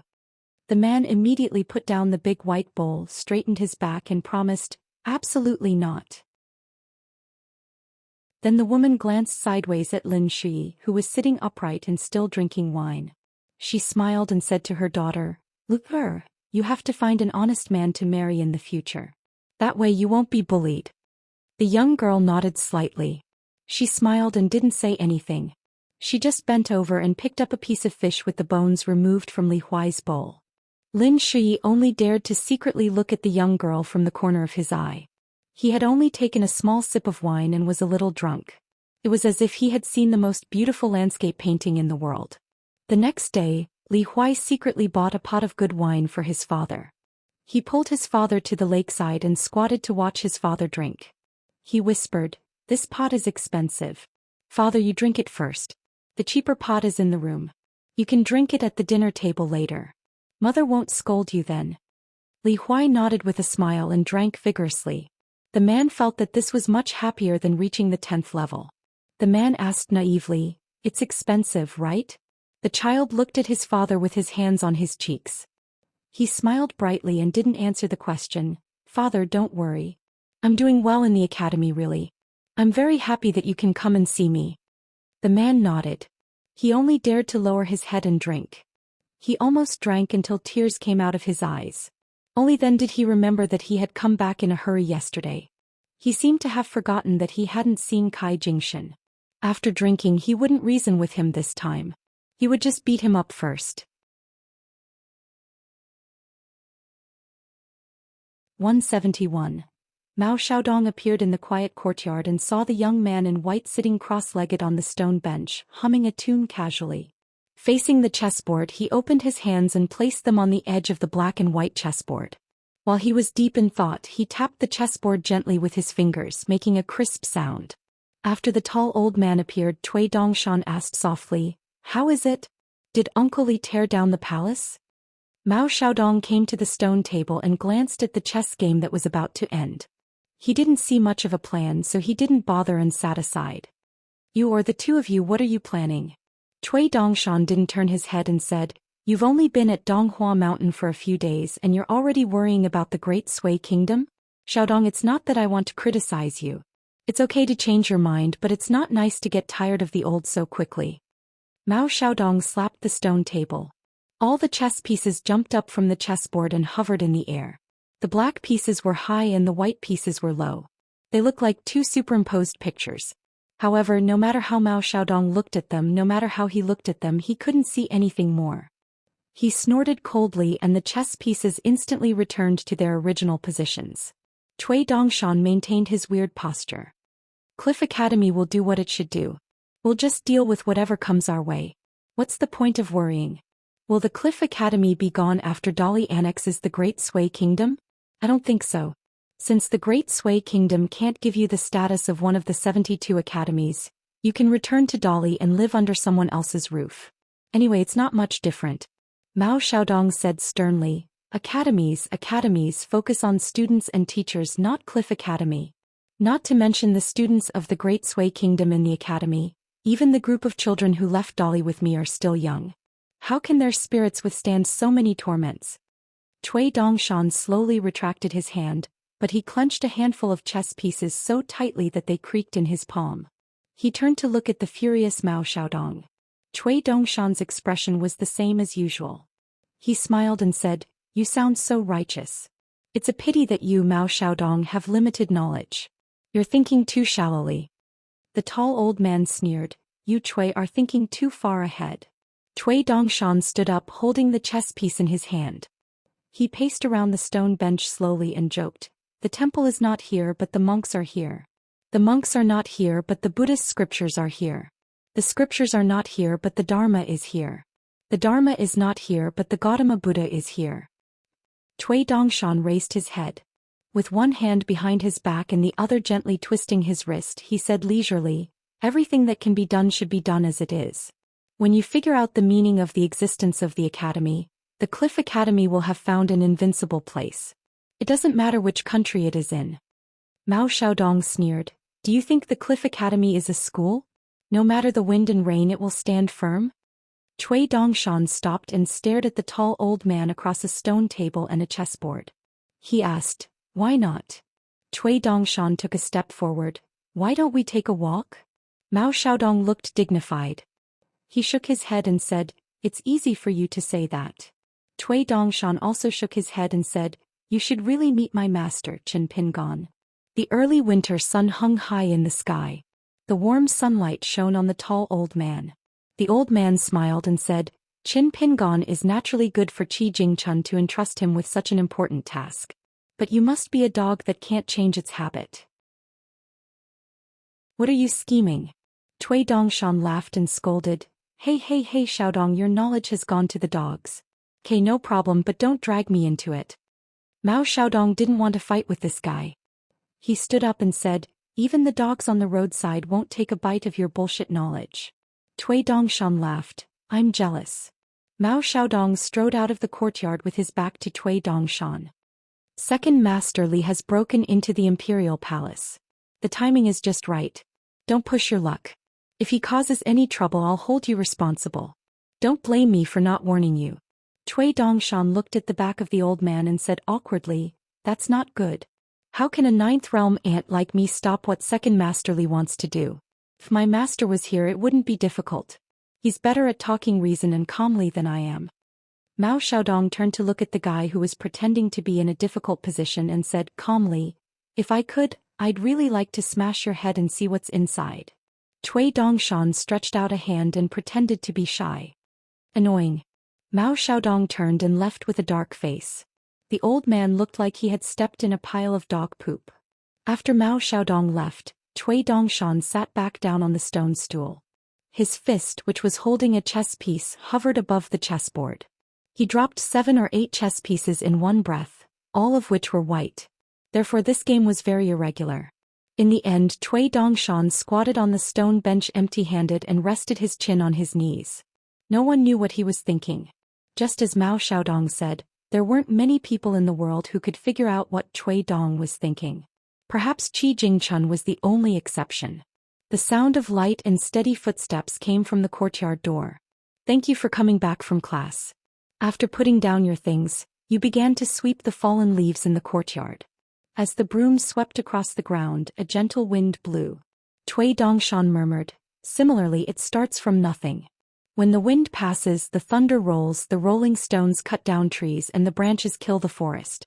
Although it's weak, it still has its charm. The wind just passes through the alleys, moves the sand and blows away the dust. It's very turbid. Although it's at its peak, it's still not worth mentioning. Thank you. Which do you think is better, Dolly or the Great Sui Kingdom? This was the first time the girl was seriously asked a question by Cui Dongshan. She was flattered and held the broom in her arms, feeling uneasy. Fortunately, she was naturally quick-witted. Previously, she had made up her mind to spend all her time with this young master and not think too much about it. In any case, there was no benefit in worrying too much. It was better to be straightforward and say whatever came to her mind. At worst, she would just get beaten up and save herself from being a laughingstock. Thus she replied, the Great Sui dynasty is suitable for settling down and settling down. Dolly is suitable for ambitious and scheming people. Now that it's cultivated both internally and externally, it's more powerful, full of vitality and full of aggressiveness. The most frightening thing is that Dolly is now gradually controlling the power of the mountains in its territory. It's getting closer and closer to being the true ruler of a country. Cui Dongshan nodded. He didn't say whether it was right or wrong, but it was rare that he didn't mock the girl. The young girl's heart calmed down. This trick was still effective. Yu was right. To get along with this person, she had to force herself to think more in front of her and force herself to be more short-sighted. Suddenly, Cui Dongshan asked, why don't you go hang yourself? I've been waiting to collect your body for a long time. When the time comes, I'll carry your body down the mountain. While crying sadly, I'll complain about that old bastard Kai Jingshan. He's too shameless to sneak into the academy and even hurt such a beautiful girl like you, causing you to commit suicide out of shame. Then I'll fight with him again and avenge you. The girl was dumbfounded. Cui Dongshan turned his neck. Because of that night, I announced to the public that you were my disciple, so I had to lend you so many magic weapons. I feel a little bad. The girl with the green bamboo flute on her waist continued to bury her head in cleaning the yard. Cui Dongshan glanced at the girl's graceful figure and suddenly added, if my grandson Kai Jingshan climbs the mountain at night and breaks into your house, he won't lose anything. The girl raised her head and looked straight at Cui Dongshan. Cui Dongshan stared at the beautiful eyes and said regretfully, you only have this pair of eyes left, which is worthy of the name Xia. The girl was about to cry. She bowed her head and continued to sweep the floor. Cui Dongshan sighed and gently waved his hand to put the chessboard and the box into the jade seal in his sleeve. You're not sweeping the floor. You're clearly ruining your master's mood. Forget it. Go back to the room and read. In the empty main room there was a straw futon on a big straw mat. Cui Dongshan waved his sleeve and pulled out a Confucian classic book from a small pile in the corner. It lay quietly in front of him. Then a gust of flipping appeared and revolved around the handsome young man in white. The flipping wind began to flip the book. Cui Dongshan began to read. Every time this happened, the girl would sit quietly at the door in a peaceful state of mind. Because only at this time that guy would not target her. And not only was it the first time for her to see it with her own eyes, she had never heard of anyone who could read such a bizarre world just by reading. Just like today. After flipping through the first page, Cui Dongshan began to recite in an extremely unique and soft voice. His words were like raindrops that fell on that page. Then between the pages a lotus flower appeared. It swayed in a lively manner and was abnormally lively. As he flipped through the pages, time slowly passed. Between the lines of the book, the scene of two armies facing off against each other appeared. The generals and soldiers were far smaller than grains of rice, but their auras were like golden spears and armored horses, moving horizontally and vertically. The yellow fog above the book was hazy like the yellow sand that was raised for thousands of miles on a real battlefield. There was a graceful woman who was less than an inch tall. She came out of the page slowly with a flower basket. There was a bearded man with a bare chest and belly clapping loudly. On the page there was an old woman pounding clothes. She listened carefully and could really hear a mysterious sound. There were two children chasing and playing on bamboo horses. There were skeletons with swords and sabers walking in the tombs. There was a teacher sitting upright and stroking his beard as if he was pondering the words. The girl at the door thanked him. No matter how much she hated and feared this dolly imperial tutor, she had to admit that the young man in white when he was concentrating on reading was really romantic. She couldn't understand one thing at all. Why could such a bad person have the atmosphere of a saint when he was reading? When Xianxia was in a daze, she didn't notice that Cui Dongshan's expression was a little strange when he flipped to the end of the book. His eyes were burning but his face was full of pain and struggle. Turned out that he read a picture. 3 people appeared on the same page at the same time. The 3 people's faces couldn't be seen clearly, but there was a big age gap. The old man in a long gown was on the bank of the river, watching the water with rapt attention. Nearby, there was a haggard middle-aged man looking at the other side of the river, deep in thought. There was a young man riding a green ox. He raised his head and looked at the sky. The book hung on the ox's horn. The young man was drowsy. In the end, Cui Dongshan suddenly spat out a mouthful of blood, and the strange picture on the page disappeared. The girl looked at Cui Dongshan in horror. He expressionlessly wiped away the blood and said to himself, "There's nothing I can do. The difference is too big." The girl asked worriedly, "Young master, are you okay?" Cui Dongshan covered his chest with one hand and clenched his other hand into a fist. He said with difficulty, "Go and get the painting I lent you. Quickly." Xianxia hurriedly got up and went to her room to get an ancient painting. She opened it and put it in front of Cui Dongshan. Then she got up and ran back to the door. Cui Dongshan's throat moved slightly. He gratefully raised his arm and covered his mouth with the back of his hand. After a long time he put down his hand and took a deep breath. There were 12 paintings in the world, and they respectively depicted the 12 great blasphemies of the 4 worlds. The painting in front of him was taken from the marvelous scene of a sword breaks open a small cave and the water of the yellow river comes from the sky. In the past, Cui Dong, who was the first disciple of the sage of literature, played chess with the city lord of White Emperor City between the clouds. Cui Dong lost honorably, and the great demon lord gave him this precious painting scroll. Cui Dong also held the demon lord in high esteem. Cui Dongshan held his breath and looked at the water, but he was thinking about the mountain. Thinking back to the past, the old Cui Dong once traveled alone with straw shoes and bamboo cane. He walked through the most rugged mountain path in the world. Climbing a mountain was more difficult than ascending to the heavens. When the young Cui Dongshan thought of this, he couldn't help but slap his knee and say loudly, "Hoo, it's dangerous." Suddenly he was stunned. On the water painting, a small stone cliff appeared out of thin air. It was not very eye-catching, but on the cliff, there was a familiar figure of a thin young man. He stood facing the wind and the water, his hands forming seals and looking into the distance. When the girl in the distance saw this scene, she was even more shocked. How did Qin Pingon secretly come to this painting with a stone cliff? Cui Dongshan had already recovered his calm qi. At this moment he put his palms together and said with a cheeky smile, "Sir, please accept this student's bow." Then Cui Dongshan fell back and rolled a few times, muttering, "Those who abandoned me yesterday's day cannot be kept. Those who disturb my heart today's day is full of worries. So troublesome, troublesome my ass." The girl sat at the door and couldn't help but look up at the sky. It didn't look like there was going to be thunder. It was a pity. A short and sturdy man walked out of Donghua Mountain Academy. He walked all the way and found a quiet house nearby. He began to knock on the door. There was no response. This house had been rented out long ago. Usually the old man lived in seclusion and almost never showed his face. However, the fight between the immortals that night made people realize that there was a dragon entrenched in this house. Although the young man in white, who claimed to be the ancestor of the Cui family, was better than the old man in white at the peak of Donghua Mountain, and he had been bombarding the old man with magical weapons for the whole night, which could be described as splendid, the burly old man's various responses were also extraordinary. Even the experts with high enough realms admitted that if they were in the old man's position and faced the young man in white who threw magical weapons as if they were rotten cabbages, they definitely wouldn't be able to last until dawn. The man kicked the door open and strode in. He saw a burly old man with a gloomy expression. It was the Realm Tenchi refinement warrior Kai Jingshan. He stood in the courtyard with a pot of wine on the table. There were many exquisite dishes that went well with the wine. To a demigod in the eyes of ordinary people like him, this was better than nothing. It was really insignificant. Kai Jingshan was one of the bystanders of the battle in the palace yesterday. Now that he saw a foreigner who had reached the peak of martial arts, he naturally didn't have the slightest bit of confidence.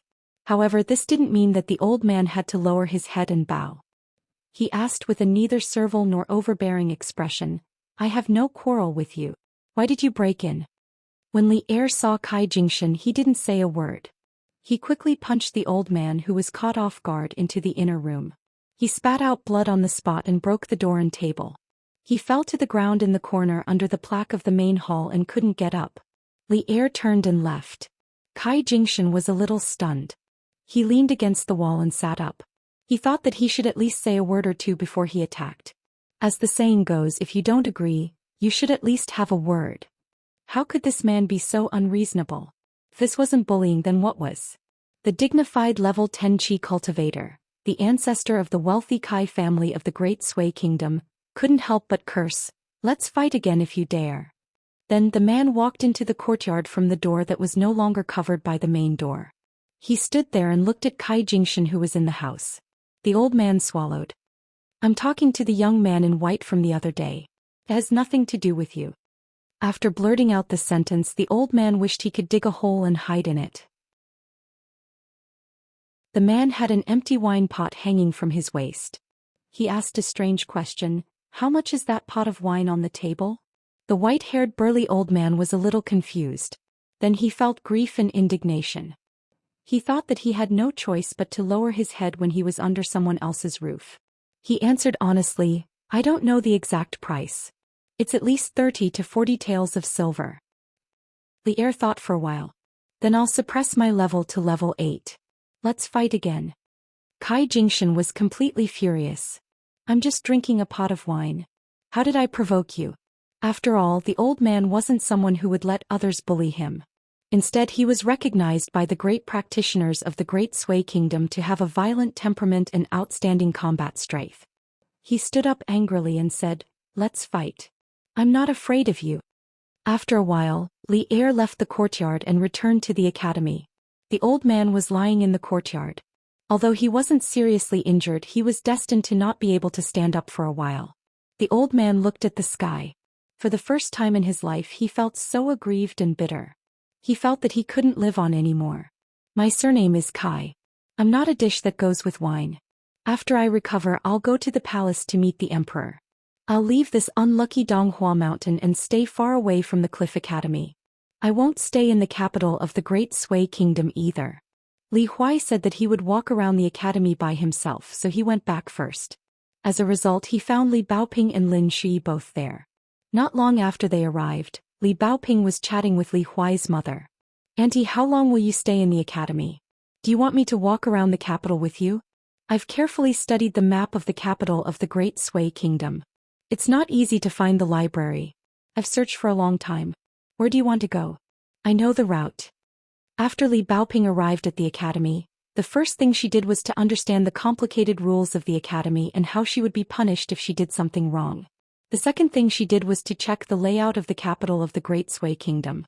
She thought that if her youngest uncle came to the academy to find her in the future, she could take him shopping with her. The woman smiled and praised, "Little Baoping, you're so smart. Thanks to you, my Huaizi was not bullied." Li Huai's eyes almost popped out of their sockets.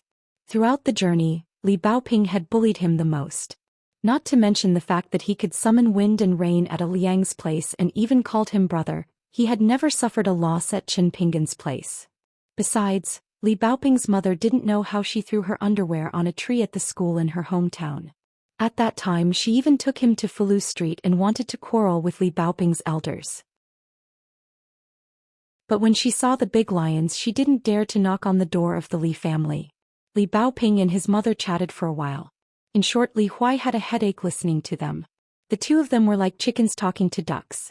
How could they still talk as if they were very congenial?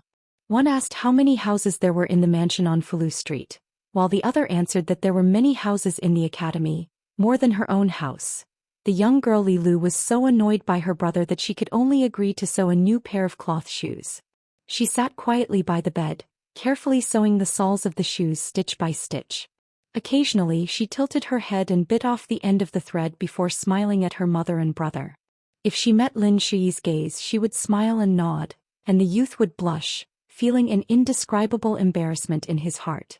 After drinking Alliance's gourd wine, this was the second time the young boy was so glad that he chose to leave the small town and travel with Chen Pinggan and Li Baoping. Li Baoping had just left when Li Er returned to his residence. When she saw the man, the little girl stopped suddenly and greeted with a smile, "Hello, Uncle Li." Li Er, who was clumsy, responded with a sigh and was very happy. When he was in the small town in his early years, he didn't go to school often. At that time, Li Huai would complain that his father was embarrassing, so Li Er didn't dare to go. But this little girl who always wore red was the only student who would call him Uncle Li. The little girl sighed and was a little discouraged. Her thoughts were always very imaginative. She seemed to apologize for no reason and said, "Uncle Li, I'm sorry." Li Er was simple and honest, but he wasn't stupid. He immediately understood what the little girl meant. She must be thinking that he didn't take good care of Li Huai. The man quickly shook his head and said, "Don't say that." Li Baoping said seriously, "Uncle Li, Li Huai is actually more diligent than me in his studies. Teacher said that hard work can make up for stupidity. A great talent matures slowly, so don't be disappointed with Li Huai. Studying is a lifelong thing. Don't be anxious." At this point, the little girl raised her fist and said in a serious tone, "Don't be anxious." Li Er was very happy. This little girl was really likable. The man nodded and said, "I'm not anxious about Li Huai's studies." The man said in his heart, but there was something that could be done. As for how far his son could go in the end, it all depended on him. Li Baoping grinned and ran away. She was like a cheerful oriole. Li Er stopped and looked at the little girl's back. When she disappeared from his sight, he smiled and turned to leave. At the door, he bumped into Lin Shi, who was leaving the house. The young man called out to Uncle Li and left. Facing other people, even Li Lu's father, Lin Shi didn't know how to respond warmly. When Li Er walked into the house, his wife was giving advice to his son. "This little girl is not bad, but her personality is a little too carefree. She doesn't seem like someone who knows how to take care of others. I think that Xianxia is quite good. Although her family isn't as rich as Li Baoping's family, she still has a big shop in her family. She can be considered a match for our family. If Li Huai marries Xianxia, he won't be looked down upon in the future. That little girl Xianxia, she looks happy." Li Er chuckled and said, "I still like Miss Li more." Li Huai said helplessly, "Father, mother, have you ever thought about whether she likes me or not?" The woman said unhappily, "How can she not like you? Those two little girls aren't stupid." Li Huai slapped his forehead and said, "My dear mother, please don't say this to anyone else. Otherwise I'll really be beaten to death by Li Baoping. Although Xianxia doesn't dare to hit me, she'll definitely bear a grudge against me for the rest of her life based on her little abacus. She's the most vengeful. I only pulled her braids once, but she can complain to Mr. Qi 10 times. Every time it's as if it's true. Something like Li Huai didn't do his homework well today and was hit by you. Something like Li Huai was late today and I kindly said a few words to him so he pulled my braids. Something like Li Huai can't beat Li Baoping so he pulled my braids. Oh my God, if that little girl Xianxia becomes my wife, I'll cry to death." The woman joked, "Then what kind of wife are you looking for?" Li Huai thought about it and said, "Getting a wife is troublesome. I'll forget about it. When I grow up I'll find a girl I like." The woman smiled and asked, "When mother is bullied by your little wife, who will you help?" Li Huai laughed and said, "Of course I'll help my wife. Don't you have my father to help you? Isn't that enough?" The woman pretended to be angry and said, "You're heartless." The woman got up and reached out to twist her son's ear. Li Huai ran around the house. The woman glanced at the man and asked, "Where did you go?" Li Er whispered, "I need to pee so I went to the toilet." The woman's eyes were sharp. She immediately noticed the wine bottle at the man's waist. She sniffed it and said angrily, "You need so long to pee? Did you fall into the toilet? And the toilet isn't filled with feces and urine but with wine?" Li Er was flabbergasted. He turned to look at his son and begged for help. Li Huai added insult to injury, "Father must have seen a gorgeously dressed little fox spirit. Look at how guilty you look." The woman rolled her eyes at the frightened man. For the first time she didn't get to the bottom of it. She sat beside her daughter and touched Li Lu's hair. She sighed, "You've all grown up. Father and mother are old." Li Lu put down her shoes and gently held her mother's hand. Li Huai flattered, "Mother, you're old. You're still the same as when you gave birth to me. If you go out with Li Lu you might be mistaken as a sister." The woman laughed, Go, go, go. You can say this to your wife in the future." Li Lu suddenly said, "Mother, I want to buy a box of rouge." Although the woman was long-winded and disliked her daughter for being a wastrel, she still got up and went out with her daughter. Only the father and son were left in the room. Li Er smiled and asked, "Son, do you want to drink some wine with father?" Li Huai widened his eyes, "Can I drink wine?" After drinking half a bowl of wine, Li Huai soon felt dizzy and dozed off on the table. Li Er reached out and held Li Huai's wrist. He took a deep breath, closed his eyes and said, "The Divine Lord opened the mountain and created the cave." When the woman led Li Lu down the mountain, she passed by a young man in white under the archway at the foot of the mountain. The girl looked back and happened to meet the young man's eyes. The girl, who had always given others the impression that she was weak and willowy, quickly withdrew her smile at this moment. She secretly made a secret and frightening warning gesture to the national advisor of Li dynasty, whom she had heard of from her grandmaster when she was in the small town. Her slender palm brushed across her neck.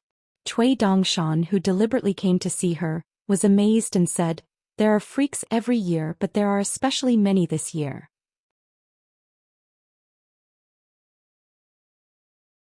172. Without Cui Dongshan's intentional guidance, Qin Pingon was actually walking in the Jianghu instead of the weird mountains. However, Qin Pingon was unaware of it. He only felt a little regretful that he did not encounter any more weird monsters. Now that he did not have to worry about the safety of Li Baoping and the rest during their study trip, Qin Pingon hoped to encounter more weird things. Of course, the premise was that it was best to observe from afar. Not only could he gain knowledge, but he also did not have to put himself in danger. Unfortunately, until they were about to leave the territory of Huangting country, their journey was still very ordinary. That day, after practicing the walking stance on the back of the water snake, Qin Pingon rested in a dilapidated temple beside a quiet mountain road and started to cook. Although Qin Pingon deliberately chose the wilderness to return to Dali, he still encountered many men and women walking in the forest. Most of them were wearing mink fur and brocade clothes, carrying swords and sabers. They had the spirit of the Jianghu. There were also some who looked quite ferocious with a fierce face. At first glance one could tell that they were not righteous people. Fortunately, after meeting Qin Pingon and the rest, There were at most a few glances and no real disturbances. In the Jianghu, it was best not to provoke the kind of people who looked easy to bully. This was the principle passed down from generation to generation by countless seniors in the Jianghu who had failed miserably. Qin Pingan was basking in the limelight of the little boy in green and the little girl in pink. After all, not many normal people would bring along two brats, one more beautiful than the other. And then the three of them wandered aimlessly in the deep mountains and forests where wild beasts roamed. As long as they had a little brain, they would not easily commit murder. In fact, they had met a group of ruffians who were running around and committing crimes. They did have evil intentions, but they carefully followed the three of them, waiting for the right opportunity to strike. In the end, they found that the little boy in green, who looked like he could be crushed to death with a finger, transformed into a terrifying real body and crossed the mountains with the body of a long snake. The big trees along the way were all destroyed, scaring the group so much that they almost peed in their pants. The girl in pink helped Qin Pingan carry the dried branches and kept busy. The little boy in green was a lazy fellow who liked to eat. He squatted outside the ruined temple and yawned. Languid, he said, "Master, there are two groups of people on opposite sides of the mountain road. They are going to bump into each other soon. On the left side there is fighting and killing. It seems very fun. On the right side, there is a group of people dressed in fresh clothes and riding on horses. There is also a beautiful woman with long legs. If you are interested, I will snatch her for you and make her your mistress. After you are done playing with her, you can let her go home. At most, I will give her some treasures and opportunities. She might even be grateful to you." Qin Pingan was sticking his butt up and blowing the sparks from the big pile of firewood. He said casually, "When we meet them later, don't make trouble." The little boy in green rubbed his cheeks in boredom and said angrily, "Master, if I don't loosen my muscles and bones, my hands and feet will become moldy." Qin Pingan ignored him. At the end of the mountain road outside the ruined temple, shouts could be heard. A group of dusty men were chasing after a beautiful woman who looked flustered. A tall and burly man laughed. "Slut, run. Continue running. If I catch you this time, I will strip you naked. When the time comes, I will have to think carefully about where to start eating from when you are covered in white fat." The 5 or 6 people beside the bald burly man laughed happily. Their smiles were sinister and full of satisfaction and hatred. "Such a vicious bitch. Let's just stew her in the pot and eat her meat. With a few more onions, garlic and pepper, tsk, it will definitely be delicious. Her body weighs at least 50 kilograms. It will be enough for us to eat a few meals to our heart's content. Don't fight with me. I have loved eating pigeons since I was young." The eyes of the little boy in green lit up. Qin Pingan asked the girl in pink to cook for him while he stood up and walked to the entrance of the ruined temple. The little boy in green was eager to try. However, Qin Pingan pressed his head down and he could only stand on the spot obediently. On the other side of the mountain road, the sound of horse hooves and laughter could be heard. Soon they noticed something strange on the road. After hearing the filthy words of the bandit-like men, a young woman with a bow on her back had a frosty expression and was displeased. She glanced at the stumbling plump woman and quickly looked away. Looking at the bandits who were waving their swords and sabers, she snorted and squeezed the horse's belly with her slender thighs. Suddenly, she sped up and led the horse to charge forward. "I'll go save her." A young man with a silver sword tassel immediately followed the woman and rode side by side with her. At the same time, he smiled and reminded her in a low voice, "Longi, there were outsiders here before, so I couldn't say much. However, according to the secret records of our county government, there have always been demons causing trouble in Centipede Ridge. The demons from several mountains even know how to help each other. They are extremely difficult to deal with. However, every time the government invites immortals to search the mountain, except for some insignificant demons, the big demons have long hidden away. They are very cunning. If the government hadn't led people to sweep Centipede Ridge not long ago, I wouldn't have dared to agree to let you enter the mountain." In addition to a silver longbow engraved with ancient runes on her back, the woman had a narrow saber in a black scabbard hanging from her waist. She pressed her hand on the saber's handle and said coldly, "It would be great if there were really demons. Killing demons is not something that only the immortals on the mountain can do. We can do it too." The young man smiled helplessly and didn't say anything more. He urged the horse to gallop, only hoping that there wouldn't be any trouble in this chivalrous act. Unlike the woman who had just left her master's school, he was the son of an official with a good family background. He had more experience with the dangers of the world. The woman's clothes were torn and did not cover her body, revealing a large area of white and tender skin. She looked miserable. Although she was a martial artist, she had been chased all the way and was already an arrow at the end of its flight. Her footsteps were light. When she saw the man and woman coming on horseback, she forced herself to take a breath and shouted loudly, "I beg you, two righteous men, to save me." The young woman took off her cloak and threw it to the woman. She skillfully rode the horse and just happened to brush past the woman. She pulled out her narrow saber and pulled the reins to stop the horse. She glared at the woman aggressively and said, "Get lost." The man stopped the horse beside the woman and smiled, "Madam, you are frightened." The woman covered her delicate body with the cloak and gasped for breath. Her face was pale and she said in a trembling voice with lingering fear, "Young master, you must be careful. Those strong people in the mountains claim to be cultivators. They do know some Taoist techniques and supernatural powers. Young master, you should remind your friends not to act rashly. If it really doesn't work, young master and that lady can help me block them. I will continue on my way. But this cloak, I am sorry for that chivalrous lady." The young man had been secretly observing the woman. After hearing these words, he didn't find any obvious flaws. He smiled and said, "Madam, you don't have to be in a hurry to escape. In broad daylight they won't dare to do anything evil. If they are really the outlaws who are used to killing and robbing, then they are cultivators in the mountains. Madam, you don't have to worry too much. We have our own plans. Madam, you can relax." The woman wanted to say something but stopped. She didn't refute and said pitifully, "Young master, you should be careful. Those bad people can do all kinds of evil things.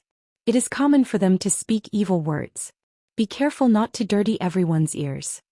The young man slightly let down his guard and nodded with a smile, "Madam, you are so kind. You don't deserve this." When the woman heard this, she bit her lips and suddenly felt sad. She lowered her head and sobbed, "I just pity my husband's daughter. Really. My daughter is only 12 years old. I don't want to live anymore." The riders behind had already arrived beside the young master and the pitiful woman. When they heard the woman's words, how could they not know what kind of tragedy they had encountered? Walking in the mountains and rivers, bandits robbed and raped. It was not common in Huangting country, but it was not rare. A young man who purposely had a beard like a halberd was instantly enraged. Although he wasn't an easygoing person in the sect in Jianghu, he hated to see the weak bullied the most. He angrily raised his whip and continued to rush forward. "Zhilan, I will help you. These bandits deserve to die 1,000 times over." In front, the group of burly men first saw the heroine called Zhilan. Seeing that the woman was about to escape, the leader of the burly men anxiously scolded, "Blind little girl, you want me to get lost?" The burly man saw that the little girl's face was full of killing intent and laughed angrily, "Get lost quickly. You are just a child who hasn't even grown out of your mother's milk. You dare to be a hero? If your sect's elders were here, I would have slapped you. Get out of the way. That woman is an old demon who has done evil for 100 years. Wait until I peel her skin and pull out her tendons. Whether she is a human or a demon, it will be clear." The bearded young man who galloped alone pulled out his long sword and pointed it at the group of people. He laughed, "Oh, the bad guys are complaining first?" A green-robed old man behind the burly man frowned, pointing the sword at people? "Who taught you etiquette and rules?" The bearded young man glared, "Your ancestors." The green-robed old man sneered, "Old song, you go and capture the witch first. I will teach these people a lesson. Don't delay too much." The old demon is obviously hiding her trump card. "We need your art of rejuvenation just in case." The burly man nodded with a dignified face and rushed out with the group of people, completely ignoring the woman and the young man who were blocking the way. The mountain road was not wide, only enough for 3 people to ride side by side. The beautiful woman with a narrow saber said sternly, "Why don't you stop?" The burly man rushed through between the woman with a narrow saber and the bearded young man. The woman blocked with her saber, but the burly man gently lifted the saber in his hand and pushed her away. The woman who regarded herself as a primary success in martial arts was stunned on the spot, her face full of astonishment. The bearded young man who also used a saber was more hot-tempered. He quickly chopped down with his saber, but the burly man ignored it. He just stared at the woman in front of him. He grabbed the saber in his hand and threw it down the mountain. The two men and women of Jianghu who came down the mountain in high spirits were like two dull door gods, one on the left and the other on the right. They just let the wild mountain bandits gallop away. The green-robed old man who stayed at the back slowly drove the horse forward. He looked at the horrified young man with a saber and sneered, "How dare a martial artist of the third state be so rash? Little kid, you don't know the immensity of heaven and earth. Do you know how many qi cultivators of the lower 5 states have died in the hands of the old witch? You can't even count them with 2 hands. Do you think you can protect her?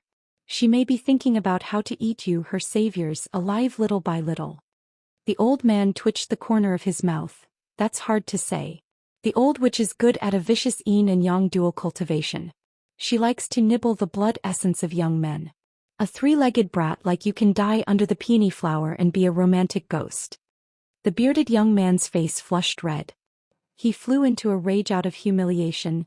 "Old man, you're too much." The green-robed old man raised his arm and slapped the air. He was still quite a distance away from the bearded young man. However, the latter's face rang with a crisp sound. He was hit off the back of the horse and spun twice in the air before landing on the ground. If this was the knowledge of the Jianghu, it would be an ability that at least a master of the 4th or 5th state could have. The 6th and 7th states were all great masters who had the qualifications to establish their own sects within the borders of a country. As for the legendary 8th and 9th states, it was hard to even see them.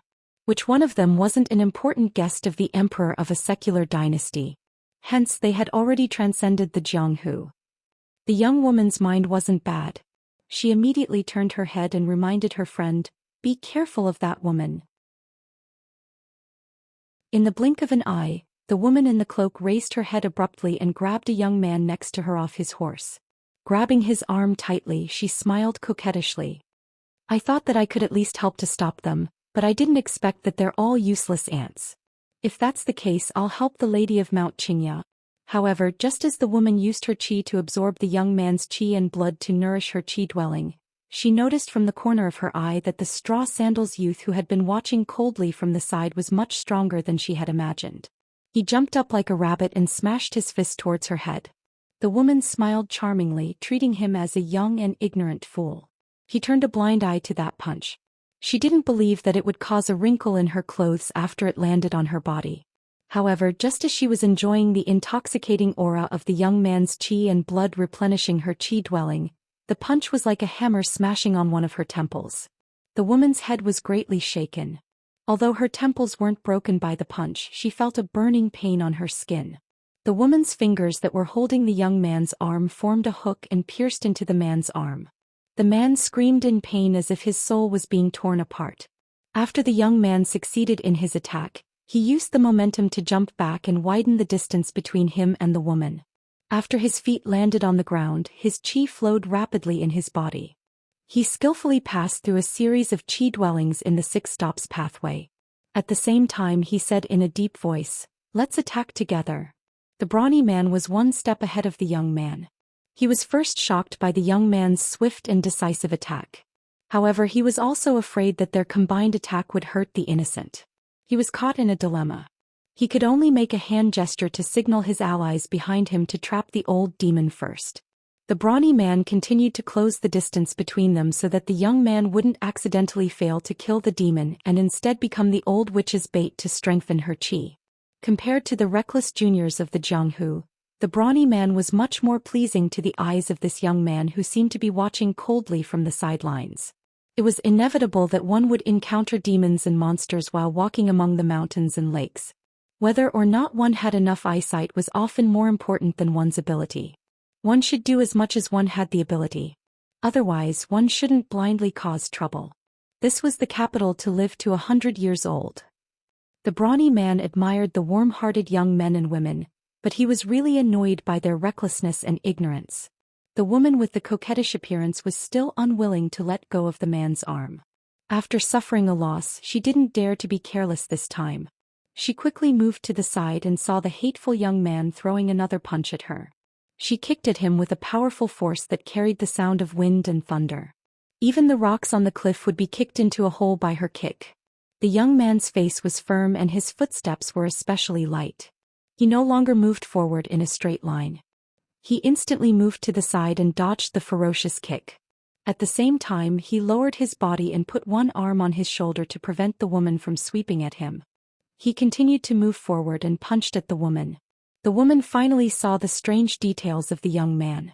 It turned out that this punch looked simple and unadorned, but in fact, it quietly flowed with the true meaning of the fist art. No wonder it could hurt her previously. The brawny man roared, "Don't hurt people." The brawny man punched down from the sky. A fist aura split the air and flew toward the woman's head.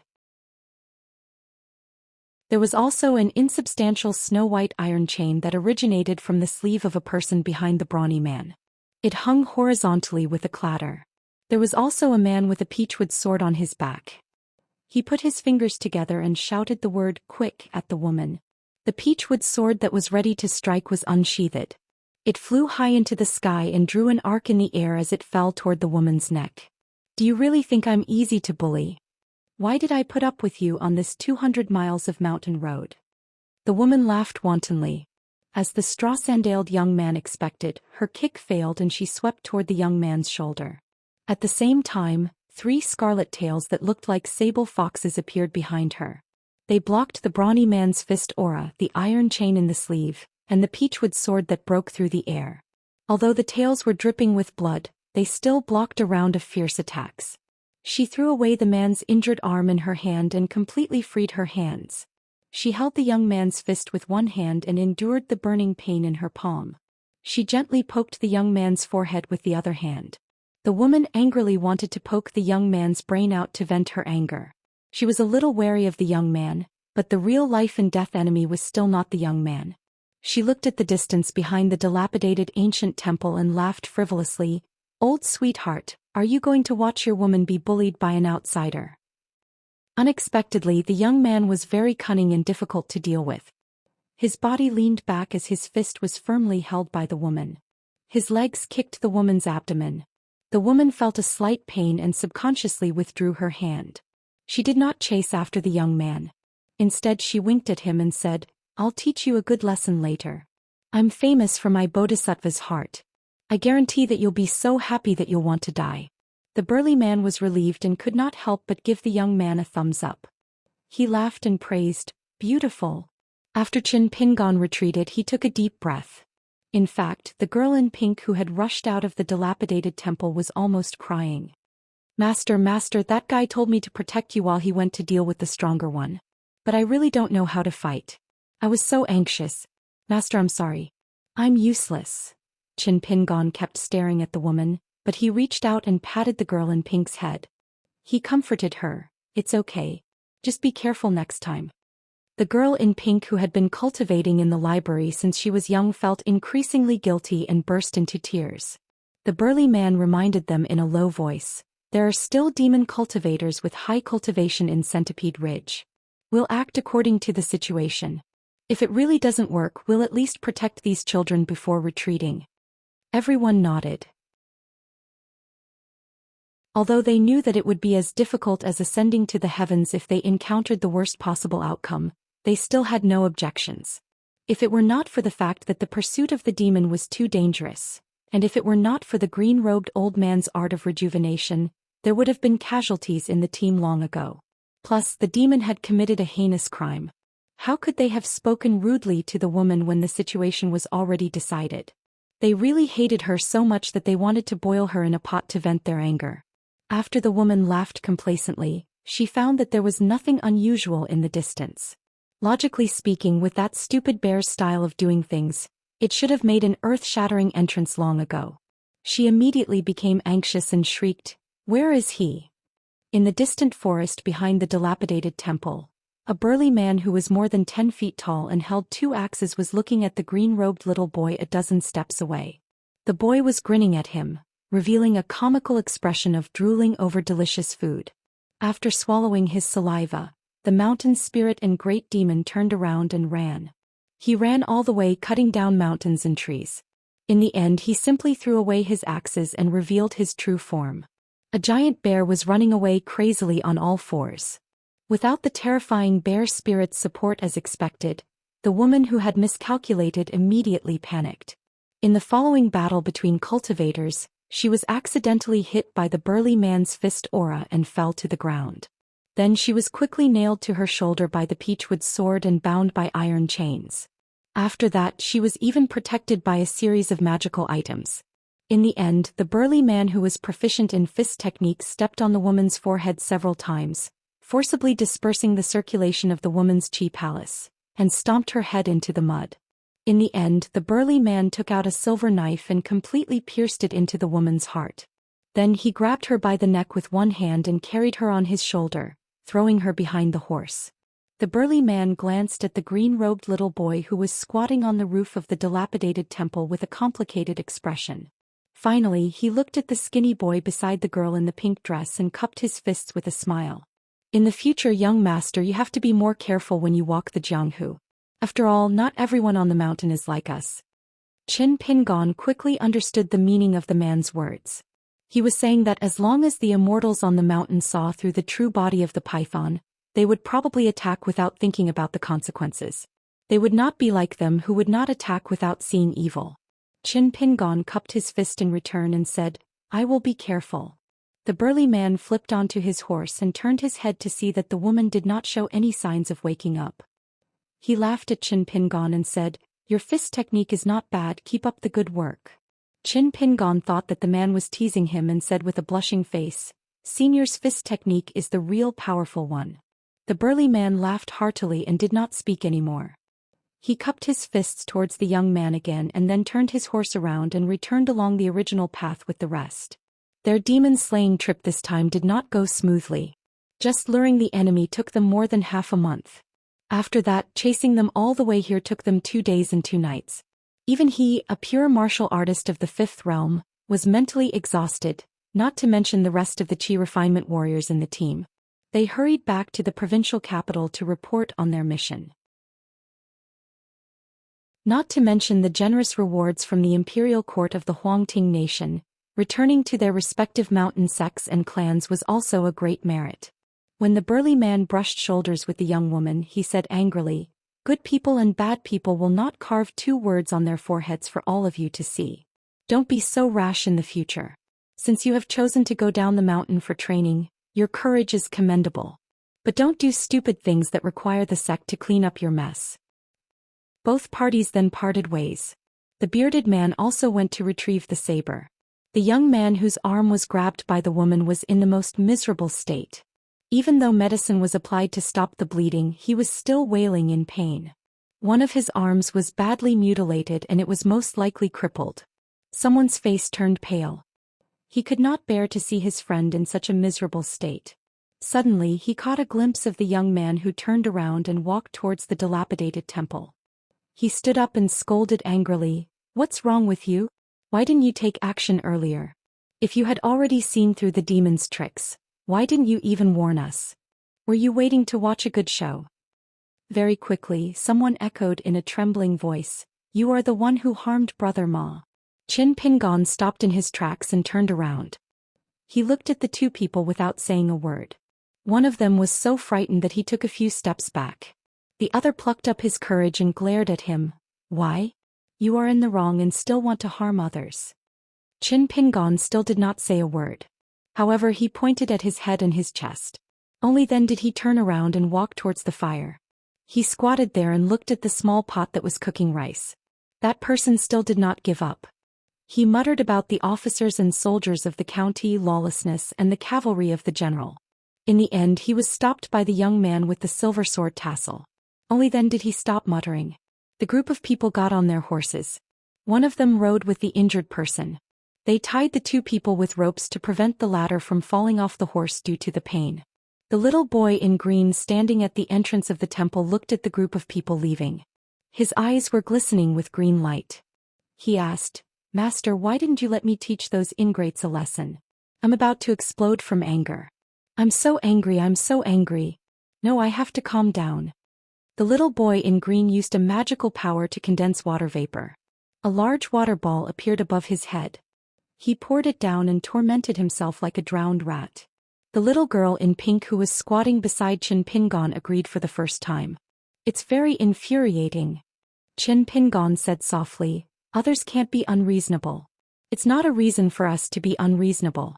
It's fine as long as we have a clear conscience. Qin Pingon suddenly laughed.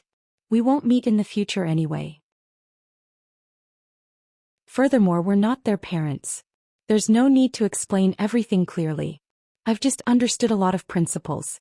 It wasn't easy for me to read them from books. Why should I teach them? The little girl in pink covered her mouth and laughed. The little boy in green snapped his fingers. His wet green clothes instantly became dry. He turned around and walked back into the temple. He stretched out his hand to warm himself by the fire. Master, I didn't say that I wanted to reason with them. I wanted to eat them up. Seeing Qin Pingon raise his head and look at him, he quickly changed his tone. Of course not. Master, I just wanted to teach them a lesson. For example, I wanted to beat them up so badly that their parents wouldn't be able to recognize them. Forget about the girl with long legs. I'll leave her for you to deal with. Qin Pingon opened the lid of the pot. The aroma of rice filled the air. The little girl in pink had already obediently handed over a spoon and 3 small white bowls stacked together. The 3 of them squatted down and ate with pickled vegetables. Qin Pingon suddenly thought of a person who often used chopsticks to knock on bowls and shouted for meat. He also remembered what he said. Hence, he said to the little boy in green, a true powerhouse is willing to use the freedom of the weak as the boundary. The little boy in green dug into the rice in his bowl. He looked enthusiastic and made crackling sounds. In fact, he had only taken a small bite from beginning to end. He blinked and then said with a sincere face, wow, Master's breadth of mind is even wider than Yu Zhang's. I'm impressed. It's a good thing that Master is not a scholar. Otherwise, you would have been a gentleman appointed by the academy. Although he could hear the sarcasm in the little boy's words, Qin Pingon still sighed. He thought about his own matters and said slowly, I didn't say that. The little boy in green did not dare to push his luck. His following flattery was much more sincere. He laughed and said, I'll take it that Master said it. Master's noble character and unquestionable integrity are completely worthy of those words. Qin Pingon smiled and said, where did you learn so much flattery? Don't you usually cultivate? Cultivate. When I cultivate seriously, even I feel afraid. The little boy in green snorted and said, I'm so hardworking.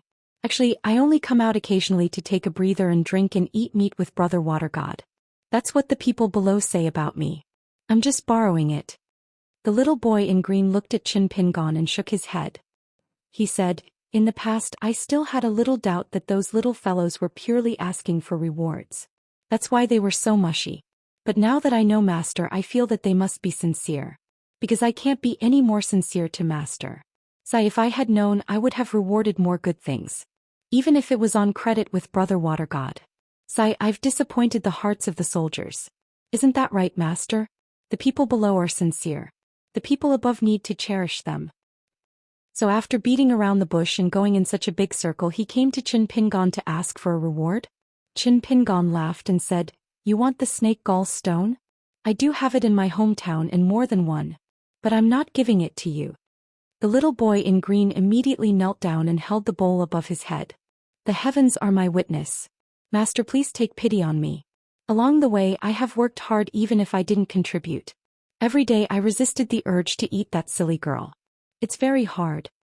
The girl in pink hid beside Qin Pingon. Qin Pingon said slowly, all right, when we reach my hometown, each of you will have a snake gall stone.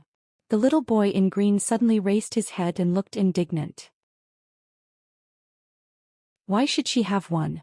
Master, if you must give it to her, then I have to have 2. She didn't dare to refute. She just looked aggrieved and was about to cry. Qin Pingon stretched out 2 fingers to the little boy in green. 2, right? The latter was like a chicken pecking at rice. Qin Pingon retracted his fingers. They're all gone. The little boy in green put down the bowl by his feet and pounced forward. He hugged Qin Pingon's calf and rolled around. Master, I know my mistake. 1 then. Qin Pingon ignored the little boy in green and looked at the sky outside the small temple. He muttered, it's going to snow soon, right?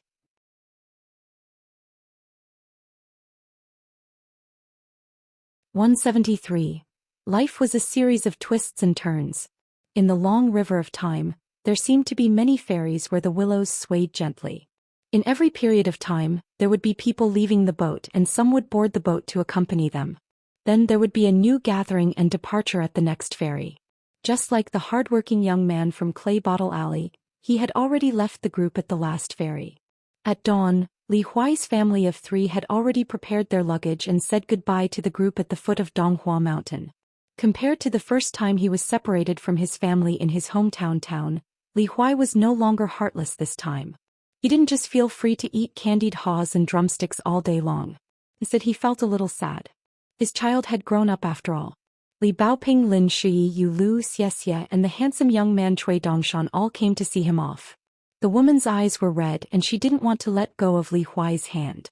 She talked about the cold weather and the trivial things like eating and drinking. Li Huai listened quietly. Li Er stood by the side in a silly manner. After Li Lu tidied up Li Huai's clothes, which were already brand new and neat enough, she turned around and looked at the horizontal board of the Cliff Academy.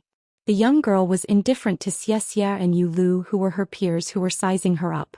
The woman was finally willing to leave. Once she walked out, she made up her mind and didn't look back. Li Er patted Li Huai's head and followed his wife's footsteps with a smile. Li Lu patted her brother's shoulder and then curtsied to the group and left slowly. Li Huai kicked Lin Shui gently. The latter was holding a letter with sweaty palms. The cold young man shook his head and looked at the girl's back. He murmured, "Next time." Li Huai didn't want to show his sadness in front of them. He suppressed his sadness and found an interesting topic. He laughed and said, "Cui Dongshan, if you're Qin Pingan's student and we're all Mr. Qi's disciples and Baoping calls Qin Pingan junior uncle, what's the seniority between you and us?" Cui Dongshan put his hands behind his back and said proudly, "I'm the first disciple of my master. My seniority is very high, much higher than Donghua Mountain."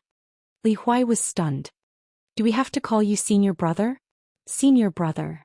Cui Dongshan immediately became anxious. "Your whole family are eldest senior brothers. I don't want to be called senior brother. You can call me whatever you want." Li Huai was a little confused. "Then I'll call you little senior brother? That's a bit hard to pronounce." Cui Dongshan's eyes lit up. "Nice to meet you, little senior brother. You respect your elder brother, but you also have a sense of closeness. You can call me little senior brother from now on." "Yilu, thank you. From today onwards you will be no exception. You don't have to call me young master, it's too distant." Li Baoping snorted. "I didn't agree." The girl in the red jacket rushed out of the archway. Li Huai shouted, "Li Baoping, you still have class later." "I've already finished copying the essay last night. What's there to be afraid of? I'm going to walk around here alone so that I can take junior uncle shopping in the future." Li Baoping held her head high and ran all the way. She chased after a flock of pigeons flying across the blue sky. The pigeons whistled one after another, melodious and clear in the capital city of the Great Sui Kingdom. Li Huai raised his voice and shouted, "Then bring me along." Li Baoping turned a deaf ear. Compared to her slender figure who was far away from the archway of the academy, the little girl's thoughts were thousands of miles away. They had reached a mountain ridge at the border of Huangting Kingdom. Qin Pingan washed his face by a mountain stream. Unlike the girl in the pink dress who only carried her own bookcase, the boy in green carried a square-inch item with him. He always had a lot of strange things. At first he didn't want to show off in front of his master. Later he became interested in the snake gallstone. He missed it so much that he started to take it out and begged Qin Pingan to give him the snake gallstone to exchange for treasures. Just like this time, the boy in green took out a bunch of small bottles and squatted beside Qin Pingan. He explained the interesting things about these bottles to his master. He pulled out the cork of a pink-green porcelain bottle and poured it into the stream. Soon, a large piece of soft moonlight flowed out of the porcelain bottle and sprinkled on the stream. It was like a dream. The boy in green smiled and said, "Master, it's beautiful, isn't it? This is the moonlight bottle that cultivators like. In addition, there are cloud bottle, sunlight bottle, and so on. They are specially collected from the 5 mountains. The spiritual qi contained in them is not much. Naturally, it can't be compared with the rich and abundant water in the Blessed Enclave. But it can't be compared with the beautiful scenery poured out of these bottles. What do you think, master?" Qin Pingan was indeed a little shocked. In the lush mountain forest, it was still slightly dark during the day. At this time, looking at the moonlight flowing slowly on the stream, he really felt that the world was really full of wonders. The boy in green patiently said, "A small bottle in exchange for Master's snake gall stone is definitely not generous. I have 3 bottles here that are collectively known as the lingering beam bottle. The name comes from the lingering sound lingers in the beam for 3 days. They are all filled with all kinds of beautiful sounds of nature between heaven and earth. For example, the frog in this bottle, the sound of the tide in this bottle, and the sound of the pine waves in this bottle. Master, think about it. When you sleep, open one of the bottles and you hear the sound of the tide next to your pillow. How comfortable is that? I have so many precious bottles in exchange for a snake gall stone. Only 1 stone. As long as you nod your head, these 7 or 8 bottles will immediately belong to you. If you don't do this kind of business, you will be struck by lightning." Qin Pingon silently calculated the family's wealth in the small town. There were still many snake gall stones of excellent quality. He nodded and smiled. "Okay." The girl in pink waved her hand vigorously at the side and gave her master a look, wanting to dissuade Qin Pingon from agreeing to this business. The boy in green pushed all the bottles to Qin Pingon and jumped around happily. He stretched out 2 fingers at the girl in pink and said arrogantly, "I have 1 more than you. Now that I am 1 realm higher than you, when we reach Master's hometown, I will eat the stone and I will be 2 realms higher than you, silly girl. When that time comes, you should know your place and don't stay by Master's side and embarrass Master. Master only has me as his little attendant. Why would he need a silly maid?" The girl in pink pouted and wrinkled her pink little face. Storm was coming. Qin Pingon said helplessly, "If you bully her again, I will go back on my word." The boy in green immediately coughed and said to her seriously, "In the future, when you take care of Master's basic needs, you have to be more attentive, do you understand? For example, after eating that snake gall stone, quickly turn into a virgin girl's figure and appearance. When Master is young and full of vigor, he will feel that the night is long and you have to take the initiative to warm his bed." Qin Pingon put away those rare bottles made of different materials and hit the boy's head with a chestnut. "Don't talk nonsense here." The boy in green put on an act and bowed. "Master is right to teach me a lesson." Qin Pingon squatted on the rock by the stream again and took out a dry biscuit to chew. He asked casually, "Do you know what the Dragon King's basket is?"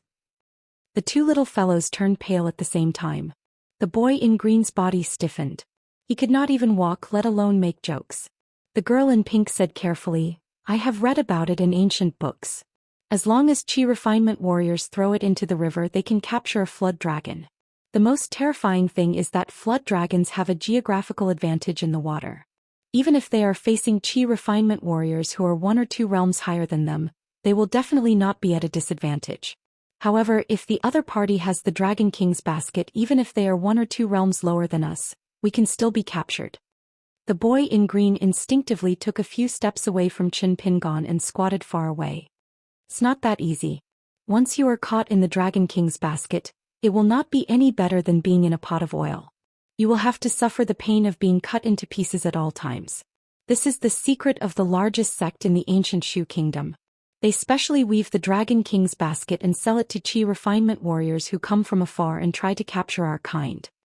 His voice trembled as he clenched his fists and shook them. "A Dragon King's basket of this size will be able to capture me." Qin Pingon stretched out his hands and gestured in front of himself. "What if it's this big?" This time, even the girl in pink was so scared that she did not dare to speak, let alone the boy in green who knew the power of the Dragon King's basket. The boy in green said with a long face, "Old Master, I have not even heard of such a big Dragon King's basket, let alone seeing it. Don't tell me you have one?" He resisted the urge to take the second snake gall stone and said tentatively, "If there really is such an exaggerated Dragon King's basket, even if you are an ancestor who has transformed into a flood dragon for thousands of years, you will have to accept your fate obediently.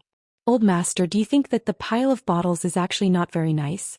Don't worry, Old Master can keep them and play with them.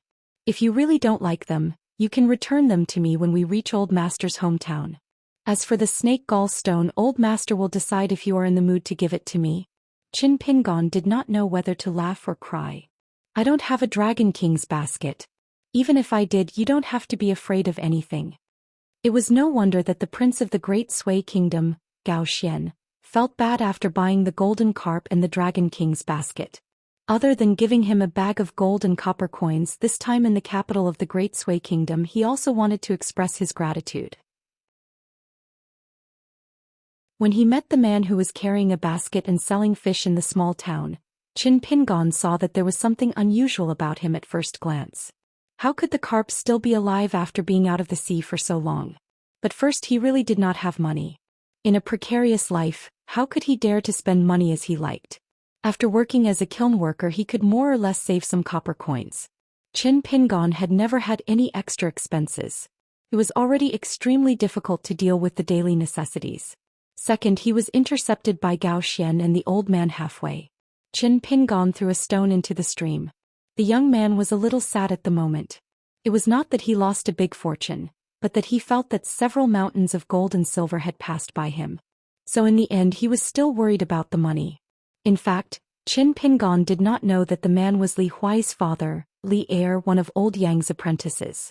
At that time, Li Er was already a martial artist at the peak of the 9 realms of martial arts. Different from the gatekeeper who was responsible for receiving the gold and copper coins, Li Er had a good impression of Qin Pingon. As for why Li Er did not directly give Qin Pingon a gift, there was a big reason. The people on the path of his master Old Yang had always valued fairness.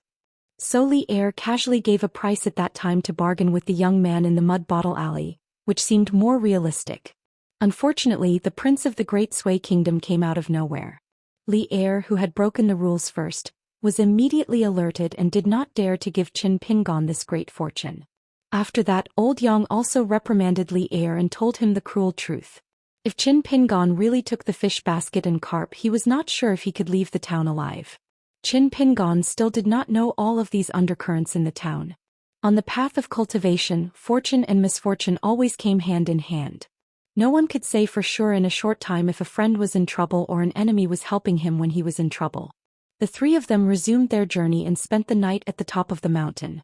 Although Qin Pingon was no longer needed to keep watch at night, Qin Pingon still had the habit of going to bed late after the practice.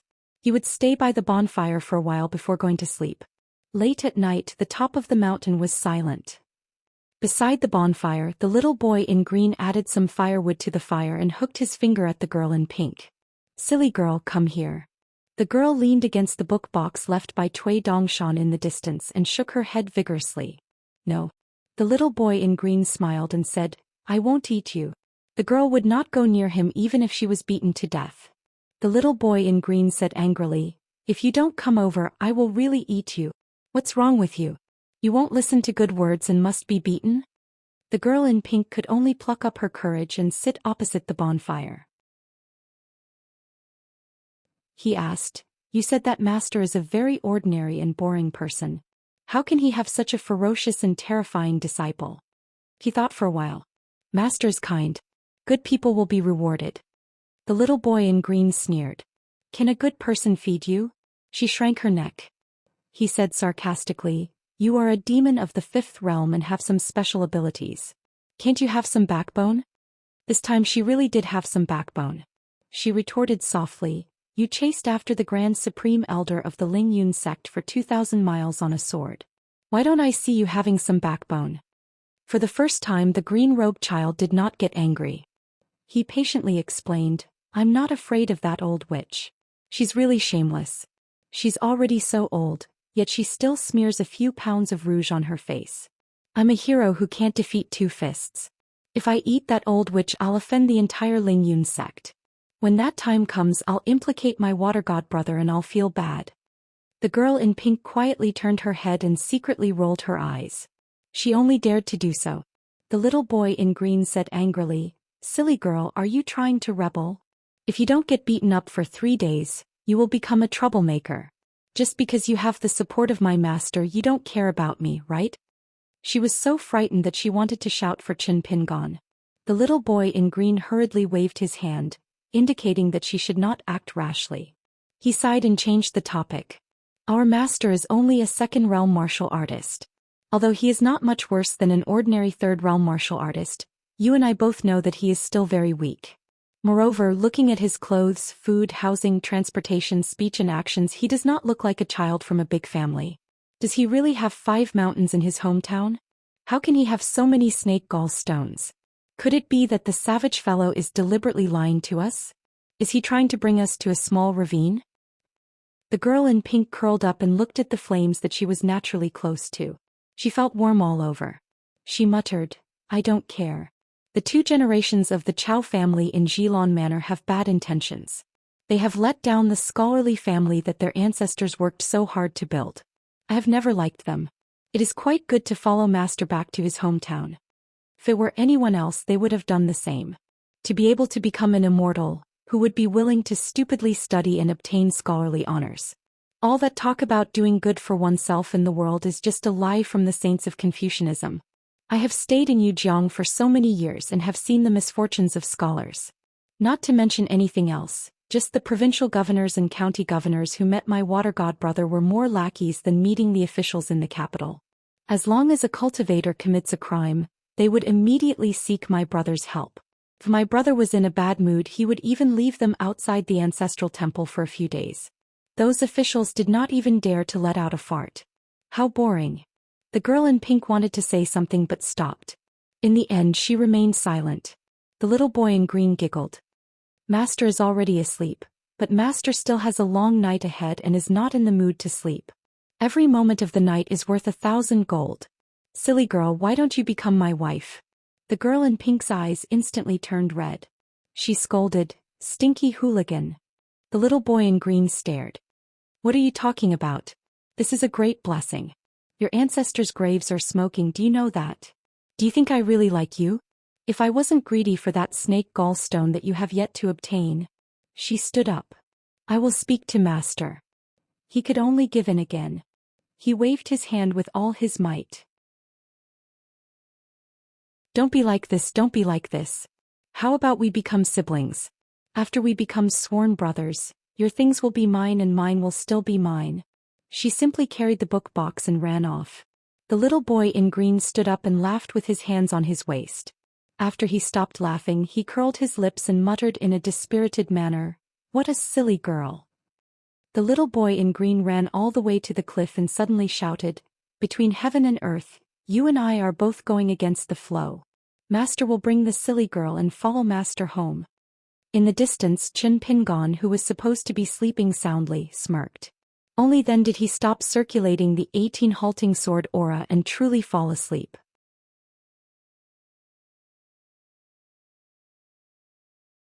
(174). One of the rivers originated from the Huangting country in Dali. Chen Pingon caught an unexpectedly large black carp and the girl in pink cooked a pot of delicious fish soup. The 3 of them, 1 human and 2 demons, began chatting after eating and drinking their fill. Chen Pingon asked them if it was really useful to absorb the essence of the sun and moon by eating the clouds and drinking the dew of immortals. The girl in pink, whose true body was a fire python, nodded vigorously. It's better than nothing, it's not very useful. The little boy in green bent down to play with the water and shook his head. We flood dragons still need to rely on the mountains to survive. Fusing with the mountains and swallowing the rivers is the foundation of the great Tao. The other superficial things are meaningless. Chen Pingon asked with a smile, Since it's still useful, why don't you make use of it? Both of you want to transform into flood dragons. In the future you have to choose a great flood dragon that's more than 10,000 miles long. You have to walk the water and enter the sea to finally become a true dragon. Shouldn't you be cultivating diligently? The boy in green threw the last stone gently and clapped his hands. Cultivation depends on talent, not hard work. Chen Pingon asked again, If you have talent, shouldn't you be working harder? The boy in green was stunned for a moment and then played dead. Master, I suddenly have a headache. I might have caught a cold. I'm going to sleep. Chen Pingon smiled. You're just a water snake. The little boy in green jumped into the river and disappeared in the blink of an eye. A huge water snake wandered freely in the murky river like a king patrolling his territory. The girl in pink whispered, Master, he's just lazy. However, his talent and background are better than mine. His connate body is stronger. Even if I cultivate for 200 or 300 years, I won't be able to beat him. Chen Pingon consoled her. Then don't compete with him. Compete with yourself first. Strive to be stronger today than yesterday and tomorrow than today. Her fighting spirit immediately rose. Master is right. The girl in the pink dress said sincerely. No wonder old master is so diligent in his training even though he's only at the second realm of martial arts. He's not willing to slack off at all. So it's because the clumsy bird flies first. At this point, the girl in pink quickly covered her mouth. The more one speaks, the more mistakes one will make. Qin Pingon was amused. You're right. I'm stupid, so I have to work harder. Then Qin Pingon began to walk along the riverbank. Even the girl in the pink dress, who had a calm temperament, found it a little boring after watching it so many times. A few days later, Qin Pingon slowly climbed up the mountain with the help of a bamboo cane. During this time, he solemnly grabbed a handful of soil and carefully put it into a small cotton bag that he had prepared beforehand. The bags of soil of various colors gradually became the heaviest weight in the basket. The little boy in green and the girl in pink tacitly did not ask about it. They only thought that it was some unspeakable secret of cultivation. At first, the little boy in green felt that it was very leisurely since he did not have to use his real body to lead the way. However, after walking so slowly for so long, he could not help but feel a little annoyed. However, he did not dare to criticize his master's itinerary and could only try to find something to talk about. Old master, why don't we spend more money when we passed by that county city? Old master doesn't have much money on him, but I have money. Don't be afraid of being extravagant. Even if I spend all the money I have now, I just have to find a random river and I'll be able to fish out some treasures quickly. Those are all money. Qin Pingon said, I've heard people say that cultivation is the most expensive thing. The little boy in green immediately changed his words. Old master, I'm a pauper. I was just bragging to you. In order to not listen to Qin Pingon's country bumpkin logic, he could be considered unscrupulous. The little boy in green was someone who could not stand loneliness. After Qin Pingon fell silent, he took the initiative to persuade him. Old master, it's not that I want to nag you, but we cultivate for the sake of coming back after spending all our money. If there's a disagreement, we'll kill in all directions. Isn't it heroic and extraordinary? It's not for the sake of personal gain, cowardly and petty. Qin Pingon did not refute him. He just walked slowly on the mountain path. It was different. Even if they were walking on the same path, there would definitely be a fork in the road one day. This was one of the greatest insights that Qin Pingon had from escorting Li Baoping and the others on their journey to study. At the border between Huangting country and Dali country, Qin Pingon encountered a great anomaly that caused the mountains to tremble and the earth to quake. At the peak of a mountain, he saw dust rising from a place in the distance. For this reason, Qin Pingon specially pulled them to rush over there. In the end, in this small city of Huangting country, they saw a tragedy in the human world. Countless city walls, houses, and ancestral temples had collapsed. Almost half of the citizens in the city were dressed in mourning clothes. Every household was grieving, and there were constantly old and young Taoists entering and leaving in a hurry.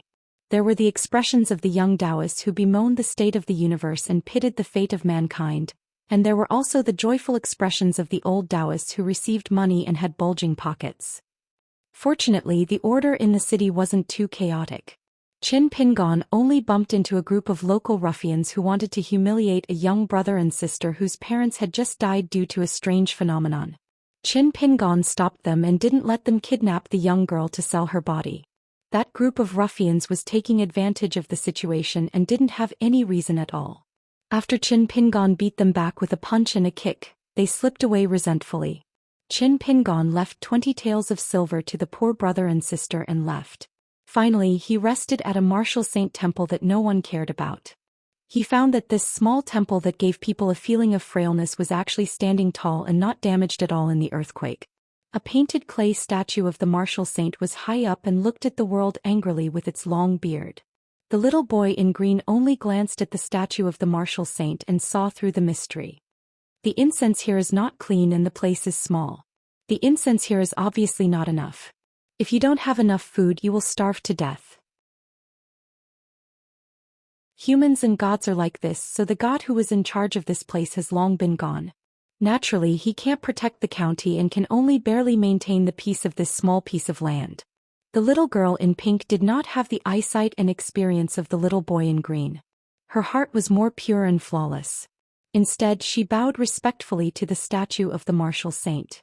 After that, she saw that Qin Pingon had already started to clean the ground. so she helped to wipe the dust on the altar. The little boy in green did not dare to ridicule his master, so he could only sneer at her and say, "You are just a fire python who has read some lousy books. Why are you getting close to this kind of god? Besides, the great war that affected the whole world that year changed the world greatly. As the descendants of the flood dragon, we are real traitors. Fortunately, this little god is not here. Otherwise, your worship will definitely be regarded as a provocation. Maybe the god will come out of his body and travel to the human world in the form of a golden body. Then he will smash your head with one punch. Bang. Wow, I will definitely clap my hands and cheer at that time." Qin Pingon asked curiously, "Why are you flood dragons traitors?" The little boy in green knew that he had said something wrong. He quickly shut his mouth and shook his head hard. The little girl in pink covered her mouth with both hands and looked at Qin Pingon pitifully. She had a cute look that said, "Master, please don't ask me. Even if I know, I won't dare to say it." The sky was filled with burning clouds. Qin Pingon and the little girl in pink started a fire in the temple to cook.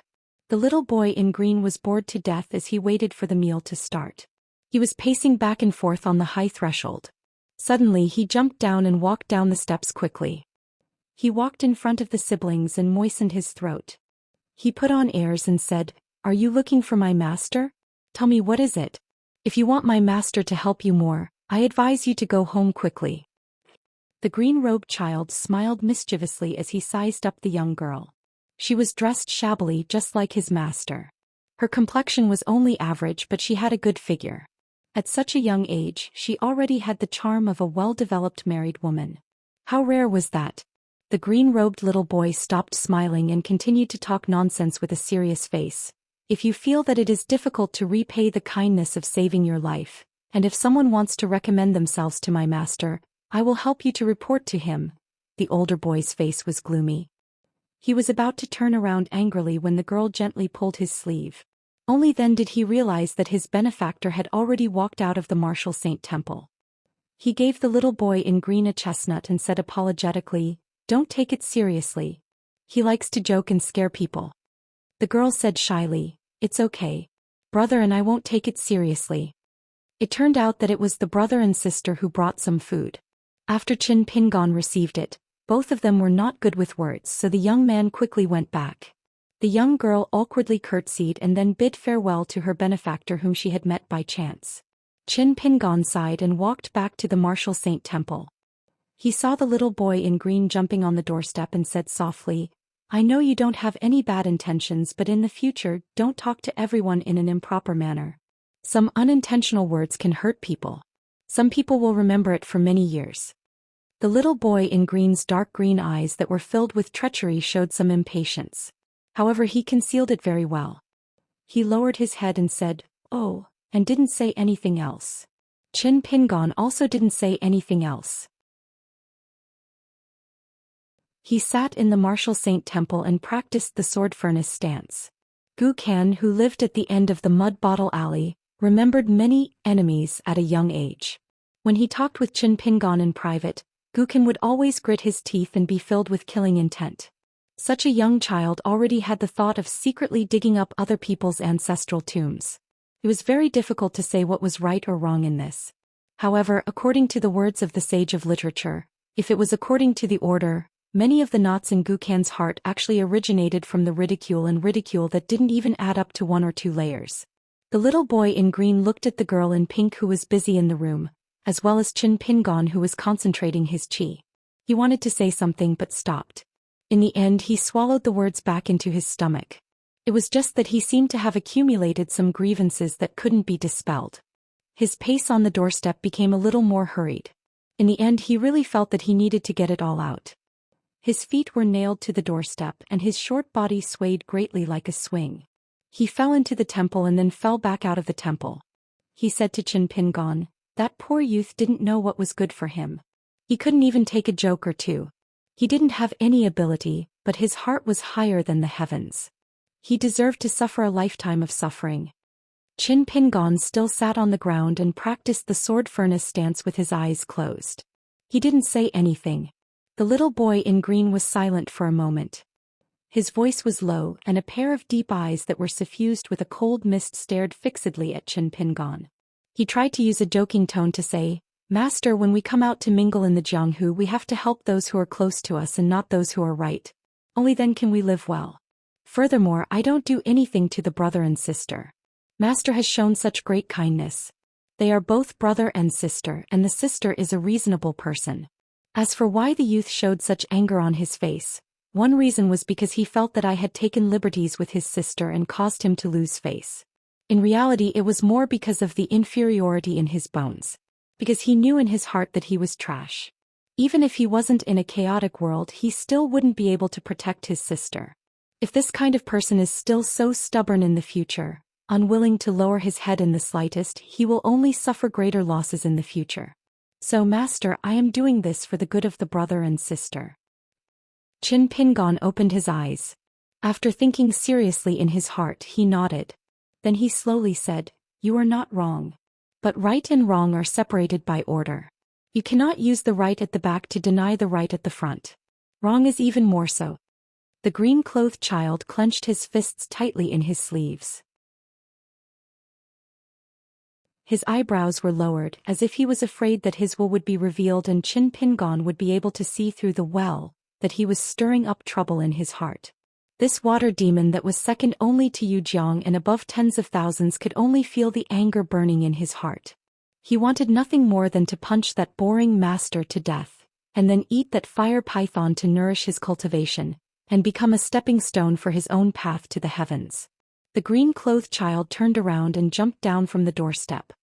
He chuckled and said, "Young master, then I will go and apologize." The laughter had already spread into the martial saint temple. However, the green-clothed child, whose back was facing the temple, had a face full of ruthless killing intent. After the green-clothed child had left, the girl in the pink dress said timidly, "Master, he is really angry. If he was at Yujiang, according to his personality, he might have flooded both sides of the river. According to the records of the county, in the past few hundred years, there have been many natural disasters of flooding. Not only did Yujiang water god not suppress them, he even added fuel to the fire." Qin Pingon patted her head. "Since he is not willing to listen, then I will not reason with him in the future." Qin Pingon said that he would not reason with the green-clothed child. That meant that he really did not want to talk about these boring reasons with the green-clothed child. Originally, he thought that Qin Pingon would be willing to talk a little because they had accompanied each other all the way and their relationship had become closer. Since he did not like to listen, then Qin Pingon would definitely not ask for trouble and return to the starting point.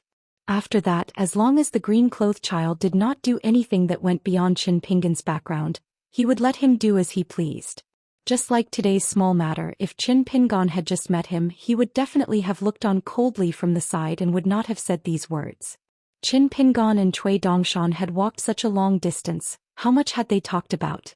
The girl in the pink dress had a face full of innocence. "Master, then you can talk to me.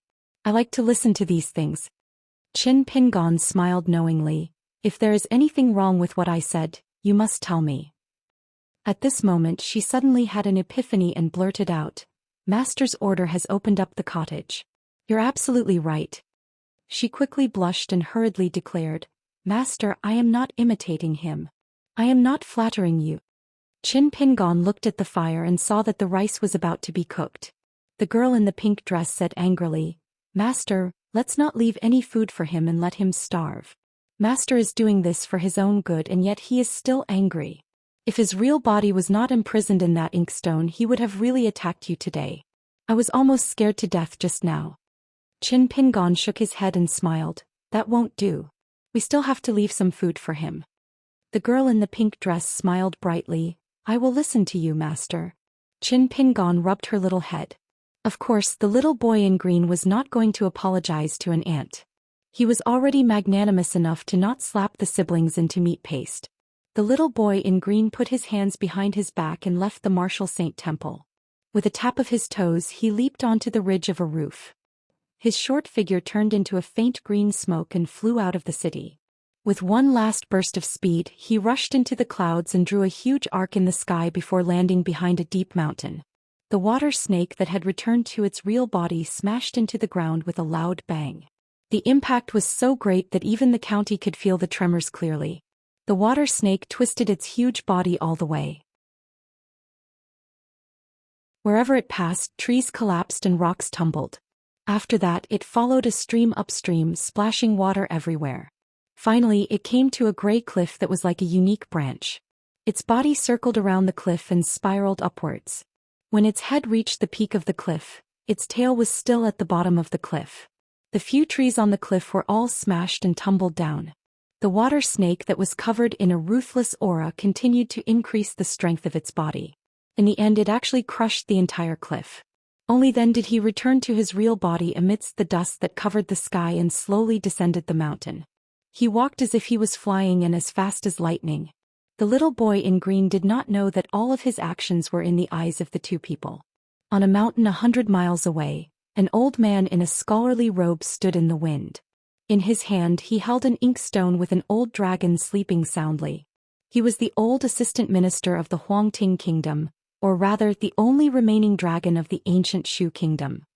After the old dragon obtained the golden words from the sage of literature's palm, he made a secret agreement with the Dali imperial tutor.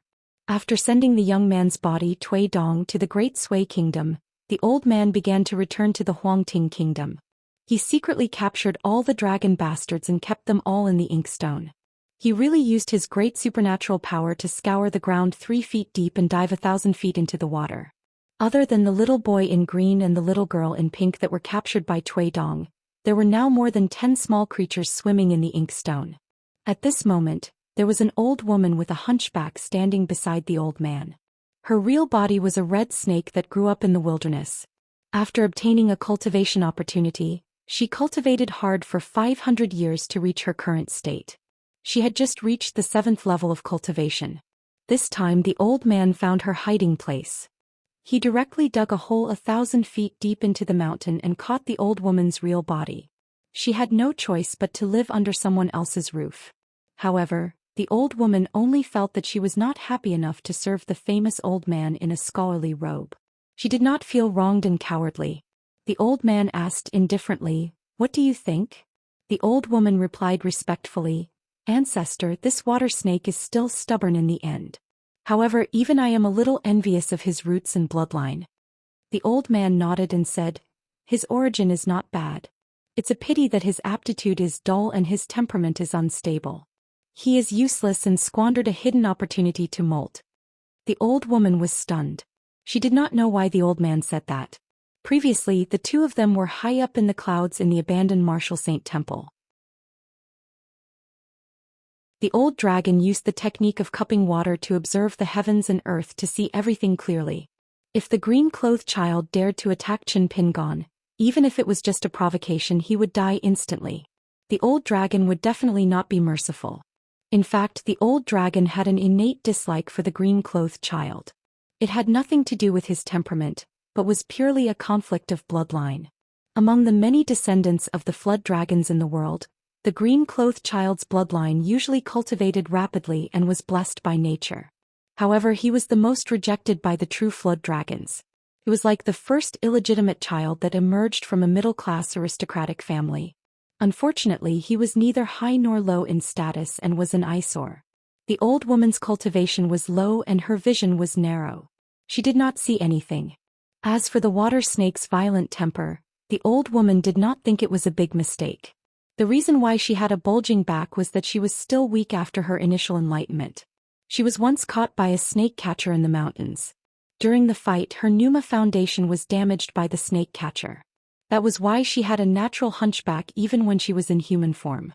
Later, she found the descendant of the snake catcher and took her bloody revenge, which was more than 200 years late. A medium-sized family in the county city was killed overnight, regardless of whether they were women or children. None of them could escape the disaster and the family line was completely cut off. After the incident, the old woman still felt unsatisfied. She only hated that the snake catcher was not a cultivator.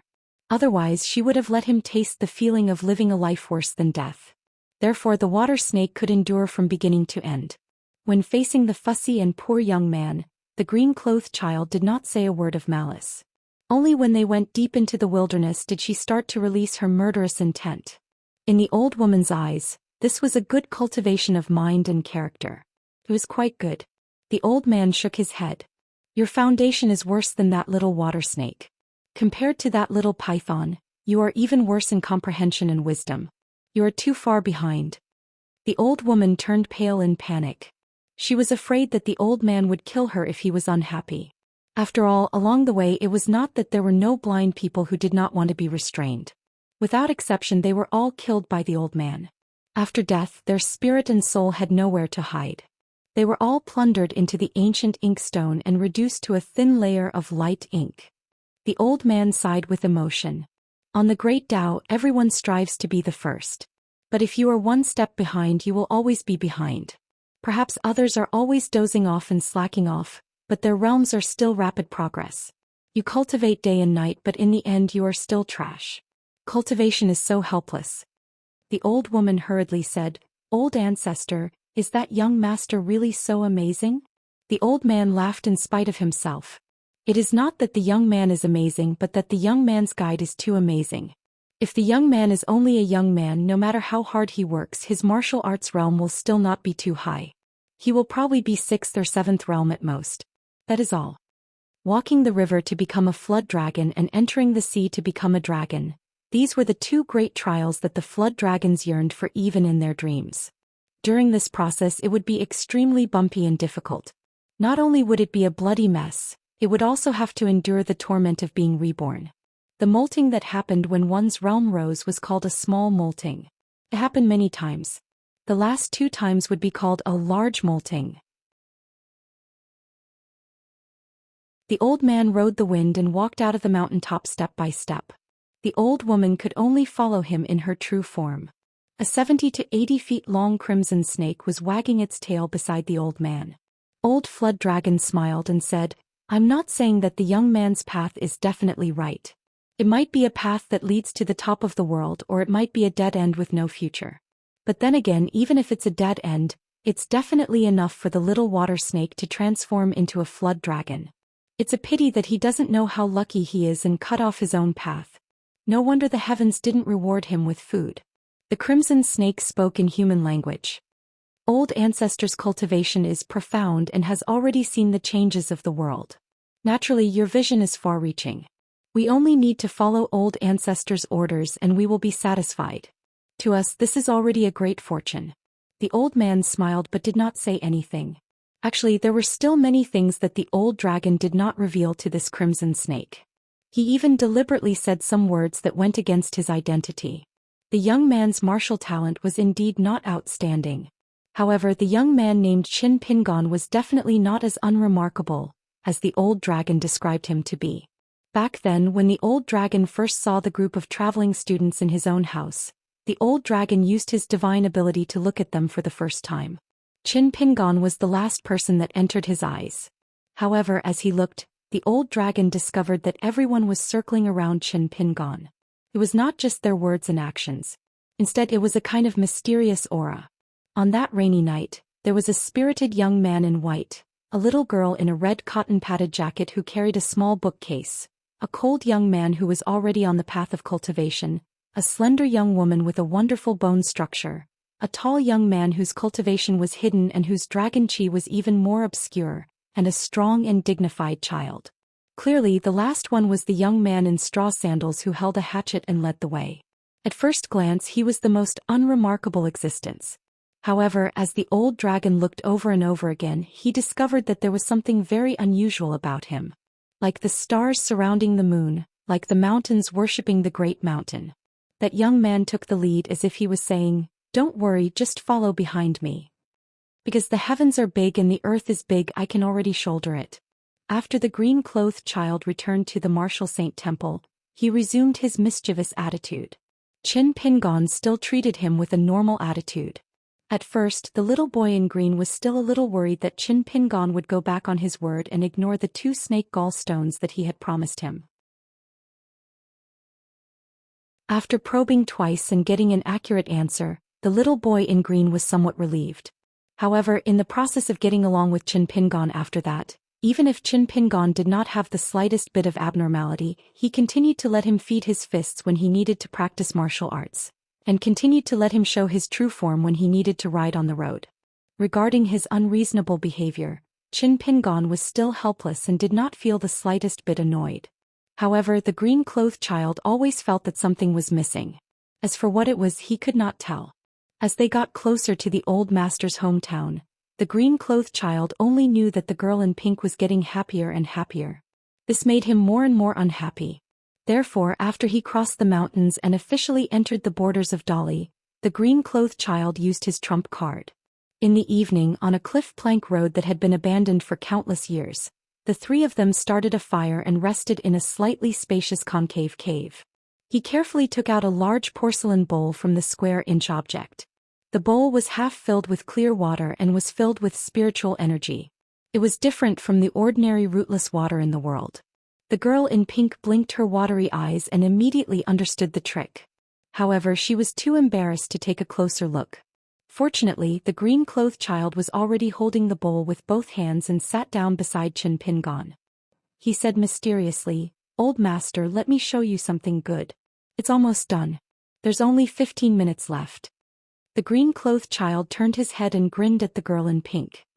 He stretched out his palm and said, "I still have 5 bowls of water like this from 5 different immortal residences. There's also a bucket of water from the rolling thunder pond on Xingyang Mountain. Do you know how much it cost me? Even if I sold you, silly girl, it wouldn't be enough. At most, I have 7 big bowls. Of course, you're a fire python. Similar items should be a special piece of firewood or an incense stick. However, I'm sure you don't have any of them, right?" Qin Pingon looked at the arrogant green-clothed child and the embarrassed girl in pink. He asked, "What can you see through this small bowl of water?" The green-clothed child only grinned, deliberately keeping them in suspense. The girl in pink explained softly, "Old master, I've read in the notes of some predecessors in the library that cultivating in the mountains requires a lot of money. Many immortal sects are good at making money. They open up some interesting scenes to the public at appropriate times. For example, some of the wonders of the sects that can only be encountered by chance, the daily lives of some famous cultivation geniuses, or the flying elegance of some cultivation seniors. Outsiders can see everything from thousands of miles away without going to the mountains of those sections. Saves them time and effort. Yes, it doesn't save money at all." Although the girl in pink was mumbling, she had been secretly looking at the bowl of water. Her eyes were filled with envy. She counted with her fingers and said softly, "Old master, this kind of thing is really magical. Those immortals have to take out some trinkets that connect the fate of the mountains and rivers. For example, a small piece of stone that is chiseled out of the image wall, a beautiful tree that is cut down from the mountain gate, or the water from the deep pool of Xingyang Mountain contained in this white bowl. Before the wonders are opened to the public, a line of text will appear to remind the buyer. As for whether the buyer is willing to consume the spiritual energy of the object to view it from afar, it's up to the buyer. If they are willing, they only need to inject a little spiritual energy. Through the spells and abilities of the other sects, the buyer can see the various scenes displayed in the text. It's very interesting."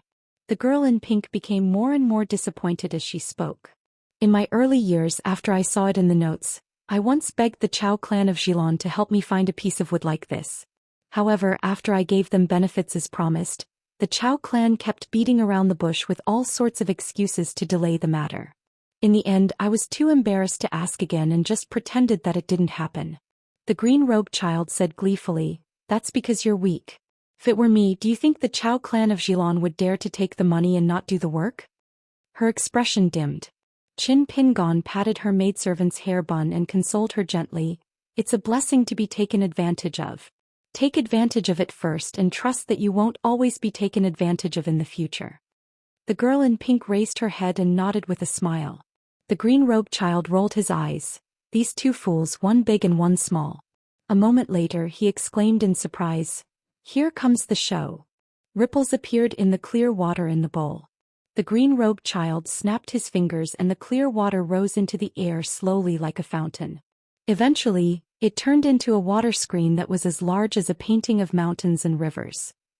First, a towering mountain peak appeared on the water screen that was surrounded by other peaks. Then a white-robed woman tore through the air on her sword and appeared in the painting without any warning. The woman had an ancient gourd hanging by her waist as she rode on her flying sword and soared towards the peak of the mountain. In the water screen, The tiny figure that was initially the size of a grain of rice gradually grew to the size of a palm. Her face was cold and she had an otherworldly aura. She was still a short distance away from the peak of the mountain. The sword chi had condensed into a substance that resembled clouds and mist. It was strange, magical, and indescribable. The female immortal no longer rode on her flying sword to ascend the mountain. Instead, she stood on her flying sword and began to look at the abundant sword will that was contained in the sword chi. Even though they were thousands of miles apart and separated by the water screen painting, the sword will on the peak of the mountain still carried various meanings. They were either ancient, vigorous, like a rising sun rising into the sea, or dense like a torrential downpour. The green-robed child did not care about the messy sword will chi. He only drooled at the woman who was riding the sword and stared at her without blinking. He said with a sneaky smile, "This fairy Sujia of Xingyang Mountain is my favorite. She is only ranked after a fairy. Look her figure and her aura.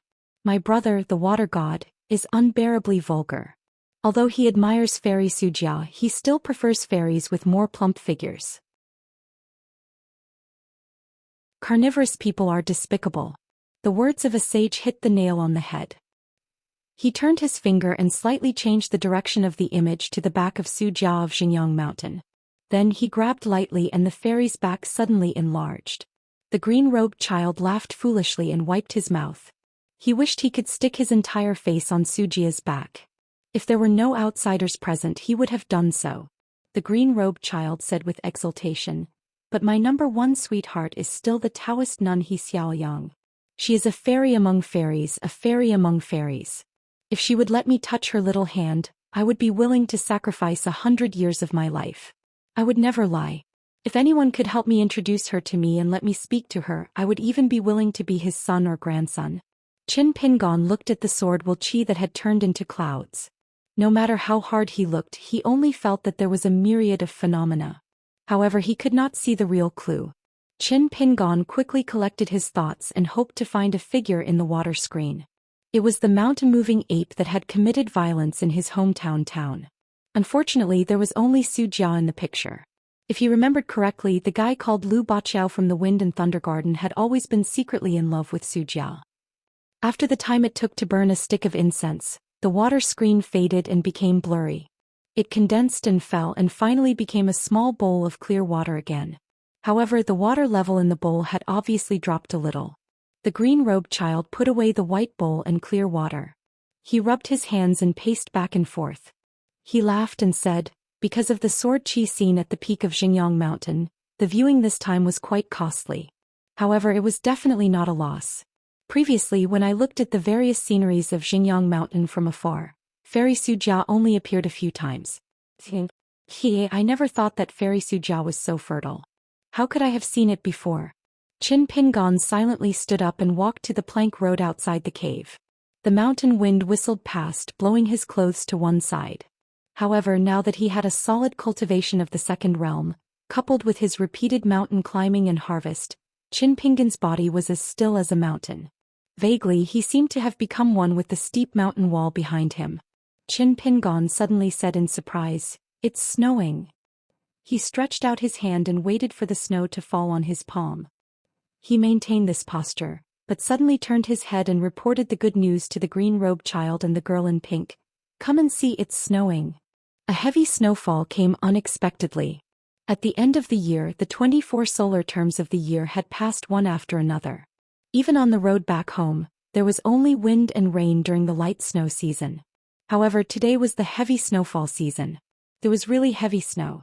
After Qin Pingon greeted them, he continued to stretch out his hand to catch the snowflakes. He raised his head and murmured happily, "It's snowing, it's snowing." The girl in pink had never seen her master so happy. She happily skipped over. The green-robed child had never seen such a childish fellow. He stayed where he was and mumbled, feeling that life was meaningless.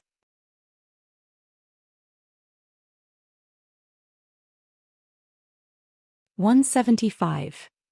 Qin Pingon received 2 handfuls of snow, rubbed his hands together and returned to the small cave with a smile. After warming himself up by the fire, he took out a book from the basket on his back and began to read by the light of the fire. It was a Confucian classic given to him by the sage of literature. Qin Pingan's memory was very good, and he had diligently flipped through the book along the way. He had already memorized the contents by heart, but Qin Pingan still liked to flip through the book like he was doing now, softly reading. Li Baoping once said, "Reading 100 times will reveal its meaning." Qin Pingan felt that this sentence was too well said. Therefore, every time he followed the records of Han's Han repertoire, he would use this sentence before and after Xianxia's stance. He told himself in his heart, reading is like this, boxing is also like this. Maybe after practicing for 1,000,000 times, the fist will come naturally. After all, he had been practicing martial arts diligently day and night. Every day he would spend 14 to 16 hours sewing and mending his body that was originally like a broken house and broken windows. The results were obvious, especially with the breathing method taught by Old Man Yang, coupled with the 18 stops of qi circulation. Qin Pingan could clearly feel his body gradually becoming stronger. Therefore, survival was no longer his only goal. Qin Pingan wanted more. For example, if he had the chance to meet again, he would show Xianxia's stance to a girl. She would not be as dumb as she was in the ancestral house in Mud Bottle Alley, as if saying how could there be such an idiot in the world. Instead, she would give him a thumbs up and say the word, handsome, again. The book in Qin Pingan's hand was slowly flipped page by page. He was reading very seriously. The flickering bonfire shone on the young man's dark face. If others looked at him for a long time, they would have a different expression. Although the girl in the pink dress was the real body of a fire python, she had a child's heart.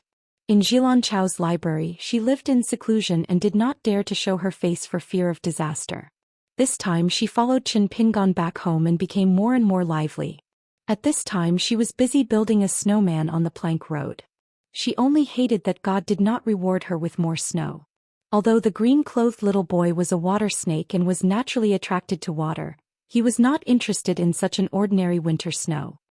He curled up next to the bonfire listlessly, feeling sad that he had met an unworthy person and that his life was full of misfortune.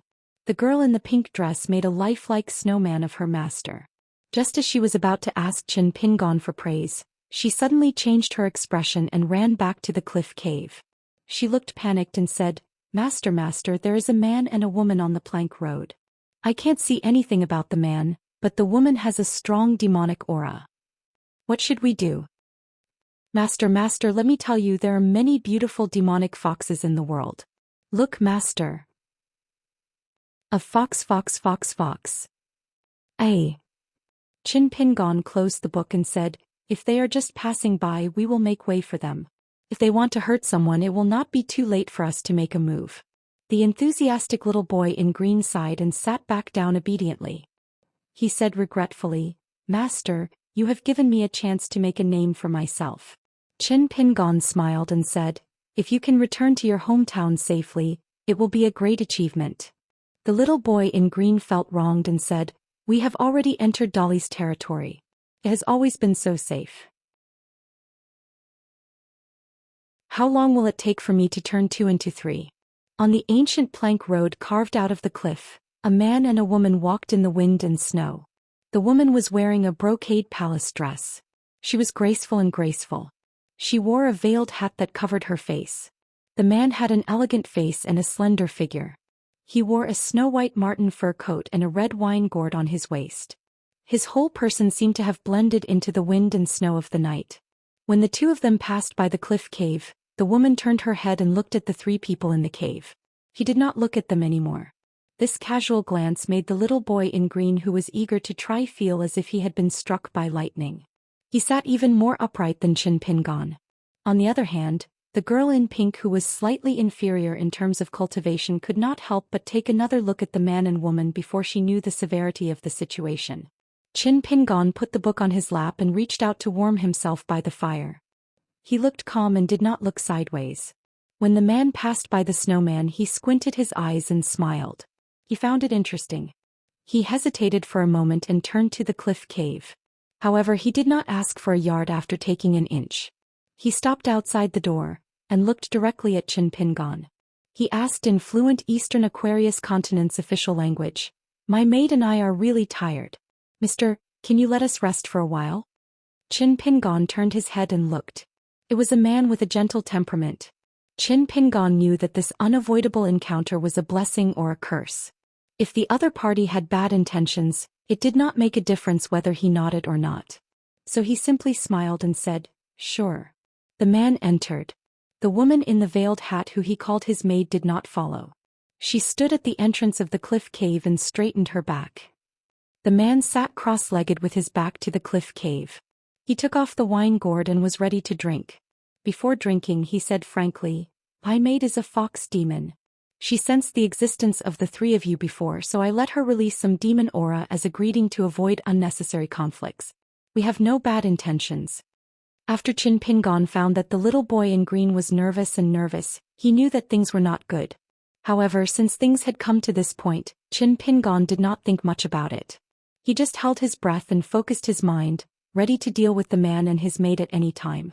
Whether it was immortals or demons on the mountain, it was hard to tell whether they were good or bad.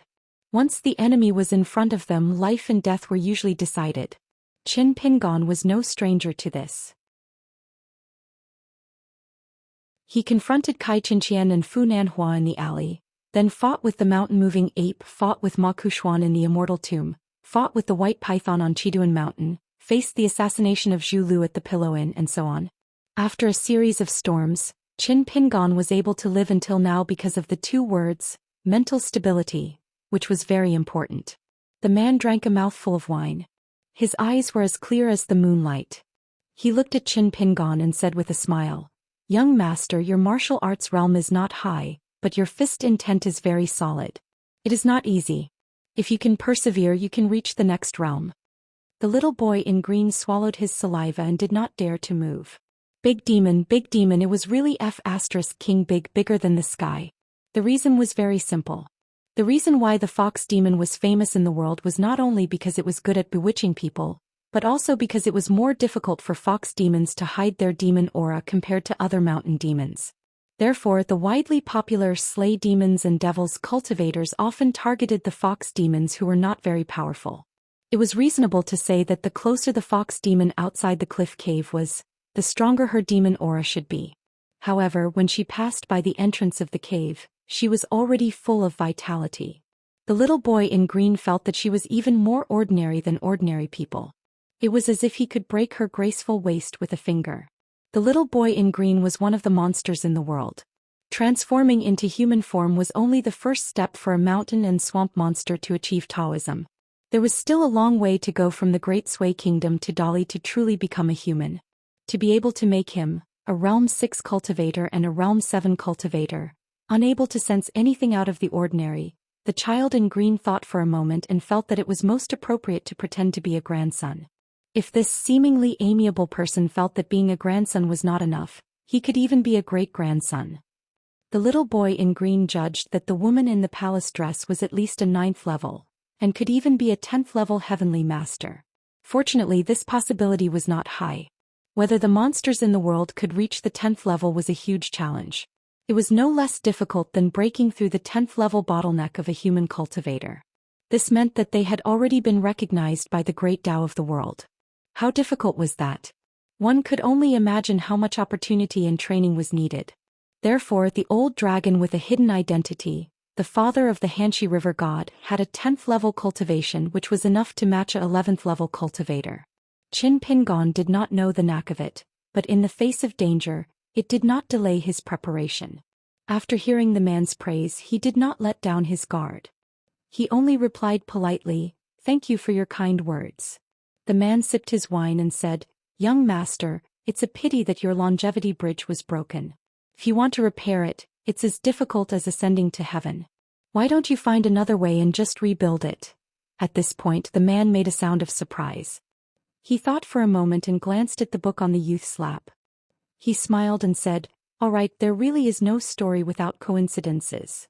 The man slowly got up and left. When he walked out of the cave, the woman in the palace dress was already silently leading the way. The man turned his head and looked at the snowman in the inn. He smiled and sighed, "There really is no story without coincidences." In the wind and snow, the man and woman continued on their way. The woman in the palace dress did not turn her head. She said respectfully, "Master Bai, could this coincidental encounter be the conspiracy of the saints on both sides?" The man shook his head and said, "This trip is far away to relax.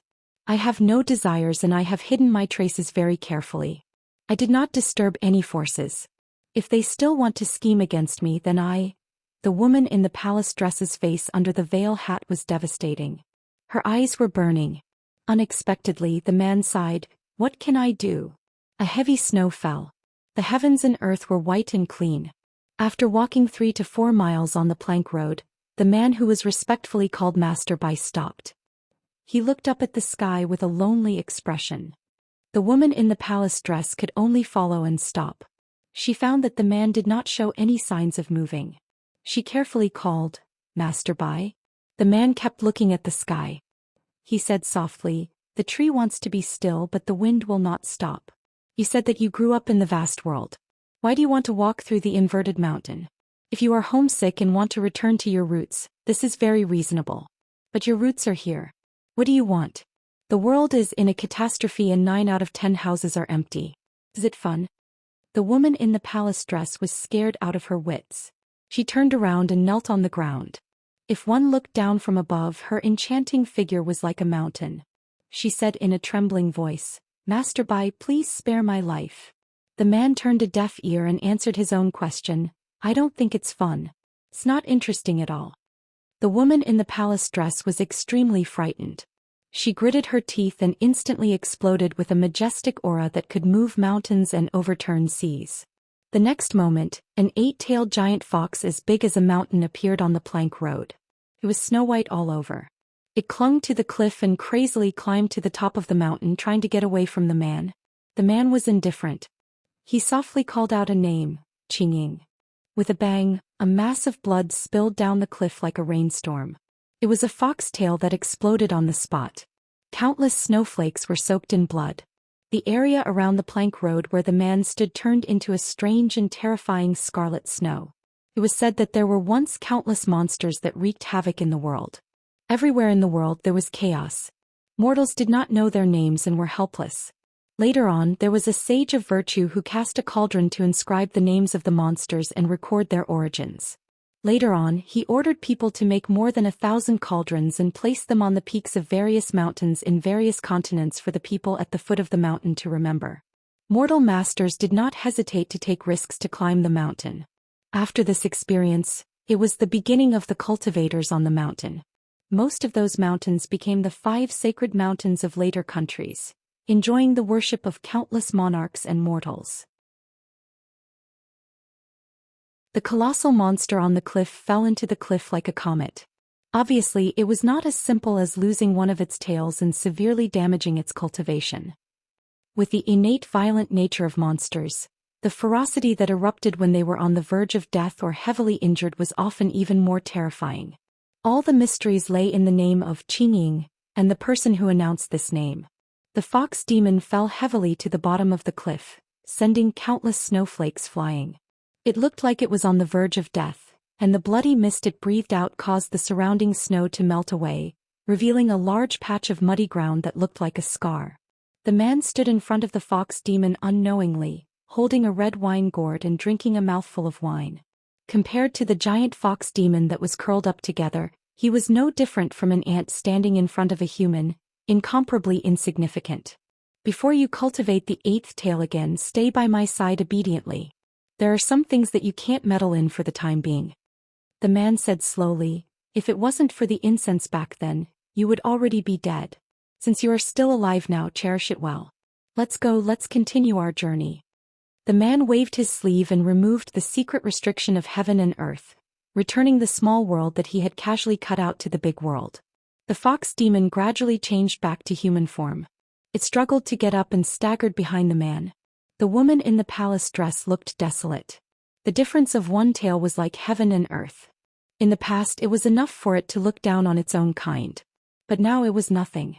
However, it did not have any thoughts of revenge. To them that were born and raised in this world, old Master Bai's joy and anger were the might of the heavens. In the cave, the green-robed child wiped the sweat from his forehead and said with lingering fear, "It's too scary, too scary." The girl in pink was ignorant. "Is that senior's wife very powerful?" The green-robed child stomped his feet and scolded, "Silly girl, you're really a silly girl. If a fox demon that's at least at the 9th realm isn't scary, what else is? Furthermore, if a maidservant is so powerful, wouldn't the man who is the master of the fox demon be even more perverted? The girl in pink said meekly, "Our master isn't as powerful as us." Qin Pingon could not help but chuckle. The green-robed child's eyes lit up. That's right." The green-robed child laughed out loud. Then he coughed a few times and said bitterly, I've lost my composure. I've embarrassed myself in front of you, master. Everyone makes mistakes. Let this flaw go with the wind and forget about it." Qin Pingon continued reading. However, he could not calm down and could only put away the Confucian classic. After thinking for a moment, he found the few prescriptions of the young Taoist master Lu. They were all written in small square script. Then he picked up a thin branch and squatted on the snow-covered ground at the entrance of the cave to copy the words. In order to prevent the prescriptions from getting wet from the snow, he had to protect them carefully and could only copy one word at a time. The green-robed child who had embarrassed himself tonight wanted to sleep. The girl in pink walked around Qin Pingon and continued to perfect the snowman. At the end of the last prescription, Taoist Master Lu had taken out a green jade seal from his sleeve and stamped it on the paper.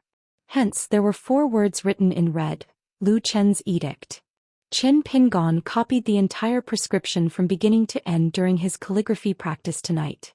He did not even miss the last 4 words. On the other side of the cave, Qin Pingon meticulously used a tree branch to write the words Lu Chen. At the bottom of the cliff, which was already very far away, the man who was following behind the woman in palace attire suddenly turned his head. When Qin Pingon finally finished writing the 2 words edict, in an instant, it was as if the world had been turned upside down. The man remained motionless with a grave expression. However, the woman in palace attire was already pale with fright.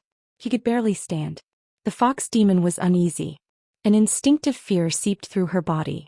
She subconsciously approached the man and called out softly, "Master Bai?" The man retracted his gaze and walked forward. "It's fine. We'll just mind our own business." Who was the small well and who was the vast river? Only the heavens knew.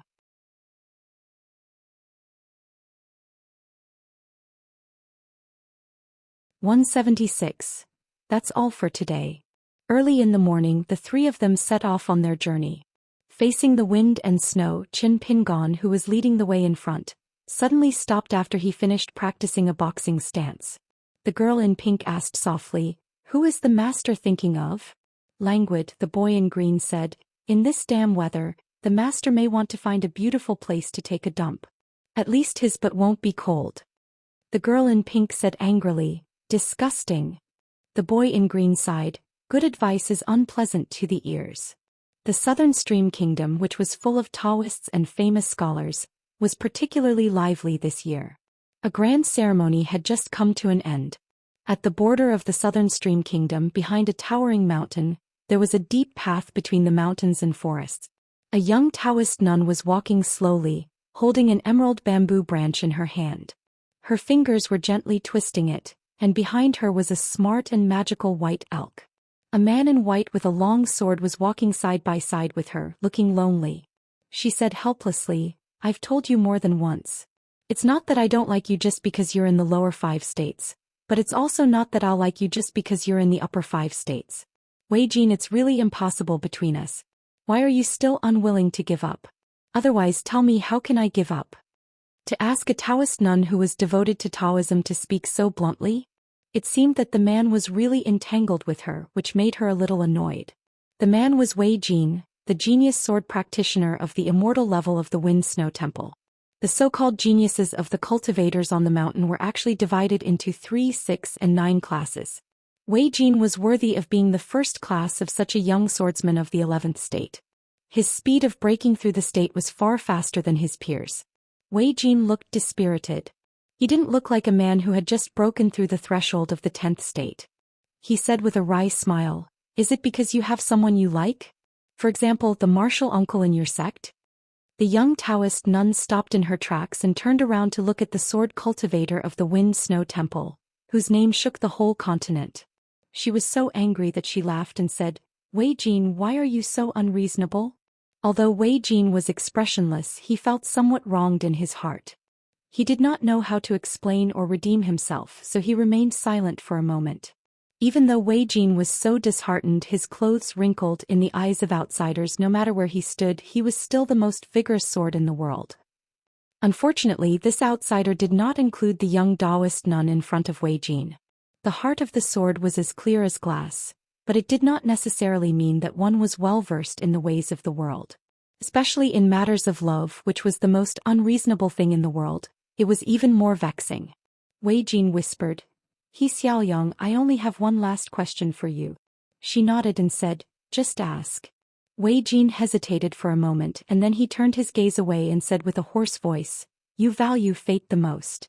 Then if one day you finally encounter someone who's fated with you, then even if you don't like him in your heart, would you still choose to become Dao companions with him for the sake of the so-called Grand Dao?" All was silent. It was as if even the invisible wisps of wind between heaven and earth had frozen at this moment. The young Taoist nun smiled and said, "Yes."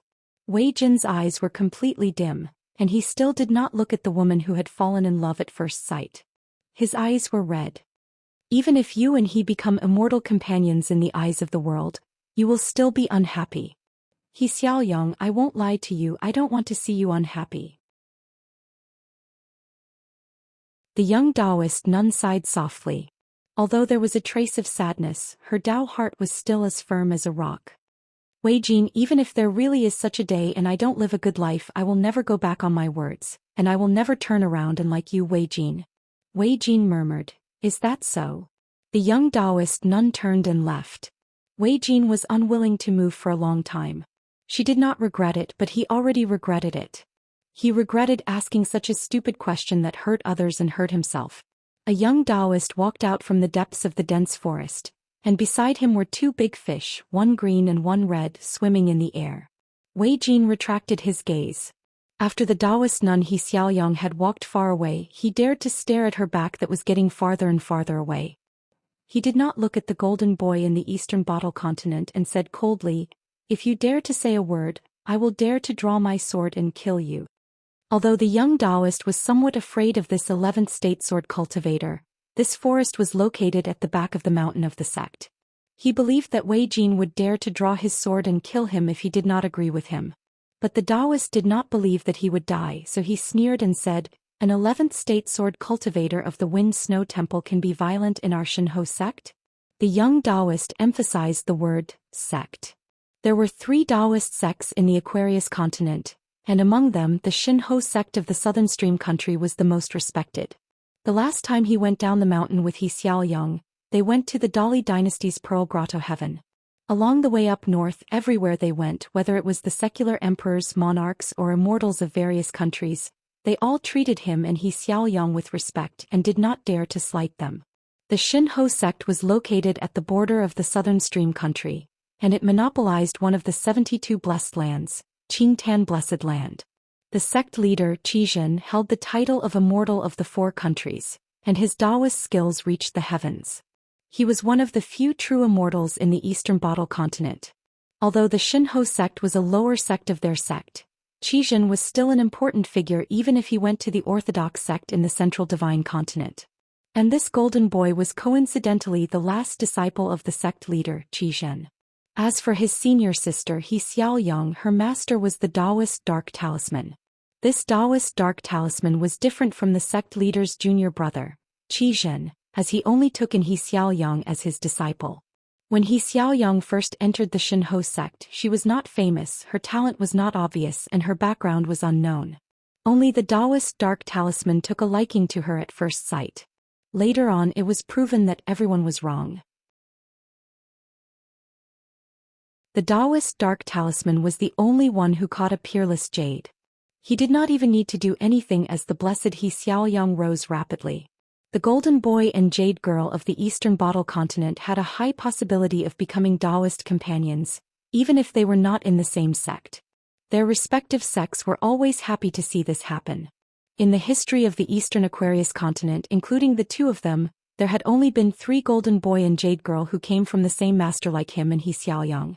All of them had become Tao companions who ascended to the upper 5 realms together. Therefore he did not want to be the first exception. Wei Jin turned to look at the young Taoist. Suddenly he was a little dispirited. You are not qualified for me to draw my sword. Your master Xian is. It was common knowledge that an 11th realm sword cultivator's combat power was equal to a 12th realm qi cultivator outside of the military school. Moreover, the sect leader of the Xianxia sect had been stuck at the peak of the 11th realm for many years. The reason why he held a celebration this year was to celebrate his breakthrough. Therefore Wei Jin and the sect leader Xian were both qi cultivators who had broken through not long ago. If the two of them fought in another place, it was hard to say who would win. However, this was the territory of the Xianxia sect, where there were all kinds of formations. It was also the territory of a perfected cultivator.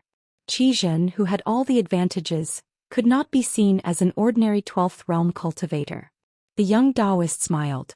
So what if I am not qualified? This sentence to Wei Jin, who was once again poured cold water on the head by the Taoist nun Xiaoyang, was extremely hurtful. Therefore Wei Jin said indifferently, "Take it." The young Taoist could not see Wei Jin draw his sword at all. A wisp of sword qi less than an inch long slashed down on his head. The young Taoist, who was about to lose a life-saving talisman, saw a gentle palm as fair as jade reach out to his head and catch the terrifying sword qi that split the air. Then the air was filled with the smell of blood, which was out of place in this quiet and peaceful forest. Wei Jin glanced at the uninvited guest, released the hilt of his sword and left slowly. He only left a sentence. Take care. A Taoist priest with a face as white as jade stood in front of the golden boy of the Xianxia sect. He withdrew the palm that blocked Wei Jin's sword qi. The wound on his palm was so deep that the bone could be seen.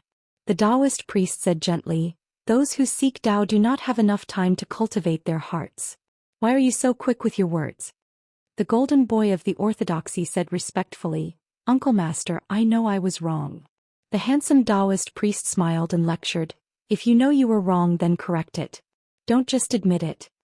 The young Taoist priest with two big fish swimming beside him blushed and said, "Uncle Master, I really know I was wrong. I will definitely change."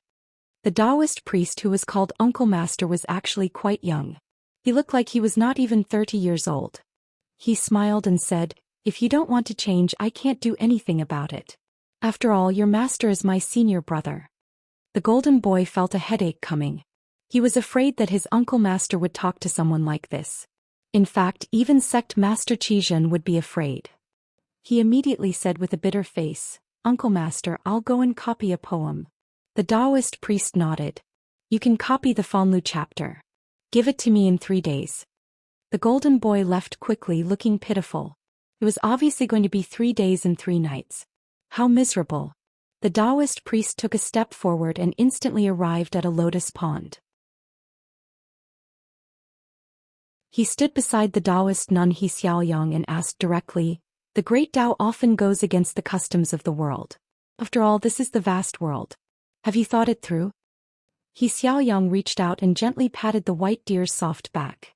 She nodded and said, "Uncle Master, I have." The young Taoist nun's face dimmed. The Taoist priest looked at the pond full of green lotus leaves. In the cold winter, countless lotus leaves had been frozen outside the mountain. Here the plants were still slender and elegant like the midsummer scene. He said softly, "If it really comes to that, I will stand by your side." Xiaoyang not only did not shed any tears of gratitude but also sighed, "The great Tao is really ruthless." The Taoist priest nodded. "Indeed. It's good for your cultivation that you can think this way." The reason why he stood on Xiaoyang's side and chose to stand opposite his senior brother Taoist Master Xianfu was not that he felt pity for Xiaoyang, but that he stood on the great Tao. It just so happened that Xiaoyang was on this great Tao. If one day this pair of master and disciple were reversed, he would also make the same choice. Xiaoyang put away her thoughts and asked with a smile, "Uncle Master, that guy we jokingly call Little Uncle Master Lu, who is he?" "He has been stranded at the border of Southern Stream Kingdom for nearly a year." The Taoist priest shook his head and said, "I can't divine that person's origin. Since he is willing to call me senior brother and I lost to him in chess, I can only let him be. I can only divine that he is in Liju Cave Heaven, the dead end of the deadlock." But Qi Jingchuan's actions were unexpected, so he still had no chance to make a move in the end. And he has some relations with the orthodox sect of the divine grandeur sect. That's all, I can't divine anything more. Even Xiaoyang felt a little creeped out. Although Qi Jingquan's last attack was quickly concealed by the various sages, Xiaoyang had not only seen the beginning of the great battle with her own eyes, but also felt the aftershocks of the great battle. Even if she had comprehended it, it was already the end of the great waves crashing onto the shore. The ripples on the shore had already shocked Xiaoyang. At the same time, Xiaoyang was even more determined to pursue the Tao. The world is so vast and the masters are so lofty. Why don't I, Xiaoyang, go there and have a look? The Taoist priest smiled and said, don't think too much. When the water falls, the stone will come out. After that, the Taoist priest, who was considered to be of high seniority in the continent, slowly walked by the lotus pond, thinking leisurely. The Taoist priest thought about some of the most natural things in the world, such as why it rained, why people were respected, why there were waxing and waning, why there were grotto heavens and blessed lands, and so on. These things that everyone was used to were boring. The reason why it was boring was that if you talked about these things with others, there would be nothing to talk about. Xiaoyang looked from afar and felt inferior. It had nothing to do with the difference in cultivation level or seniority. It was the young uncle master who had already walked far away from the great Tao. It was difficult for people to look up to him, so they felt inferior. They bought a pot of wine from a wine shop on the street and Wei Jin poured some into his palm. The white donkey lowered its head and drank very quickly. Fortunately, the people here had seen the world. Not to mention the donkey drinking, even if the donkey opened its mouth to speak, they wouldn't even frown. Wei Jin retracted his hand and began to drink by himself. He left the tavern and walked aimlessly. The donkey followed him eagerly. After walking out of the town at the foot of the mountain of the divine grandeur sect, Wei Jin, who had always regarded himself as a man of Jianghu, was still unwilling to fly on the sword. He drank himself drunk and sat on the back of the donkey, letting it carry him around freely. Mountains and rivers repeated one after another. Finally, they came to the capital of the southern stream kingdom, Fengyang. Wei Jin, like ordinary people, handed in a customs document at the city gate and was allowed to lead the donkey into the city.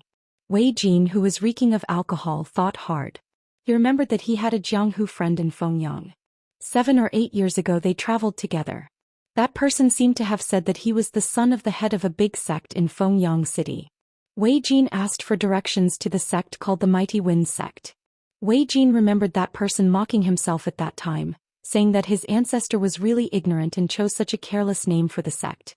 Wei Jin comforted him, saying that in the south of the Aquarius continent, there was a very large immortal mansion. It had been passed down for thousands of years and its foundation was deep. It dominated a region and its power was comparable to a country. But it was named by the founder of the sect, the Invincible Divine Fist sect. That was really pitiful. Every time there was a gathering of immortals, the disciples of the sect all felt bored. Wei Jin slowly walked forward. There was a fortune-telling stall by the side of the street. A young Taoist priest wearing a Taoist robe and a Taoist crown was lying on the table. He was preaching to a child with a runny nose and a candied hawthorn in his hand. This world is terrible, but you can't think that those who are kind and willing to suffer losses are fools just because of this. The Taoist priest emphasized, actually, you are the fools, do you know that? The expressionless child sniffled. The 2 streams of mucus that had been flowing out of his nose returned to his cave abode. Then he licked the candied hawthorn. The Taoist priest was a little anxious. I'm talking business with you. Why are you eating candied hawthorn? The child remained indifferent. He tilted his head and ate the candied hawthorn.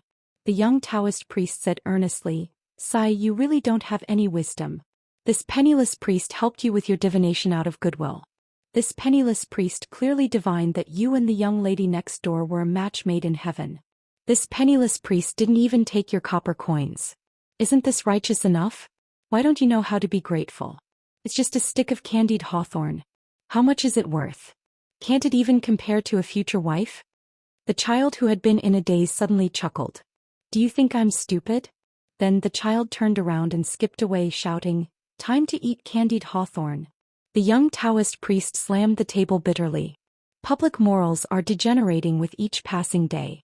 People's hearts are no longer what they used to be. Wei Jin smiled and walked away. Suddenly he stopped in his tracks, but he did not turn his head. Recalling the Taoist priest's attire, Wei Jin was a little hesitant. The Taoist priest had already opened his mouth and said with a smile, "Since it's faded, why not meet?" Wei Jin led the donkey away. The young Taoist priest said pitifully, "The days are hard to bear. Why are the people of Southern Stream Kingdom so smart? The customs of their people are too unsophisticated." He angrily sat back down on the stool and guarded the bamboo pot on the table. His hands hugged the back of his head as he basked in the sun. His neck swayed back and forth and the Taoist crown on his head swayed with it. He said to himself, "Boring, really boring." A pretty girl timidly walked over. Gathering her courage, she asked, "Taoist priest, can you divine the fate of marriage?" The young Taoist priest quickly straightened his sitting posture. "Absolutely. If it's not a good fortune, this poor Taoist priest will not accept money." The young girl was stunned for a moment and then turned her head to leave. She thought to herself that this was obviously a scam. He must be a shameless Jianghu swindler. Thinking about it, how could the Taoist priests of our Southern Stream Kingdom be so down and out? She should not be greedy for small gains. Marriage was such a big matter. She should go to Screen Alley and find a real Taoist priest to divine her fortune. If the price was expensive, then it was expensive. It was better than being cheated.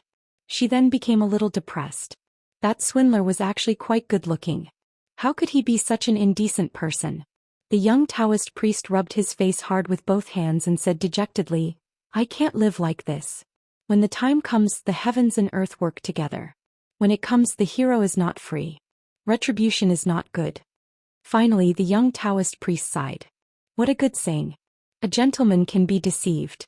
Since you have been so open and honest, this poor Taoist will naturally not be too overbearing." The young Taoist priest packed up his stall and started to get busy. He thought to himself, "Then the mountains are high and the rivers are long, may we meet again someday?" But he quickly shook his head and rejected the idea. Difficult. At the southern border of Dali, the wind and snow were howling. An adult and two children were walking in a canyon. Qin Pingan's stance walking was difficult. In order to maintain his stance walking in one go, he found it increasingly difficult to breathe. Every time he breathed, it felt as though countless knives were stabbing into his 7 orifices, causing Qin Pingan's face to turn slightly pale. The girl in pink who was carrying a large book box asked, "Master, be careful not to backfire. The books say that more haste, less speed. Master has already taken a lot longer than usual to walk his stance today." Qin Pingan only shook his head slightly and did not say anything. Otherwise, the breath he had been accumulating would dissipate.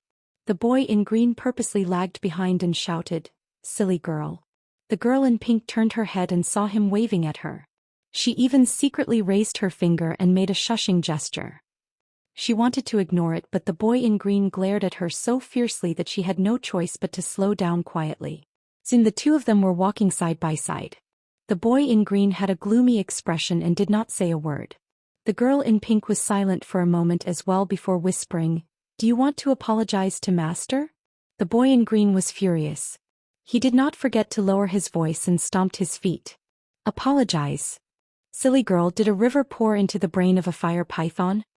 The girl in pink was so scared that she did not dare to say anything.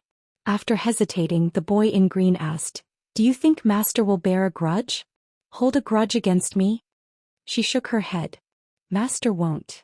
He had a look of disbelief. "Really? Really?" Initially, the girl in pink swore solemnly. However, she quickly added, "Really?"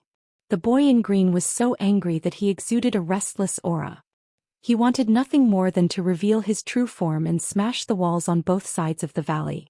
However, in the end, he grit his teeth and forced out a stiff smile.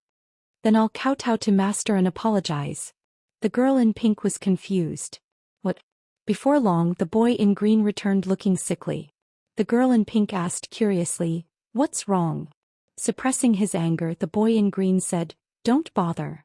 Eventually, he sat on the ground with a long face. "I don't even dare to speak. I don't even understand why. Don't you think it's infuriating?"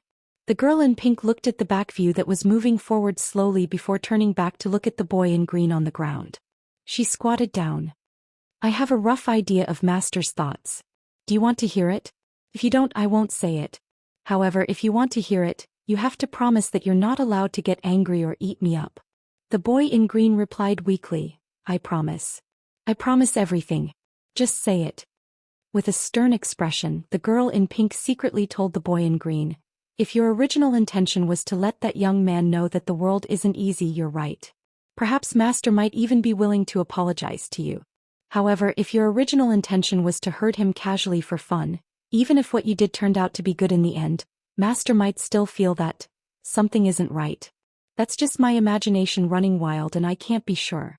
They might not be Master's true thoughts. Actually, I think it's best if you talk to Master himself." The boy in green was stunned when he heard that. Then he muttered, "Of course I thought it was fun. Whether that young man lives or dies in the future has nothing to do with me." The girl in pink was exasperated. "Then I can't help you." Suddenly, the boy in green asked, "Do you think that I'm wrong?" She wanted to say something but stopped. He harumphed coldly. "Tell me the truth." She changed her direction and faced her master with the small book box. She hid under the book box as though that way she could speak without worry. "I think that Master is definitely not wrong. However, you don't have to care too much about his opinion. Actually, Master doesn't care if you care about his opinion. If you can think that way, things will be much simpler." The boy in green was deep in thought as he nodded. "Continue." The girl in pink whispered even more softly, "Furthermore, we're all cultivating and our realms are much higher than Master's. If you cultivate better and faster, Master might realize that he's wrong one day. After all, Master once told me personally that I have to tell him directly if there's anything wrong with him. Master doesn't think that his logic will always be right. That's what I like about Master the most." At the end, the girl in pink was in high spirits and her face was filled with joy. The boy in green rolled his eyes. "I told you a long time ago that cultivation depends on talent and not hard work. Again. No wonder Master doesn't like you." The girl in pink stood up and quickened her pace to chase after Chen Pingon. The boy in green extended his hand and quickly formed a snowball. He stuffed it into his mouth and chewed viciously. He thought as he walked. He wanted to kill that extremely boring young master with a single punch and end everything once and for all. However, at the same time he wanted to pinch his nose and admit his mistake against his will. However, he could not bring himself to say it as he did not want to be as boring as that bumpkin. He could not help but turn back. The boy in green missed his hometown. Here, including himself, there were only 3 of them. He did not have anyone who shared the same path. Back in his hometown there were big bowls of wine and big chunks of meat. There were many distinguished guests there and they were happy to settle grudges. There was no right or wrong that haunted one's heart. There was no bullsh*t logic that spoiled one's appetite. There was no master that made him so unhappy.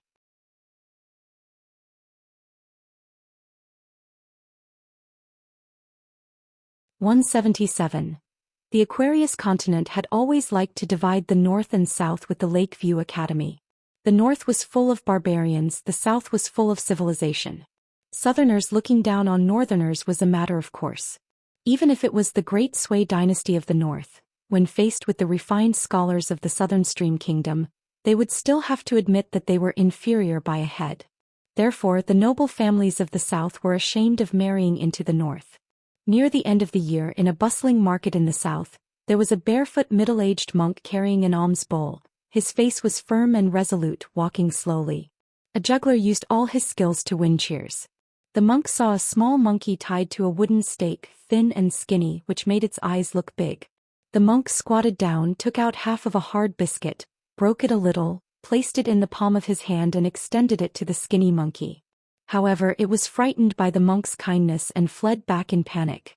The iron chain was straightened in an instant, and with a rebound the little monkey covered in whip marks fell to the ground. Its body curled up and it whimpered softly. The monk gently placed the broken biscuit near the wooden stake, broke the remaining half of the biscuit in half and scattered them on the ground. He then put down the iron alms bowl, got up and retreated, and finally sat cross-legged 3 or 4 steps away from the wooden stake. He closed his eyes, moved his lips slightly and silently recited the scriptures. He cultivated when he walked, he cultivated when he sat, he cultivated when he walked, he cultivated when he sat. After the monk sat down, the little monkey looked at him timidly for a long time, and finally plucked up the courage to grab a piece of biscuit, returned to its original position and ate it. Seeing that the monk was indifferent, it became bolder and stole another piece. After repeating this, it found that there was some clear water in the iron alms bowl and drank it. In the middle of winter, the clear water in the alms bowl was warm, which made the little monkey feel comfortable and was even less afraid of the monk.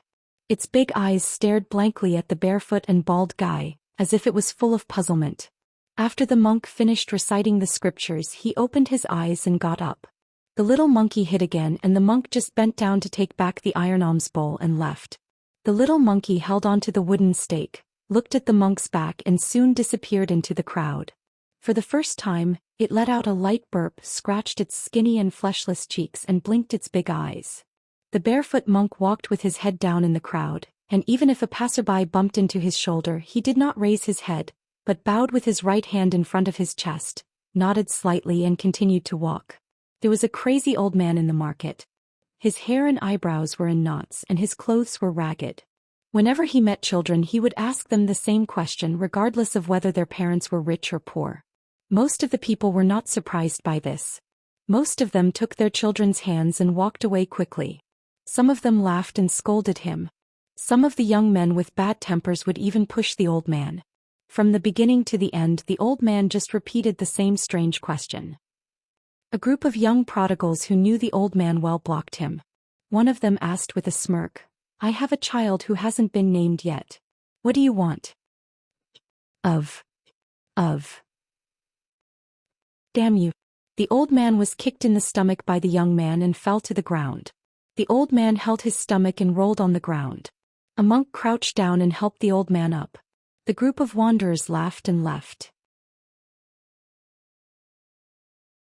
After the old man was helped up, he grabbed the monk's arm tightly and asked the monk the very disrespectful question again. "Have you named your child?" The middle-aged monk looked at the old man, shook his head and patted the old man's dust before continuing to walk. The old man was still asking for trouble in the market, and he was looked down upon and scolded by countless people. Pedestrians. The monk walked with his head down.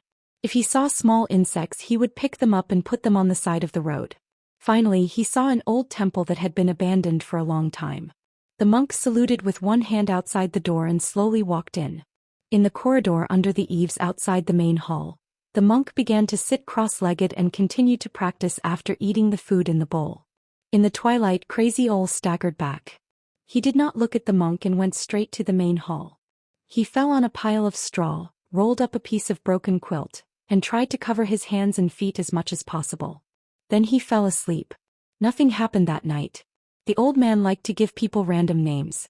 He woke up at noon. After waking up, he left the temple and went to the city to gather with the people. As for the middle-aged monk, the old man did not see him at all. At first, people had guessed that Crazy Ole might be an eccentric person, but later they found out that he was just an old piece of trash.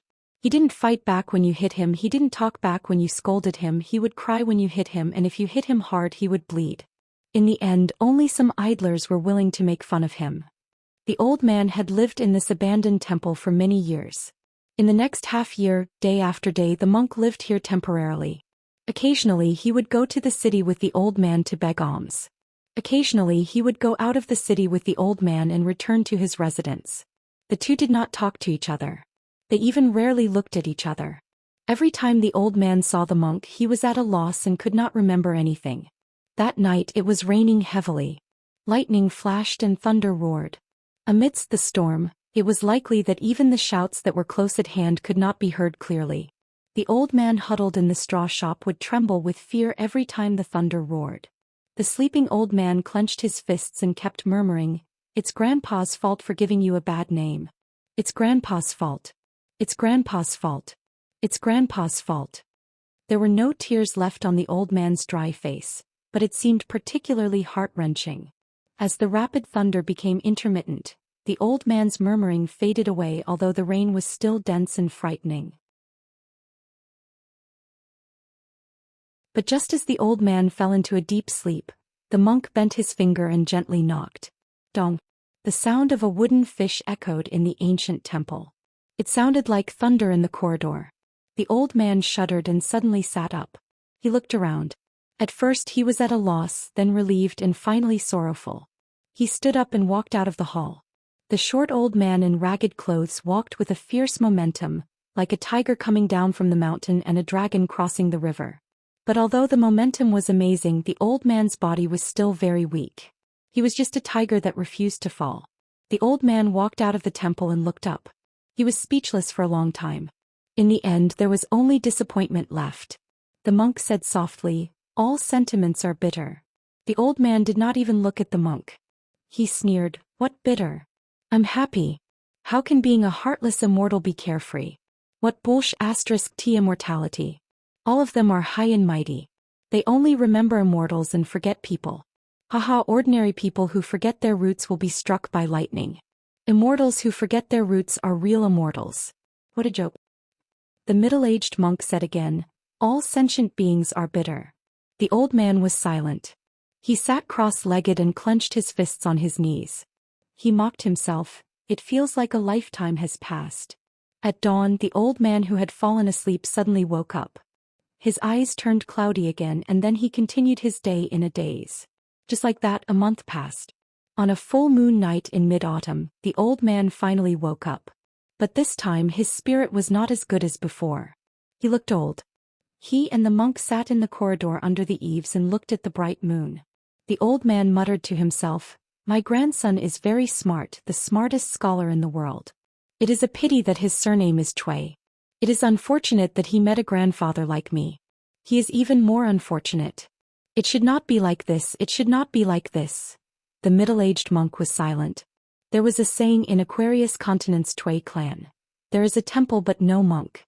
The wind sweeps the floor. There is incense but no fire. The moon lights the lamp. When winter came, the snow fell. The old man slept in the temple. His teeth were chattering and his face was ashen. It was as if he could not survive the winter. The monk entered with an alms bowl and gave the old man a warm dry biscuit. The old man received it in a daze and threw it on the ground. His eyes regained some clarity. He looked at the monk who picked up the dry biscuit and handed it over again. The old man shook his head, "I only want to see my grandson once. If not, I will not be able to rest in peace. I cannot swallow this anger. I want to apologize to him. It is grandfather who has let him down. I cannot go crazy. I need to wake up. Monk, save me." The old man gripped the monk's arm tightly. "Monk, as long as you let me see my grandson with a clear mind, I'm willing to do anything for you. I'll kowtow to you right now and become your disciple." Yes. Monk, you are very resourceful. You will definitely be able to help me escape from the sea of bitterness." The old man who woke up this time had his spirit and chi withered like rotten wood. He showed signs of dying and his consciousness was no longer clear. The monk said indifferently, "Why can't you let go of your obsession? Even if you see him, what can you do now that things have come to this?" The old man looked sad. "How can I let it go? It is not just my problem. I can't let it go. I can't let it go for the rest of my life." The middle-aged monk thought for a moment. "Since you can't let it go, then take it up first." The old man asked in a daze, "How?" The monk answered, "Go to Dali." The old man nodded, "Yes, my grandson is in Dali." The monk shook his head, "Your grandson is in the Great Sui Kingdom. But your grandson's teacher is in Dali Longquan County." The old man fell into a panic. He retreated and leaned against the wall. He shook his head vigorously, "I don't want to see the sage of literature." After a moment, the old man suddenly became furious. "If you want to harm me, just kill me. If you want to harm my grandson, I will shatter your golden body with one punch. Even if your Buddha comes, I will still punch." After saying that, the old man struggled to stand up. His aura was so strong that it did not lose to the two pure martial artists who fought in Liju Grotto Heaven. However, all that was left of him was a bluff. The monk's face was calm. He lowered his head and stared at the iron bowl in his hand. There was clear water rippling in the bowl. A bowl of water from Buddhism, 84,000 worms. The old man frowned. "Bald donkey, don't play games with me." The monk turned his head and gently lifted the iron bowl. "This is the most interesting thing about your grandson." He saw the word, small. "I think I can talk to his teacher." The old man's eyes were resolute. "Monk, your plan is too big. I will never agree to it." The monk sighed, "Rootless grass. The monk got up and left just like that. The old man took the time to sit cross-legged and began to breathe. His originally withered skin slowly glowed with a golden light. Then he carved the words Dali Longquan County on his palm with his finger. It was a bloody mess. He kept telling himself, "Go here, you must go here. Just look, don't talk, don't ask, don't do." His heart was surging and engraved in his heart. The old man returned to the temple and fell asleep immediately. The snow outside the temple was getting heavier. But just as the cold air approached the temple door, it automatically melted.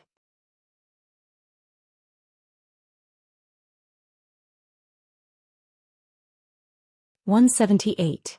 This time, Qin Pingon did not pass through Yefu Pass to enter Dali's border. After walking out of the plank road in the valley, Qin Pingon and the other two encountered a group of elite cavalry. In the vast wind and snow, the two sides faced each other. Most of the Dali elite troops had already turned their horses around silently, but suddenly, one of them charged out and galloped to Qin Pingon's side. It was a young and determined face, full of vigilance and scrutiny. In the depths of the Dali scout's eyes, there was also a hint of determination that Qin Pingon did not understand at that time. When this rider suddenly charged out, the rest of his comrades also gritted their teeth and followed.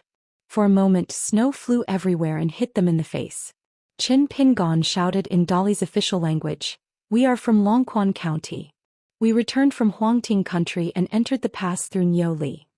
At the same time, Qin Pingon took out the customs clearance document issued by the Longquan County government from his bosom. He had traveled thousands of miles and was covered with the official seals of various countries and passes. Seeing that the horseman was about to get off his horse, Qin Pingon jogged forward in 3 steps and extended his hand high up. The horseman's body became even more tense, and the pupils of the entire group of scouts constricted as if they were facing a great enemy. The scout bent over and took the customs clearance document. After carefully reading it, his smile suddenly brightened. The hand that was originally tightly holding the hilt of his sword secretly made a safe troop gesture behind his back. The rider still insisted on dismounting and returning the document. After Qin Pingon carefully put it away, the young rider smiled and said, "In such terrible weather, if you run into trouble, you can temporarily rest at our beacon and prepare food. It won't be too late to continue your journey when the wind and snow lessens." Qin Pingon felt the rider's sincerity from the bottom of his heart. He immediately saluted with a smile and said, "It's fine. I can use this opportunity to practice my boxing stance. It's hard to endure, but I can still bear it." Dali valued martial arts and its people were valiant. Its name shook the entire continent. The young man in straw sandals was so tenacious that he quickly won the favor of this pair of elite scouts. Even an old sergeant with a rough face and a serious face at the border also smiled knowingly. Both sides then parted. The scouts continued south to investigate while Qin Pingon continued north to return to his hometown. The sergeant looked back at the backs of the 3 people returning north. He restrained his smile and turned to reprimand the rider under his command. "Why are you acting like a hero? Do you want to die?" Let's not talk about the young man's depth. The 2 maidservants and attendants in thin clothes beside him are obviously cultivators with cultivation. Otherwise, how could they withstand the training of this weather? Otherwise, how could they bear the hardships of this weather? We were in close proximity just now, can't you see that they look well? If the 3 of them are really spies from the enemy, your rash questioning will not only cause our entire team to be wiped out, but will also delay the transmission of the spy report. The young cavalryman stammered. He was still somewhat unconvinced. "Corporal, as B-class scouts at the border, we are still within the borders of the Li dynasty. No matter where the Qi refinement warriors are from, they have to follow the rules of the border army, right? If they really dare to kill us, we will definitely make them suffer after the investigation." Taking 10,000 steps back, isn't the prince still around? I believe that no one has the ability to arm wrestle with the prince. The old sergeant who had been in the military for half his life was so angry that he lashed out with his whip. However, it only hit the empty space outside the young rider's shoulder. It was all bark and no bite. He laughed angrily. "If it was when I first joined the army, your behavior would be provoking the Qi refinement warriors. Do you know that? You won't even know how you died. If you meet a righteous general, he will at most help you to ask for a few dozen taels of silver as compensation. If he is not righteous, it's none of your business. Being able to become a B-grade scout in the border army of Great Li, he was undoubtedly one of the best soldiers in Great Li's army, and not many of them were fools. The young cavalryman quickly tried to make up for it by saying, "Please calm down, Senior Sergeant. When we reach the lair of the Gao clan of Great Sui, I'll use my military merit to exchange you a tender and beautiful woman from a wealthy family, so that you can cool down." The old sergeant laughed and scolded, "Get lost.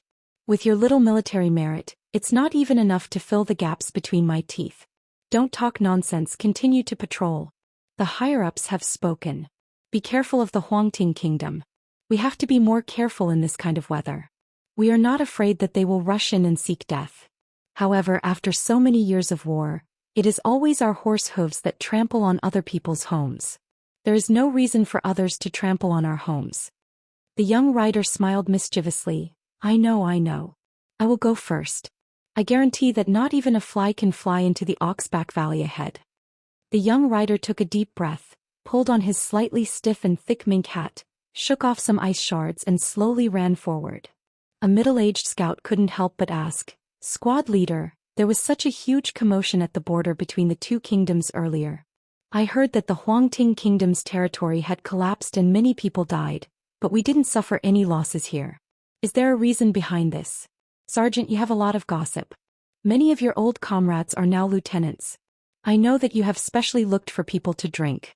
Is there anything you can say?" The old sergeant looked dignified and did not reveal the secret. He just grinned, his eyes were burning and his tone was gloomy. "There is nothing to say. It's just that we will have meat to eat soon. It's a good thing."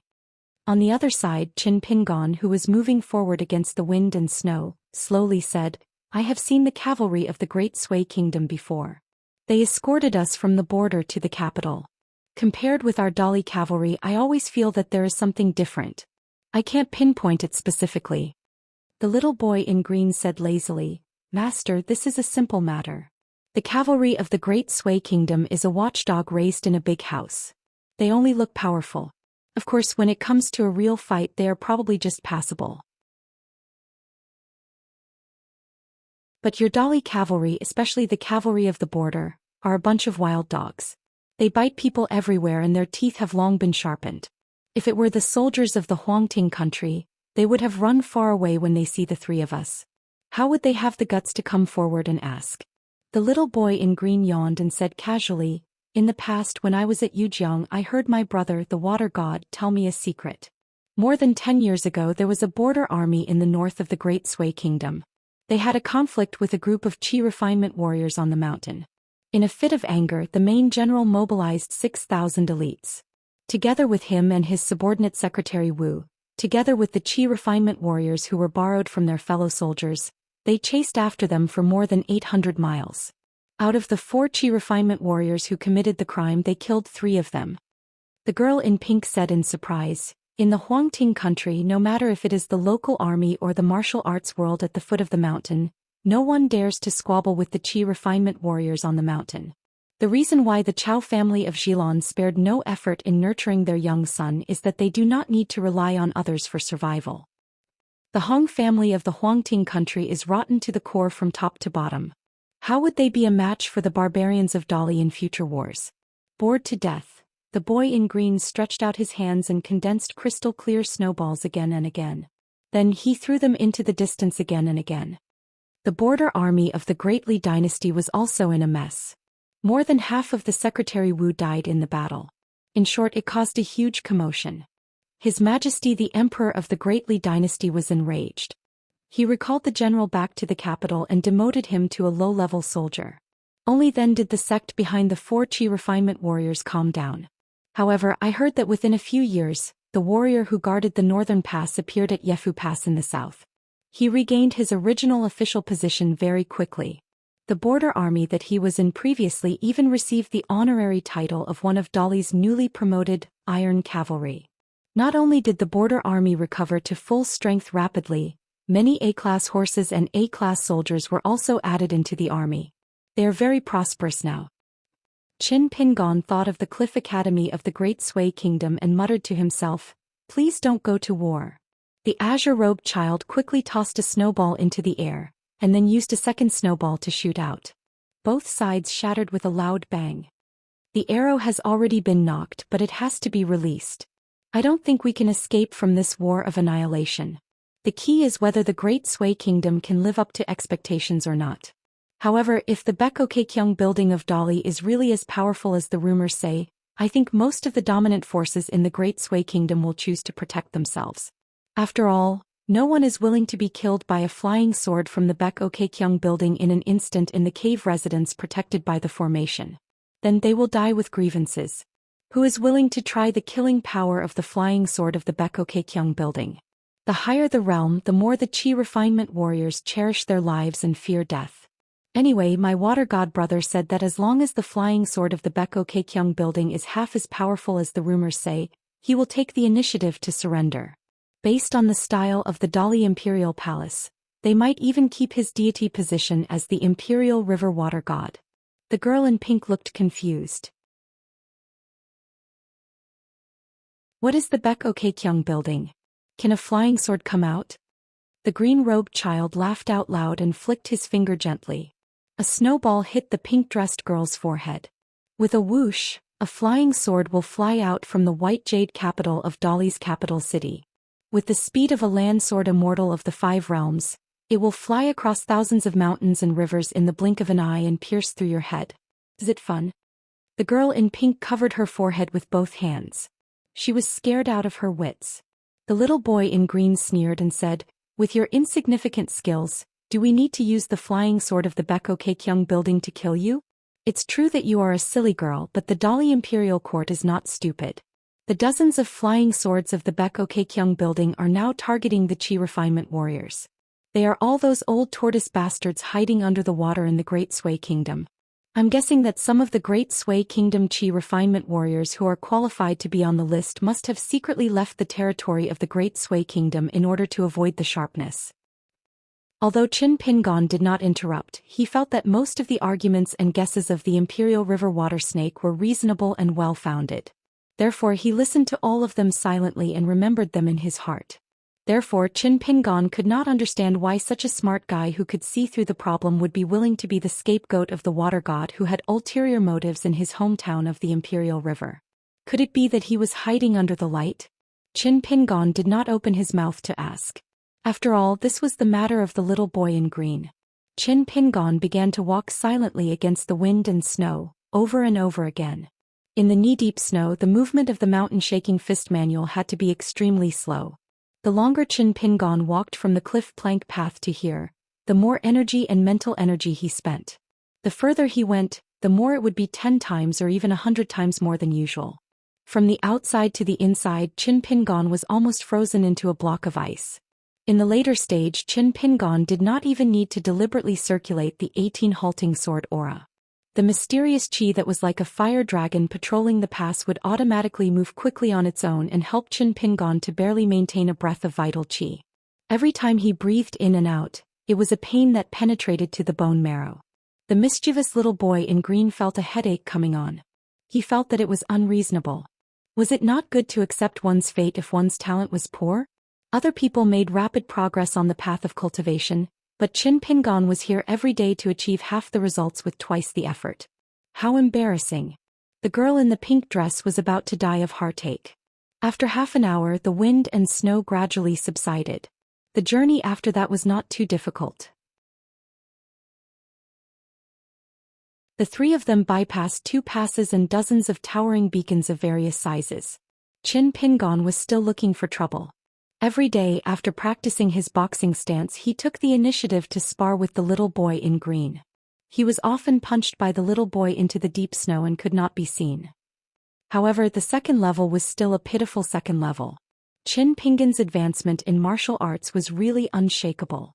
It was unknown whether the little boy in green was lamenting his misfortune or angry at his failure to strive.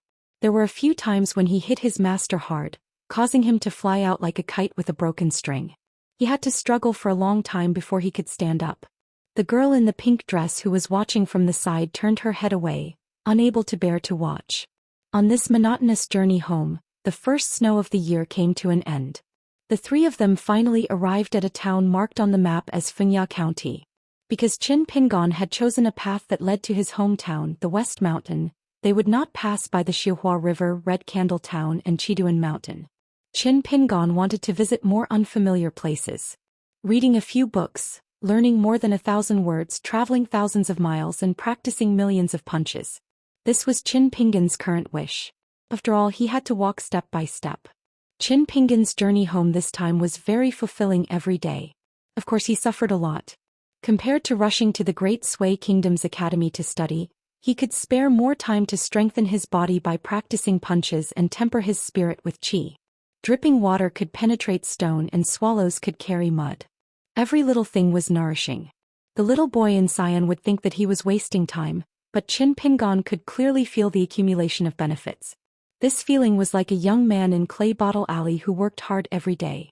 It was equivalent to a few more copper coins coming into his account. His family's wealth was quietly increasing.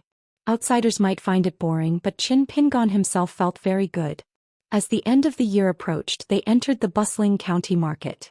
Fengya town was different from other towns at the border of Dali. It was more scholarly because there were obviously more bookstores. Of course, it was not an extravagant hope to have a unique good book. Most of them were coarse and cheap private block-printed books with many mistakes and omissions. The little boy in cyan and the girl in pink both had high standards. One was rich and used to seeing good things, while the other had been dealing with books of sages since childhood. As a result, only Qin Pingon strolled around the bookstore seriously, admiring the long row of 12 complete sets on the bookshelves. Unfortunately, there wasn't much space in his basket and it couldn't fit such a large set. Moreover, the price was too high, so he had no choice but to settle for the next best thing, and buy a book signed by Qing Xuedong. The old bookstore owner sincerely praised the young master's good taste. He then explained that the book of the old assistant minister of Huangting Kingdom was now in his pocket and he would definitely make a profit. This was because there were rumors in the market that the man would soon come out of seclusion and be invited to be the deputy headmaster of a new academy in Dali. In the night, Qin Pingon, who had returned from a rewarding journey, chose a simple inn and asked for 2 adjacent rooms. The girl in pink slept in one room alone. The little boy in green followed Qin Pingon over the threshold and immediately wrinkled his nose with a look of disgust. He vigorously shook his hand in front of his nose to disperse the sour smell that had been there for a long time, as expected of a water snake that had cultivated into a spirit. The smell that was difficult to get rid of no matter how hard he wiped, it was all expelled out of the window by the little boy in green. After Qin Pingon closed the door, he spread out the map of the southern province of Dali on the table. This was because these geographical maps that could not be shown to others had always been exclusive to the government. It was a big crime for the people to privately possess them. Qin Pingon looked at the distance between Fengya County and Longquan County. The distance between them was less than 600 miles. Half of it was the official road that was convenient for traveling merchants and the other half was the relatively difficult waterway of the Chongdan River. Compared to the long journey back and forth, 600 miles could be considered close at hand. After Qin Pingon ate his food, he began to practice the sword furnace. From time to time, he would hear the curses of a woman and the begging of the innkeeper. It was so similar to the scene in his hometown, Apricot Blossom Lane. It was just that at that time, Gukan's mother was still alive, and the vicious Granny Ma was not dead yet. Every day there would be the sound of reading in the school, which spread far to the Iron Lock Well. When he went back this time, the old locust tree was gone, and the gatekeeper was no longer there. On the eve of the new year, the door of the neighbor's courtyard in Mud Bottle Lane was destined not to be posted with a brand new festive couplet. Qin Pingon sighed and put away the sword furnace. He went to the window and took out the small silver sword embryo from the small pocket that was specially sewn in his sleeve. He gently held it in his palm and slowly rubbed it. The little boy in green shouted angrily for no reason, "You're courting death." Qin Pingon heard the sound and turned his head to look. He saw the little boy in green pinching a cloud of gray smoke with 2 fingers. He suddenly clamped it and there was a slight crackling sound. The gray smoke gradually dissipated and there was a faint wailing sound. Seeing Qin Pingon's puzzled expression, the little boy in green took the credit happily and said, "Master, this little demon that doesn't know life from death has been crushed by me. It still dares to behave atrociously in your territory. It's really tired of living." The little boy in green pointed to the scattered fog. It's called Pillow Evil Spirit. It doesn't have a physical body. Wherever this little thing goes, the wind it brings is one of the many evil winds in the world. Likes to chase those vicious shrews on the street. Every time they talk, this kind of evil spirit will secretly appear and collect that atmosphere. It's the best way to alienate relatives, especially the relationship between husband and wife. The so-called pillow talk in the market is its specialty. Qin Pingon sighed and smiled. If you encounter this kind of evil spirit in the future, just drive it away. There's no need to fight. The little boy in green nodded and tilted his head, asking, Master, aren't you a bodhisattva? Why don't you enforce justice on behalf of the heavens when you encounter such evil spirits? Qin Pingon didn't know whether to laugh or cry. What do you mean by enforcing justice on behalf of the heavens? I don't have such great ability. Qin Pingon quickly stopped talking and didn't say anything else. The little boy in green felt a little disappointed for no reason. Because he didn't hear the good man's great principles. In the past he always felt that listening to it was boring and annoying. After that time at the Martial Saint Temple, Qin Pingon never said it again. He actually felt that it was even more boring. The little boy in green lay on the table for a while and felt that he was seriously ill. He simply climbed onto the table and lay down on all fours. He stared at the ceiling lifelessly and saw a small spider web that no longer had an owner. After staring at it for a long time, the little boy in green began to toss and turn on the table. The girl in pink tidied up the bedding and mattress over there and then ran over here to help her master tidy up. She didn't forget to carry Cui Dongshan's book box properly. Throughout the journey she protected the book box at all times. From this, it could be seen that the white-clothed youth's display of his remarkable ability in the library of the Xianxia family had left a deep psychological shadow on her. Qin Pingon put away the silver ingot again and walked towards the table. The little boy in green hurriedly sat back down on the stool. Qin Pingon took out the book that still had a rich ink scent from the basket on his back. The little boy in green hurriedly brought over the oil lamp attentively and helped to light the wick. The master and servant sat on three sides. The little boy in green did not dare to disturb Qin Pingon, who was reading the book. He smiled and asked the girl in pink sitting opposite him, You're about to eat a snake gallstone and enter the middle 5 realms. Are you happy? With Qin Pingon beside her, the girl in pink was much more courageous. Don't you dare have any ideas about my snake gallstone.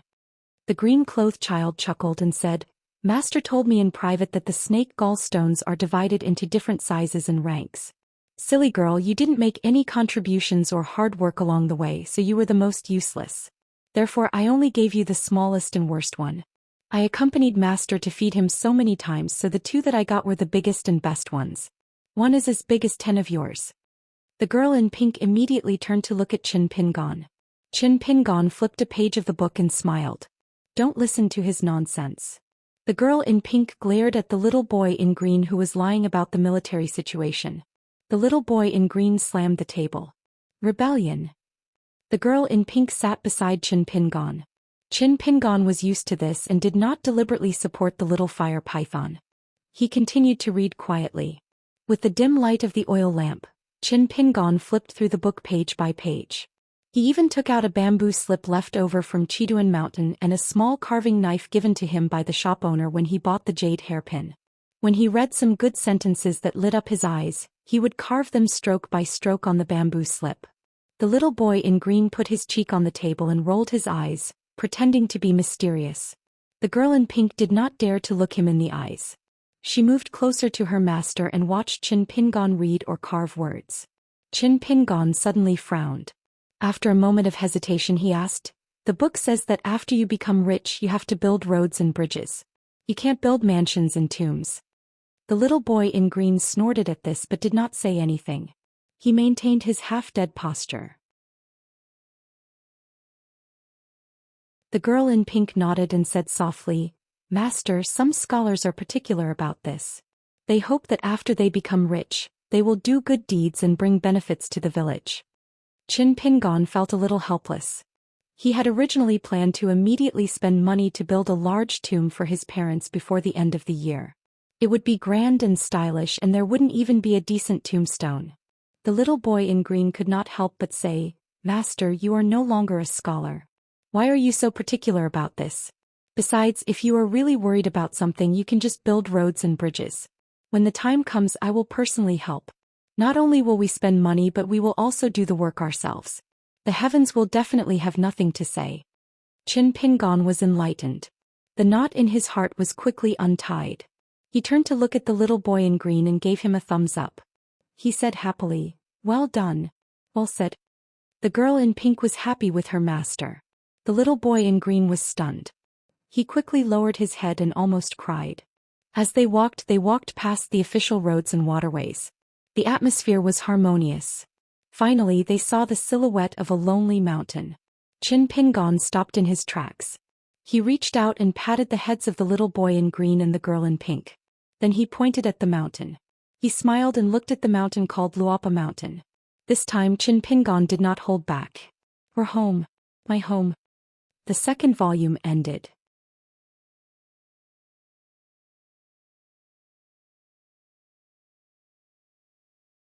179.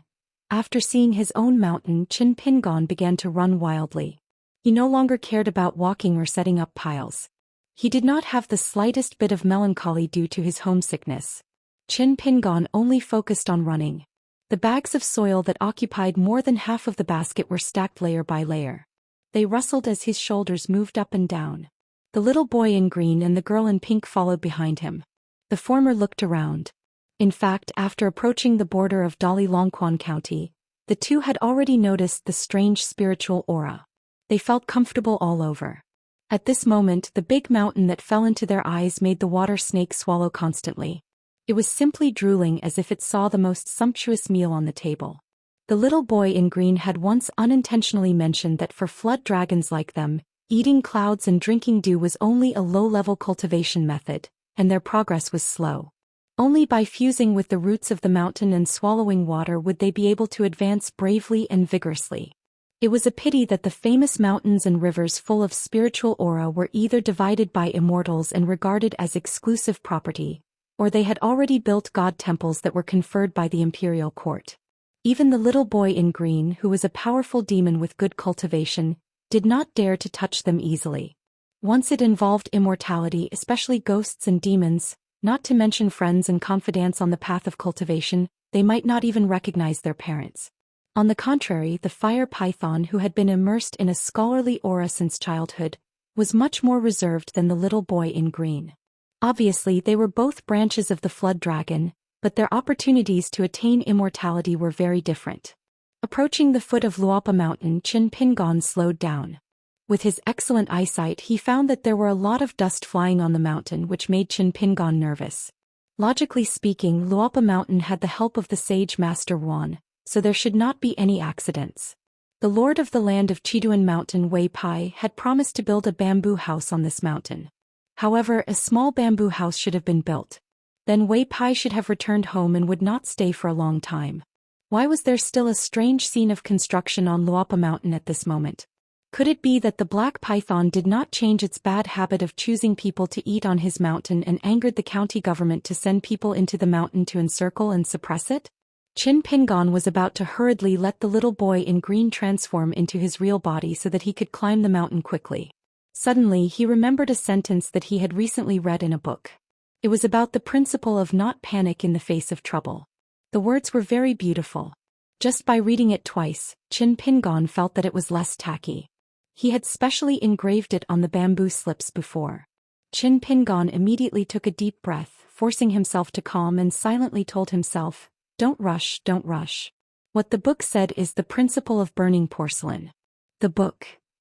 Just as he was about to start climbing the mountain, Qin Pingon saw a blur in front of his eyes. He looked carefully and found an acquaintance in white standing at the foot of the mountain with a smile.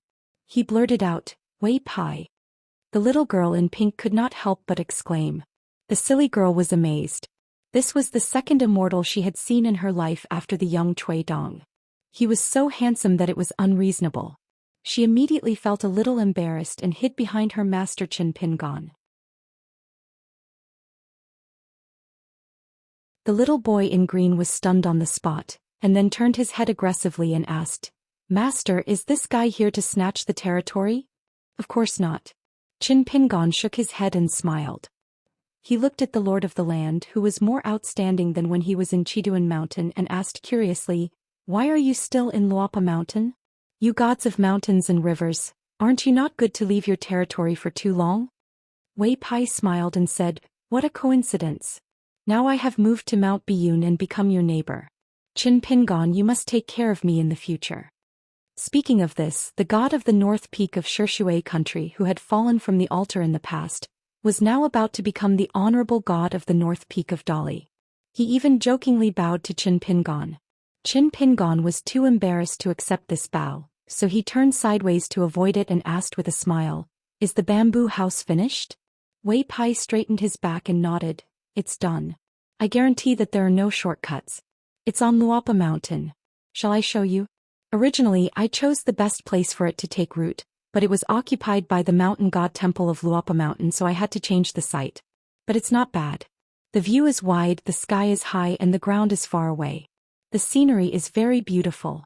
I have been staying there for the past year. You are not allowed to burn the bridge after crossing the river and drive me away." The girl in pink thought that the guy in front of her was good-looking, but she didn't expect that he had a good temper. Then the little girl was a little proud. Her master was so powerful that even his good friends were so handsome. The more the blue-clothed boy looked, the more guilty he felt. Suddenly, without warning, the white-clothed Wei Ba bared his fangs and brandished his claws, making a threatening gesture towards him. The blue-clothed boy was so scared that he retreated hundreds of feet. Wei Ba laughed heartily. "With that black python on the mountain, our Luopa Mountain will be lively." Qin Pingon corrected him. "Luopa Mountain is not yours." Wei Pai said helplessly, Yes. You Qin Pingon are the master. I'm just a guest, okay?" The group began to climb the mountain. Wei Pai explained to Qin Pingon considerately, "Now the big and small mountains to the west of the town are all owned. They are all breaking ground and busy with the mountain opening. In addition to opening up the mountain roads, they are also building pavilions and so on. Luopa Mountain has a mountain god temple, so it is even busier. The Ministry of Works of the Dali Imperial Court is in charge of spending a lot of money. In addition to the tens of thousands of convicts of the Lu dynasty who can be ordered around for free, the Longquan Commandery Office and the county government have also hired many of your local youths to help build immortal mansions. It seems like they won't stop until they have created a paradise on Earth. It's a bit of a waste of money and manpower." Wei Pai pointed to the wide yellow ground. "In the future, this place will be paved with stone slabs transported from other places. Anyway, it's not worse than the bluestone ground of Peach Leaf Alley on Fulu Street." Qin Pingon asked cautiously, "I don't need to pay for it myself?" Wei Pai smiled and pointed to the sky. "As long as you don't want to build a cable bridge in the air and connect it to other mountains, then you don't need to spend a single copper coin." Qin Pingon said in shock, "Could it be that someone has done that?" Wei Pai nodded and said, "Yes, there are more than one or two families. Between several mountains in the north, they have already mobilized their families' consecrators or hired chi refinement warriors who specialize in building grotto heavens and blessed lands. They have started to build long bridges. One of them is not an iron cable bridge but a stone bridge. I heard that the stones were all fished out from the lake. I estimate that from the beginning to the end, it will cost at least 1,000,000 taels of silver.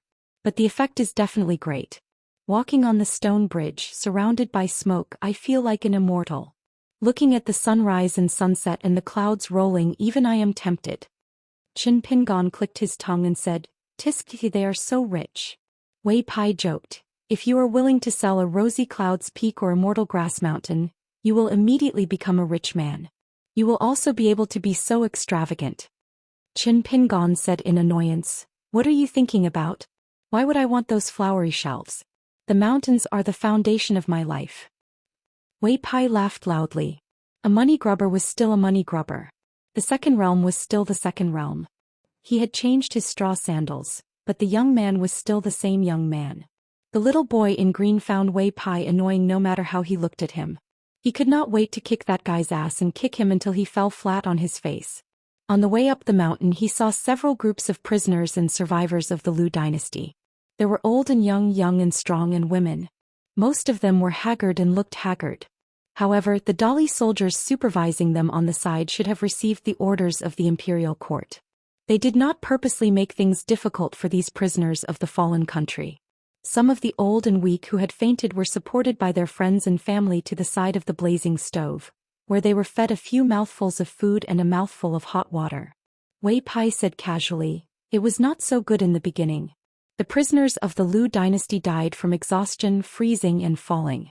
Of course, there were also those who were beaten to death or committed suicide because they could not bear the humiliation. In the short span of 2 months, there were as many as 600 people. Later it was Wu Yuan who was promoted to governor of Longquan on the spot, who submitted a memorial to the imperial court at the risk of losing his official position. Only then was the sudden decline in the number of refugees stopped." Qin Pingon asked in confusion, "Governor?" Wei Pai drew a large circle with his hand. The vast territory of the Dragon Pearl Cave originally had a radius of 1,000 miles. Even though the borderlands are now being fought over by the neighboring provinces and counties, each of them asking someone in the imperial court to plead for leniency and then dividing some of the land, if Longquan is still just a county, it still can't manage everything. Even if it is promoted to Longquan County, it is still a bit far-fetched. Qin Pingon nodded. Along the way he had already gained a clear understanding of the size of the territories of the provinces and counties. After all, it was measured step by step. He asked, "The black python on the Chiduan mountain did not cause any trouble when it came here, did it?" Wei Pai shook his head. "It has been cultivating obediently in the Luopa mountain and has never hurt anyone. Now even if it went out to look for water and was bumped into by someone on the way, it would not be strange and would be fine. Some bold local youths even dared to throw stones at it from afar, but it still endured it." Qin Pingon frowned. "This won't do. I have to find someone to make it clear. Wei Pai, do you know who is in charge of this place? No matter the result, I have to make it clear that there is no reason to bully people like this." "How is it bullying people? That is just a wild python that has just been enlightened." Wei Pai laughed involuntarily at first, but then he teased, "Besides, the black python has rough skin and thick flesh. Even if it was slashed a few times, it would not hurt or itch. Qin Pingon, you don't have to make a fuss. Besides, if I remember correctly, you don't have a good impression of the black python. Why are you favoring it now that you have just returned to the Luopa mountain? If the black python dares to hurt people first, I will ask someone to kill it this time. I am willing to spend money to do so." Qin Pingon shook his head. "But if it doesn't, then it has nothing to do with whether it is in the Luopa mountain or not. If it is in any other place, as long as the black python goes up and down the mountain obediently and someone provokes it, it is not fun at all. It is called courting death. If I dared to do so, I would have died 100 times in the mountains." "That makes sense." Wei Bian narrowed his eyes and said with a smile, "I'll help you talk to them about this matter later. I'm very familiar with the relationship between these mountains." The girl in pink put her hands on the rope of the bamboo box in front of her, full of curiosity. Such a big mountain, and after walking for so long, they had not even reached the halfway point. It was all her master's. Master was not bragging. He was really rich. The blue-clothed boy listened to the long-lost truth and felt refreshed. Of course, it was not that he felt that Qin Pingon's words were reasonable, but that he had refuted the white-clothed immortal who he could not see through. It made the blue-clothed boy feel very excited. Qin Pingon seemed to ask casually, "Wei Pai, do you know Ruan Xiao? She is a girl in the blacksmith shop by the Dragon Whisker River." Wei Pai pretended to be deep in thought, then came to a realization. "You are talking about the daughter of Saint Wanjiao. I have seen her a few times from afar. Her family's Xianxia mountain was built with the greatest effort by the Dali imperial court. She went into the mountains a few times to check on the progress and would come to visit the Treasure Book Mountain, Rosy Clouds Peak and other mountains. Before the bamboo building was built, she also came to Luopa Mountain once. With her hands behind her back, she watched me work on the top of the bamboo building. She even asked me if I wanted to help. I did not agree, and the girl just looked up for a long time, making me feel very embarrassed. Finally, she quietly left without me knowing." Qin Pingon turned to the girl in pink and the boy in green and smiled. "Miss Ruan is a very good friend of mine. I have 2 shops in the town and she helps me take care of them. When you see her, call her Sister Ruan." The girl in pink immediately nodded. The boy in green was a little reluctant. With my age I can even be her ancestor. Why should I call her sister? That would be a waste of 18 generations. Qin Pingon glanced at him indifferently, and the green-robed little boy immediately beat his chest with both hands like beating a drum. He sternly declared, "Since Master has spoken, I can even call her mother." Qin Pingon was happy. It was rare that he was not stingy. He said in a rich and imposing manner, "I will give you 2 an ordinary snake gallstone later." The girl in pink cheered and jumped on the spot. The boy in green asked in a daze, "Master, if I call her madam, can I get an extra snake gallstone?" Qin Pingon rubbed his forehead. "When the time comes, if Miss Wan wants to kill you, I will not stop her." The boy in green was shocked. He suddenly remembered that Wei Pai had casually mentioned Saint Wan Qiong's daughter. Regarding the saint of Martial Mountain Wan Qiong's style of doing things, Huangting country's Yujiang had long heard of it. He was extremely domineering and unreasonable. How could there be a saint who would drag someone into his own territory and kill them on the spot? The little boy in green immediately laughed dryly and said, "I will definitely be courteous and respectful to Big Sister Wan. I will also help Master keep an eye on the silly girl so that she will not accidentally say something wrong and annoy Sister Wan. If that happens, she will be killed and it will be difficult for you, Master." Qin Pingon tried hard to hold back his laughter. He deliberately did not introduce the girl's gentle temperament. Instead, he kept a straight face and nodded. "When you see her, you must be polite." After going through many twists and turns, Wei Pai finally led them to a bluestone path. He said self-deprecatingly, "The path under our feet was temporarily paved by me. I casually collected some stones from the mountain stream. Qin Pingon, you can change it later." Qin Pingon walked on the solid and neat stone path and smiled. "No change, no change. This is very good." Everyone's field of vision suddenly opened up. They saw a 2-story bamboo building. It was verdant and looked exquisite. The key was that the bamboo building faced the mountains and rivers. At the bottom of the bamboo building, there were a few exquisite and cute bamboo chairs with small straw cushions on them. Qin Pingon's eyes were dull and his mouth was wide open. He was shocked beyond words. He thought that when Wei Pai promised to build him a bamboo building, it would be good if it was not crooked. Who would have thought that it would be so good?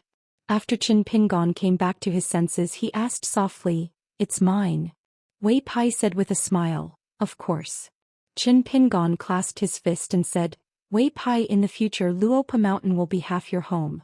You can live there as long as you want." Wei Pai said with a smile, "Oh, you've changed your mind?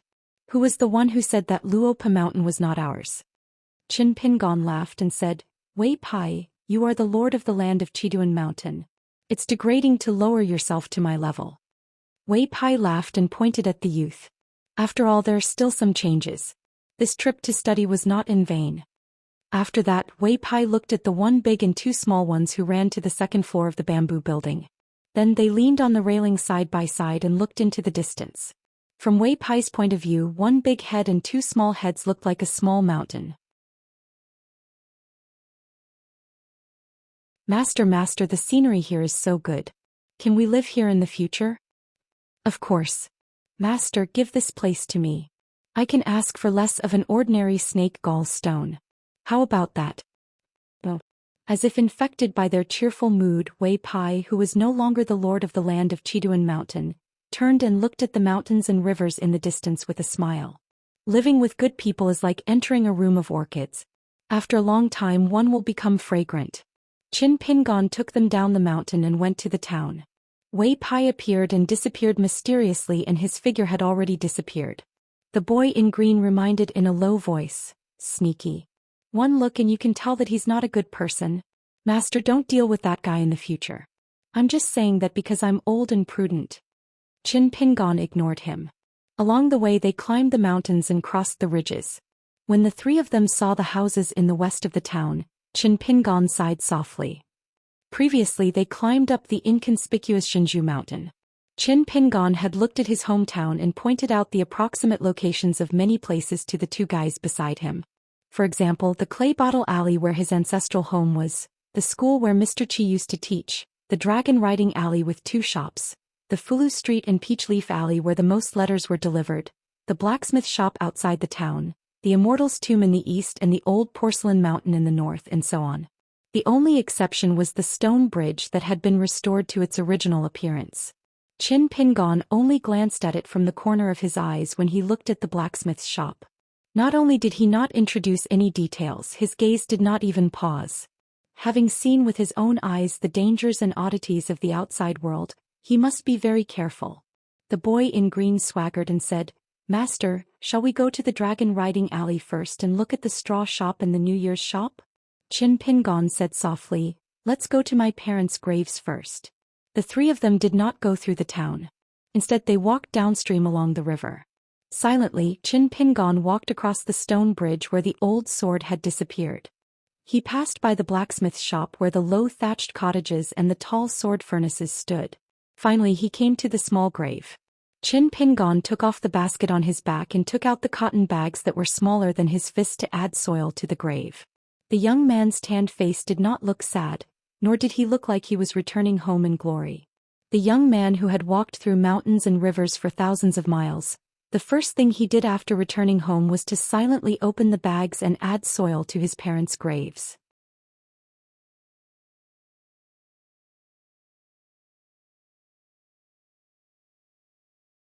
(180) There is one more chapter today, so it will be a little late. One adult and two children walked down the mountain and returned to the small town. After seeing the rich atmosphere of Luopa Mountain and Bamboo House, the boy in green felt that it was good to do as the Romans did. At the same time his nostalgia for his hometown faded a little. He said happily, "Master, where are we going next? Our ancestral house in Mud Bottle Alley? Master, why don't we buy the whole Mud Bottle Alley? If you are short of money, it's okay, I have money. I don't dare to boast about money, but if the family property is converted into gold and silver, it's a vast amount. Master, you can exchange it with snake gall stones. Ordinary ones will do." Qin Pingon smiled and said, "Why buy the whole Mud Bottle Alley? Don't waste money like that." The little boy in green was not convinced, but he did not dare to talk back to Qin Pingon. He always felt that his little abacus was crackling and very shrewd. Wasn't he aiming for the snake gall stone? Seeing the boy in green being defeated, the girl in pink was a little happy. She also had her own little abacus. She thought that when they arrived at Mud Bottle Alley, she would help her master clean up the ancestral house and feel refreshed. When they arrived at the bank of the Dragon Whisker River, Qin Pingon told them some stories about the river. The little boy in green was absent-minded. He suddenly opened his eyes and glared at a certain place in the river. He leaped over. Although the little boy in green did not reveal his fierce true form, his water-controlling supernatural power was executed in a rather methodical manner. Every time he punched the surface of the river, it was as if he was digging a well, creating a huge whirlpool that stirred up the river water. The originally slow and peaceful river water was tossed and turned. The little boy in green walked on the surface of the river as if he was walking on flat ground, as if he was chasing something hidden at the bottom of the river. He shouted, "You blind shrimp soldiers and crab generals, how dare you covet my beauty?" Qin Pingon did not stop him. First, the boy in green attacked without warning, so it was too late. Second, before leaving the town, Qin Pingon did find that something in the river seemed to be staring at him when he was walking on the bank. It made him feel a chill down his spine with a gloomy breath that made him uncomfortable. However, at that time Qin Pingon had just started practicing boxing, so he did not dare to ask the root of the matter. He could only stay away from it. Witnessing the green-robed child's violent temper again, the pink-dressed girl felt a headache coming on. She reminded Qin Pingon softly, "Old master, did the imperial court of the Li dynasty confer the title of a god to this Dragon Whisker River? For example, if it is a river god with a higher rank, we should not be so persistent." Qin Pingon did not know what to say. He looked around and thought seriously, if it is a river god, there should be an ancestral temple. Along the way, I don't think I have seen one. Qin Pingon sighed slightly in his heart. He thought of a bamboo slip in his basket that he had carved with his own hands, more haste, less speed. He decided to give up this kind of brainless beating around the bush. He shouted to the little boy in green who was getting braver and braver, "Come back." On the surface of the distant river, the green-clothed little boy who was fighting fiercely, shot out waves of magical treasures from his sleeves. He laughed loudly and said, "Master, just wait for a moment. Just a moment." I'll be able to catch this slippery little loach right away. Competing with me in water combat, it's really... you still have a bit of family property. The quality of this artifact isn't bad, but it's a pity that as long as I come into contact with water, I'm born with an invincible physique. Stinky bitch, your little ability isn't enough at all. Wah, after I catch you I'll throw you onto my master's bed. I guarantee that I'll get the snake gall stone. The boy in green and the otherworldly item at the bottom of the river fought back and forth. Both sides took out their magic weapons and the dragon whisker river glittered. Of course this was because the boy in green wanted to play tricks. Otherwise, with his strong body and good cultivation, even if he did not show his real body, he could still injure the opponent with brute force. After a while the boy in green turned around and jogged all the way to Chin Pingon. In his hand he was holding a bunch of long black hair. When he reached the shore near Chin Pingon and the girl in pink, the boy in green let go of his hand and said proudly, "Master, this woman looks good. Her butt is round and can be twice as big as this silly girl. Why don't you take her as a maid?" The girl in pink blushed. She was ashamed and angry. A head and a fair neck appeared on the surface of the river beside the little boy's feet. This was a woman-like riverine spirit. Her face was plump and her expression was delicate and pitiful. Her black hair was like a waterfall. It spread out on the surface of the water and swayed with the violent waves of the river. When she saw Chin Pingon, he seemed to be slightly taller and still as poor as before. However, for some unknown reason he had recruited such a powerful underling like the boy in green. The woman's eyes were gloomy and unclear. She quickly collected her complicated thoughts and lowered her head slightly. She was about to cry and said, "I am the new river god of the Dragon Whisker River. According to the rules, I need to inspect all the passers-by who pass by the river.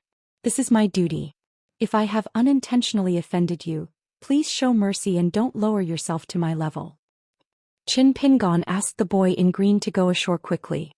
He clasped his fist and apologized to the unfamiliar river god of the Dragon Whisker River. "We have offended the river god's wife. My name is Chin Pingon. I am a local of Dragon Spring. May I know where you are from?" A strange look flashed across the woman's eyes. She quickly said timidly, "Since I have become a god of the mountains and rivers, I have to cut off all ties with the secular world. This is the same principle as how monks don't talk about their names and Taoists don't talk about their lifespans. Therefore, young master, please don't ask about my background. In short, not only do I not have the intention to harm others, I will also protect the water of this Dragon Whisker River." The boy in green was furious. "You are shameless, aren't you? Are you bullying my master for being easy to talk to?" Chin Pingon reached out and pressed the boy's head. He did not let him return to the water and fall out with a river god. He nodded and smiled at the woman. "Thank you for your trouble, river god's wife." The woman hurriedly raised her lotus-like arm and waved it. "You flatter me, you flatter me. No discord, no concord. Young Master Chin, you don't have to worry. If you have any problems in the future, you can send someone to the riverside to inform me. I will definitely not refuse." Chin Pingon did not continue to exchange polite greetings with the river god. This was not his strong point. Moreover, the other party kept calling him young Master Chin Pingon, which made Chin Pingon feel uncomfortable. He quickly left with the boy in green and the girl in pink. Soon they approached the blacksmith shop by the riverside. Chin Pingon hesitated whether to greet Saint Wan Jiao and Miss Ruan or return to the small town of Mud Bottle Alley first. The woman, who had been promoted from a river woman to a river god but had no temple to burn incense, slowly dived into the bottom of the river. Her eyes were gloomy and her face was full of anger. She stepped on an old tortoise in the mud at the bottom of the river. She did not stop until the tortoise's shell was smashed. The unstable woman regretted it immediately. The old tortoise, which was as big as a millstone, had lived for almost 200 years. Now that the Liju cave was overflowing with water, flowers, trees, birds and animals, the old tortoise had a trace of spirituality. Perhaps in 200 or 300 years, as long as it succeeded in enlightening its apertures, it would become a useful soldier under the woman. The woman sighed and bent down to the pile of broken tortoise shells. "If you want to blame someone, blame that little bumpkin surnamed Chin. He is the one who got you into trouble. He is the chief culprit. Young Master Chin Ba. The little bastard who caused the death of his parents is the same as you. Why didn't he just die on the way and be trampled to pieces? The woman hated the young man from the clay bottle alley very much. She cursed and walked gracefully under the water. Her black hair, which was more than 3 meters long, was trailing behind her like the long skirt of a rich woman. She wandered down unconsciously. When she came back to her senses, she had already come to the junction of the Dragon Whisker River and the Tiefu River. Under her feet was the rapid waterfall. She was so scared that she turned around and ran away. During this year, Longquan County was very lively. Countless monsters and spirits poured in from all directions, hoping to cultivate here and absorb Reiki. If it was said that she, the Dragon Whisker River god, was only taking advantage of the situation at most, asking for some toll from the monsters and helping her grandson accumulate some wealth, then the fiend in the Tiefu River below, the true and proper god of the river, really had a huge killing intent and a heavy killing nature. The number of wild and rogue cultivators who died under her hands could not be counted with 2 hands. The strange thing was that the Dali Imperial Court and Longquan County never asked about it at all, which made the woman very envious. As a result, she became more and more concerned about the river god temple that had not come yet. Over at the blacksmith's shop, Qin Pingon was hesitating whether he should pay them a visit or not. However, he saw the figure of a girl in green appear in the direction of the stone arch bridge. She saw him. After confirming that it was indeed him, she stopped for a moment, then she quickened her pace. Qin Pingon brought the 2 little fellows to welcome her. He smiled and greeted her from afar. "Miss Wan." Wan Xiu responded with a sigh and jogged to Qin Pingon. After standing still, she said softly, "You're back." Qin Pingon nodded and said, "Yes, I'm back." For a moment they were speechless. The little boy in green widened his eyes. Wow, she deserves to be the daughter of the Saint of the Wind Snow Temple. She's really handsome. Unfortunately, you can't judge a book by its cover. It seems that she has a bad temper and is very likely to beat me to death. Otherwise, I would definitely call her madam. The girl in pink blinked her eyes, full of curiosity and admiration. She thought that when she grew up, she would also look like the gentle and weak sister in green in front of her. Wan Xiu was the first to break the silence. She said with a smile, "Let's go to the shop and drink some hot water first. Then I'll help you carry the things you put in my house back to the mud bottle alley." Qin Pingon nodded. After that, Wan Xiu talked about the trivial things in the town. She said that she had helped to repair the house of the unknown owner in the mud bottle alley. However, the business of the straw shop and the New Year shop was not very good. When she said that, she felt a little guilty and embarrassed. She also took the initiative to bring the cage of hens and chicks in Qin Pingon's neighbor's house back to the blacksmith shop to raise them. However, 2 of them were accidentally eaten by wild cats. When Wan Xiu talked about that, she was even more disappointed. Qin Pingon was so happy that he quickly comforted her. It was not a big deal. There was no need to worry about it. He could kill the hens and make a pot of chicken soup tomorrow. Now that his cooking skills had improved greatly, it would definitely be delicious.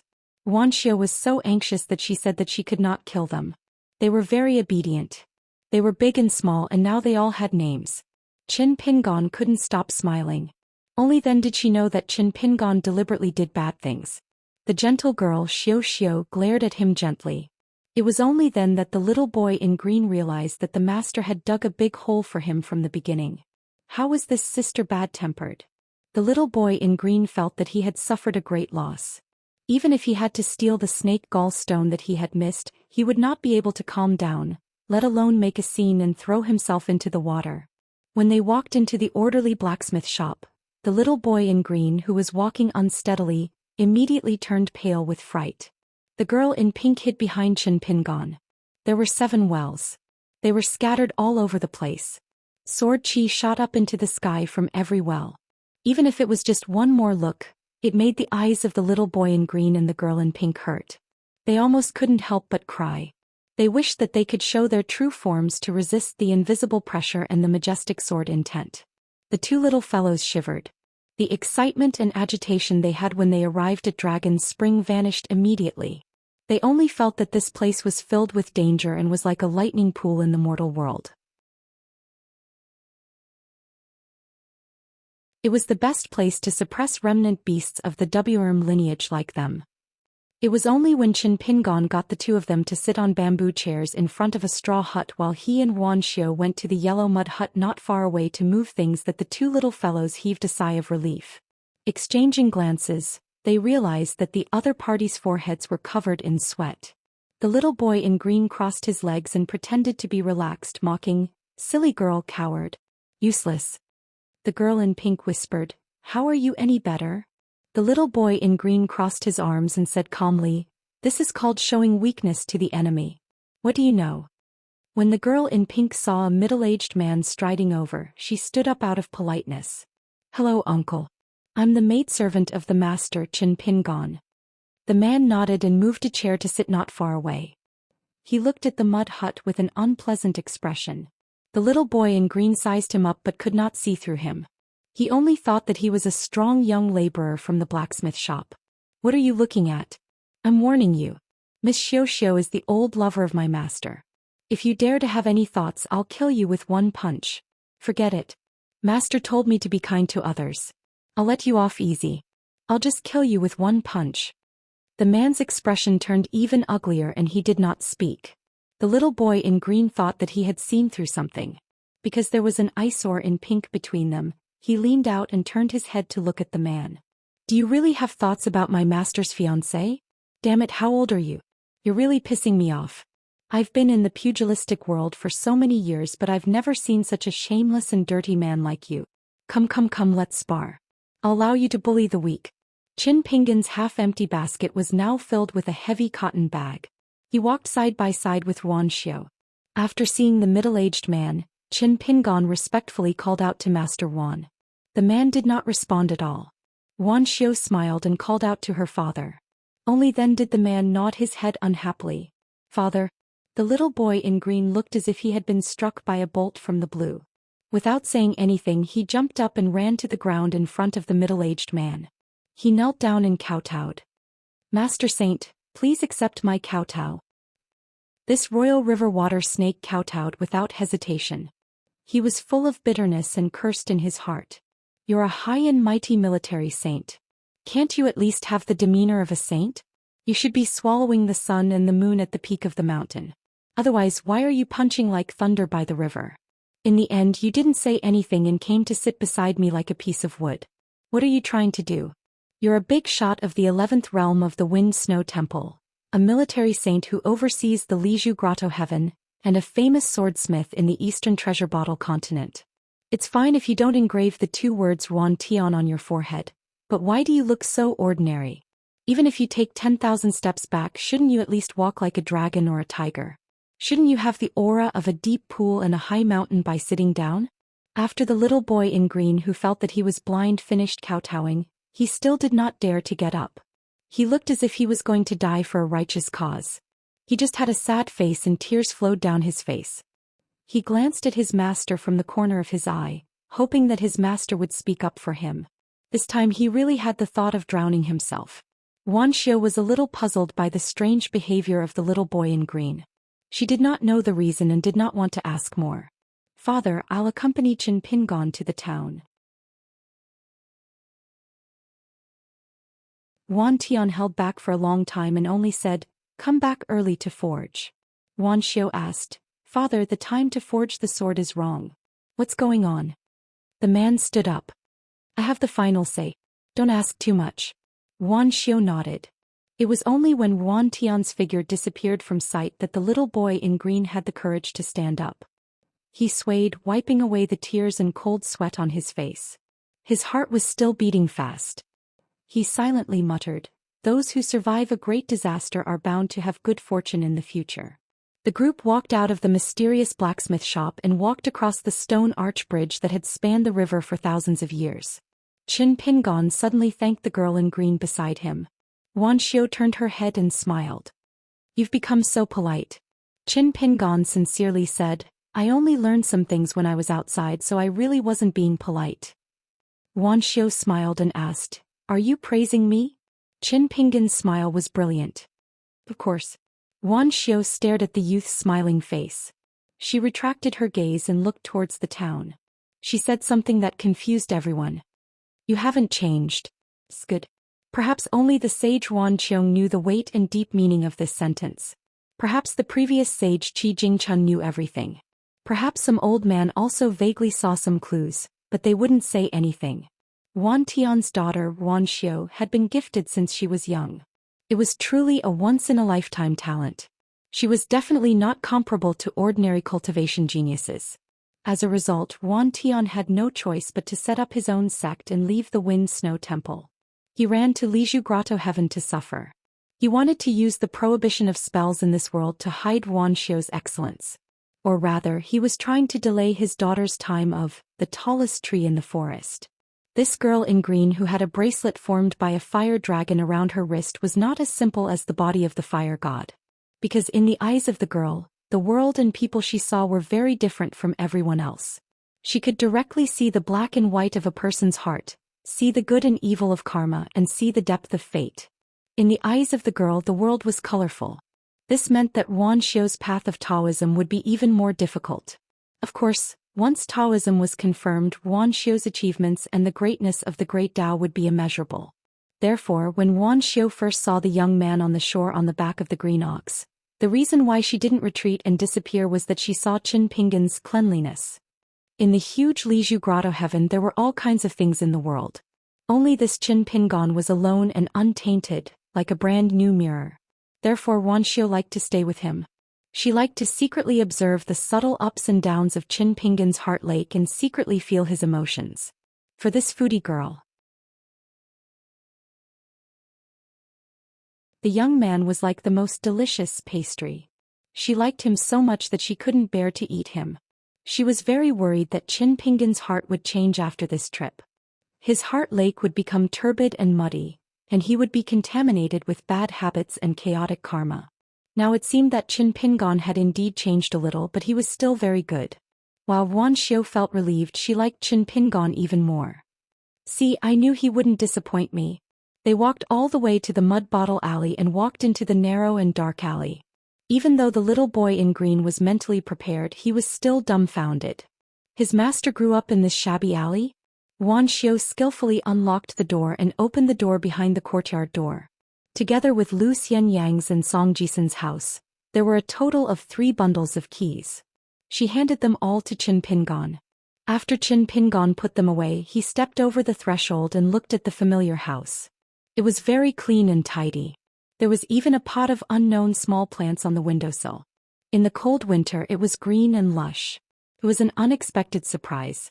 Qin Pingan was about to speak when Wan Xiu smiled and said, "Don't say thank you again." Qin Pingan was a little embarrassed. He put the basket on the ground and took out the heavy luggage on the table. He squatted on the ground and felt around. Finally he took out a small bamboo slip. He stood up and handed it to Wan Xiu. He blushed and said, "I don't know what to give you. There are a lot of things to eat in the towns outside, but I'm afraid it will be crushed. It's not good to leave it for too long." Wan Xiu was stunned. She took the palm-sized green bamboo slip. It was cool to the touch and she lowered her head to look at it. She found that there was a line of small characters engraved on it. "Mountains and rivers may meet again." The writing was neat and earnest. Wan Xiu smiled and squinted her eyes. She gently rubbed the engraved words with the pad of her finger. She lowered her head and said, "I like it very much." The little boy in green was dumbfounded. How could this be? The only daughter of a saint liked such a shabby bamboo slip and a line of shabby words? Did I spend hundreds of years in the pugilistic world in the past for nothing? He remembered that in the past the water god brothers had taken a fancy to an arrogant auntie on the mountain. They had given her piles of treasures and borrowed many dharma treasures of good quality from him. However, he had never seen that woman grin and accept everything with a smile. She did not have a good expression on her face. He opened the cloth bag in front of Wan Xiu and revealed a large pile of stones. There were at least 80 to 90 of them. There was also a slightly smaller cotton bag inside. After opening it, there were still stones. However, they were of different colors and sizes. There were only about 10 of them. The girl in pink looked as if she had been struck by lightning. The eyes of the little boy in green lit up and he swallowed his saliva. He wanted to pounce on the stones and swallow them all. Perhaps when he walked out of this shabby alley he would be a real master. With such a small mountain of snake gall stones, there was hope for him to reach the 9th or 10th realm, let alone the 8th realm. However, when he thought of the girl standing beside him whose father was a saint, the little boy in green resisted the urge to kill and rob. Qin Pingon picked out 2 snake gall stones that had never faded after coming ashore. One was peach red and crystal clear while the other was dark green and thick. He handed them to the girl in pink and the little boy in green respectively. Then he took out 4 ordinary snake gall stones and gave them to the 2 little fellows who treated them like treasures. The girl in pink was still carrying the book box. When she held the 3 snake gall stones in one hand, she burst into tears and wiped her eyes with the back of her hand. The little boy in green stared at the snake gall stones in his hand with an intoxicated and infatuated expression. Qin Pingon patted his head and smiled as he took out a pair of top-grade snake gall stones that were almost the same in appearance and color. They were fresh and tender yellow in color, and their texture was as fine as frozen mutton fat. He still gave 1 each to the little boy in green and the little girl in pink. Only then did the little boy in green remember that he should have 2. After receiving them, he chuckled foolishly. The girl in pink did not dare to reach out to receive them. "Master, we've agreed that I only have 1 good snake gall stone." Qin Pingon patted her little head. "Who am I? I'm your master. Do I need a reason to give you something? Keep it well." After the girl in pink carefully received it, she cried even harder. The little boy in green had a conflicted expression on his face. He was ecstatic but also resentful. He asked tentatively, "Master, can you give me 1 more?" Qin Pingon smiled. "If you don't bully her in the future, I'll give it to you." The little boy in green nodded vigorously. "I definitely won't bully the silly girl today. Can you give it to me tomorrow? The day after tomorrow or the day after tomorrow at the latest. Master, can you give it to me?" Qin Pingon asked in return, "What do you think?" The little boy in green gritted his teeth and turned to the girl in pink. He said solemnly, "Silly girl, I won't bully you for the next month." Qin Pingon laughed angrily and slapped him on the head. "At least a year." The little boy in green pretended to be aggrieved, but he was secretly delighted. To flood dragons like us, a year is nothing. Even 100 years is not considered long. Qin Pingon was not really stupid. He was just too lazy to care about the little boy in green's guts. After all, with them accompanying him on this journey, he did not feel lonely at all. Qin Pingon was actually very grateful to the 2 of them. After turning around and putting away the big and small cloth bags, Wuxia had also put away the gift. In the room, 2 adults and 2 children sat around the table.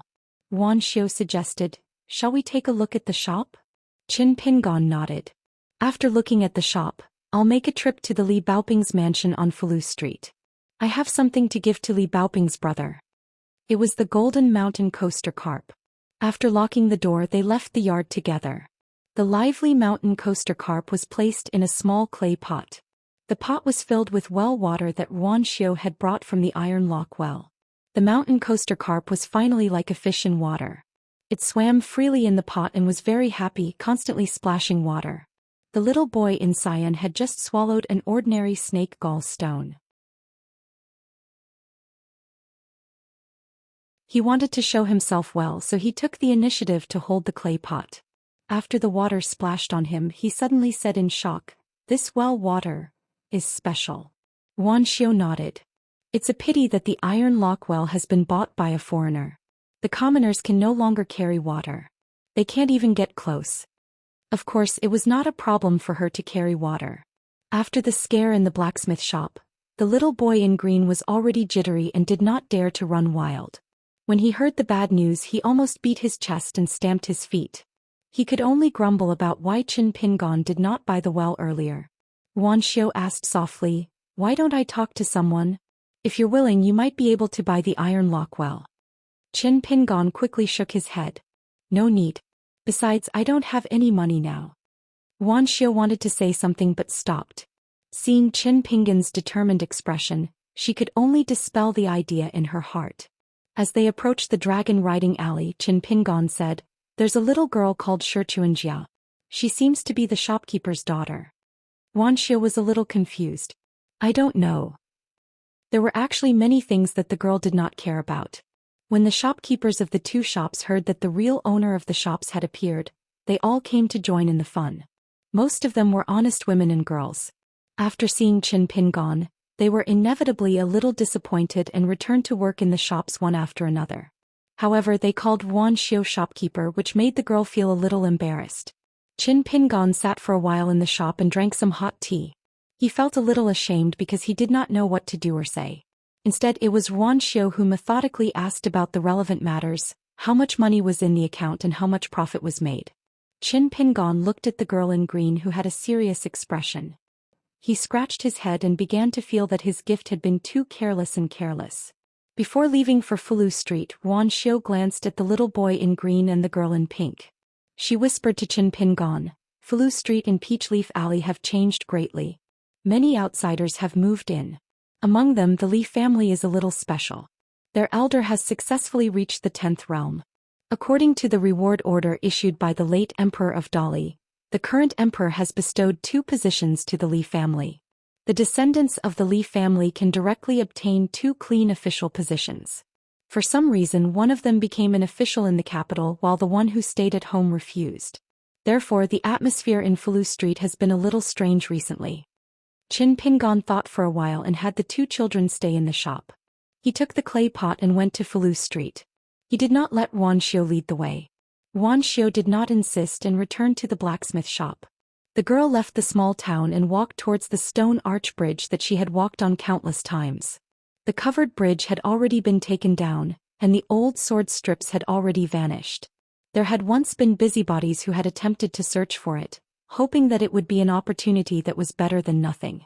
However, it was all in vain. For the busy Longquan prefecture where undercurrents surged, far too many strange things had happened. There were also layers upon layers of great undertakings that needed to be planned, so how could they possibly have the time to care about such a small matter? Wan Xiu walked on the stone bridge. She could not help but take out the bamboo slip and raise it high into the air. She would never tire of looking at it 100 times. She suddenly felt that if she could carve another line of words on the back, that would be even better. For example, Qin Pingan presents this to Wan Xiu in the small town. Qin Pingan stepped onto the limestone road once more. Tall gates and mansions stretched out like a mountain range. Compared to sending letters time and time again, Qin Pingan could naturally see more of the meaning behind it now that he looked back. Qin Pingan had just walked to the entrance of the Li family when he saw a man in a green robe standing there and looking at him with a smile. For some reason, when he saw this young man with a scholarly aura, Qin Pingan would think of the time when he went to the school to deliver a letter. When he looked back, he saw Mr. Qi standing at the entrance of the school at that time. They had the same elegant demeanor. He was like a god.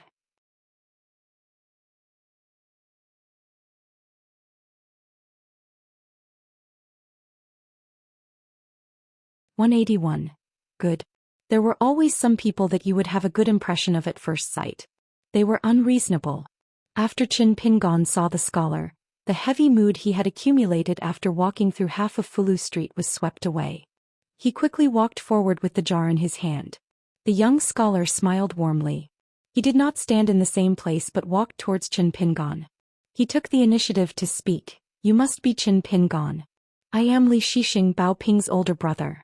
I've already received the latest letter that Bao Ping sent from Cliff Academy. As her brother, I really don't know how to repay her. I heard that you've been studying. Why don't you come to my house more often? I have a collection of books. Please help yourself." Not only that, the young man took the jar from Qin Pingan's hand and bowed. "I can only thank you for your kindness."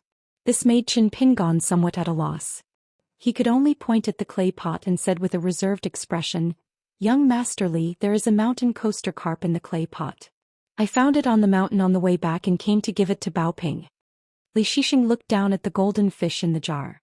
It was swimming leisurely in the small space. He raised his head and looked at Qin Pingan. He sighed. "I once saw a magical description of the mountain coaster carp in the writings of the ancestors. The golden mountain coaster carp is 1 in a million. I did not expect to have the opportunity to see it with my own eyes. Don't worry, I will take care of it. When Bao Ping comes home in the future, she will be very happy." The sincerity and enthusiasm of Li Shixing, the son of an aristocratic family, made Qin Pingan completely speechless. Although at that time he dragged Cui Dongshan along and stared at the mighty group of mountain coaster carps until his eyes were sore, he finally caught this one with great difficulty. But no matter what was written in the book, no matter how mysterious Cui Dongshan's description was, to Qin Pingan, it really couldn't be considered precious. As long as it was someone close to Qin Pingan's heart, he was willing to give his heart. Qin Pingan was really not good at chatting. He scratched his head, said goodbye and turned to leave. Li Shixing hurriedly called out to Qin Pingan, "Why don't you come to my house and sit for a while? I'll show you around today. Next time you can come and read by yourself. I'll inform the concierge later." Qin Pingan shook his head and said, "Next time." Li Shixing smiled helplessly. "At least let me put down the mountain coaster carp and return the jar to you." This time Qin Pingan did not stand on ceremony. He nodded and said, "Then I'll wait here." Li Shixing smiled and said, "Wait a moment, I'll be back soon." He turned and trotted away with the pot in his hands. At this moment the young man no longer looked like a sage who talked about the principles in the books. He really looked like the big brother of the red cotton-padded jacket girl. Not long after, Li Shixing ran back with the pot in his hands. There were a few books under his armpits. After Qin Pingan took the pot, he bent down and put it on the ground. He wiped his hands and took the books. He followed Li Shixing's example and put them under his armpits. Finally he picked up the pot in a funny way. "I'll return the books after I'm done reading." Li Shixing smiled and waved his hand. "You don't have to rush to return the books. Take your time to read them. They're much more obedient than Bao Ping. They won't run around by themselves." Li Shixing put away his joking expression and said slowly, "Qin Pingan, don't think that I'm just being polite by inviting you over to read. I really hope that you'll come more often. Although Bao Ping is smart, she's still young. She has a childish temperament. It's harder to get her to read at home quietly than to reach the sky." So all these years I feel like I'm the only one reading books at home. Thinking about it, it's actually quite boring. Li Shixing said a lot of things in one breath. If there were people from the Li family present, they would think that the sun rose from the west. Because this young master of the Li family, who was not well known, was too old-fashioned and boring compared to his brother Li Baozhen. Although he was polite to everyone, he rarely spoke. He was dull and boring. Every day, if he wasn't hiding in the study room to study, he would be walking alone in the mansion. He would look at the sunrise and sunset, the wind, the snow, the moon, and everything else. Who knows what he would be able to learn from this? Fortunately, Li Shixing was the eldest grandson of the Li family. He was popular. No one in the mansion would hate an easygoing future head of the family. It's just that compared to his brother Li Baozhen, he wasn't likable. Qin Pingan nodded. Li Shixing nodded and waved goodbye to the young man. Looking at Qin Pingan's back, Li Shixing murmured, "I see how charming Xianxia is." He smiled. "You expect Xianxia to be like that?" Li Shixing turned and walked to the door. Stepping over the threshold, he smiled and said to himself, "Another beautiful day." But when Li Shixing thought of the news from the capital, he sighed. There was nothing he could do. Every family had its own difficulties.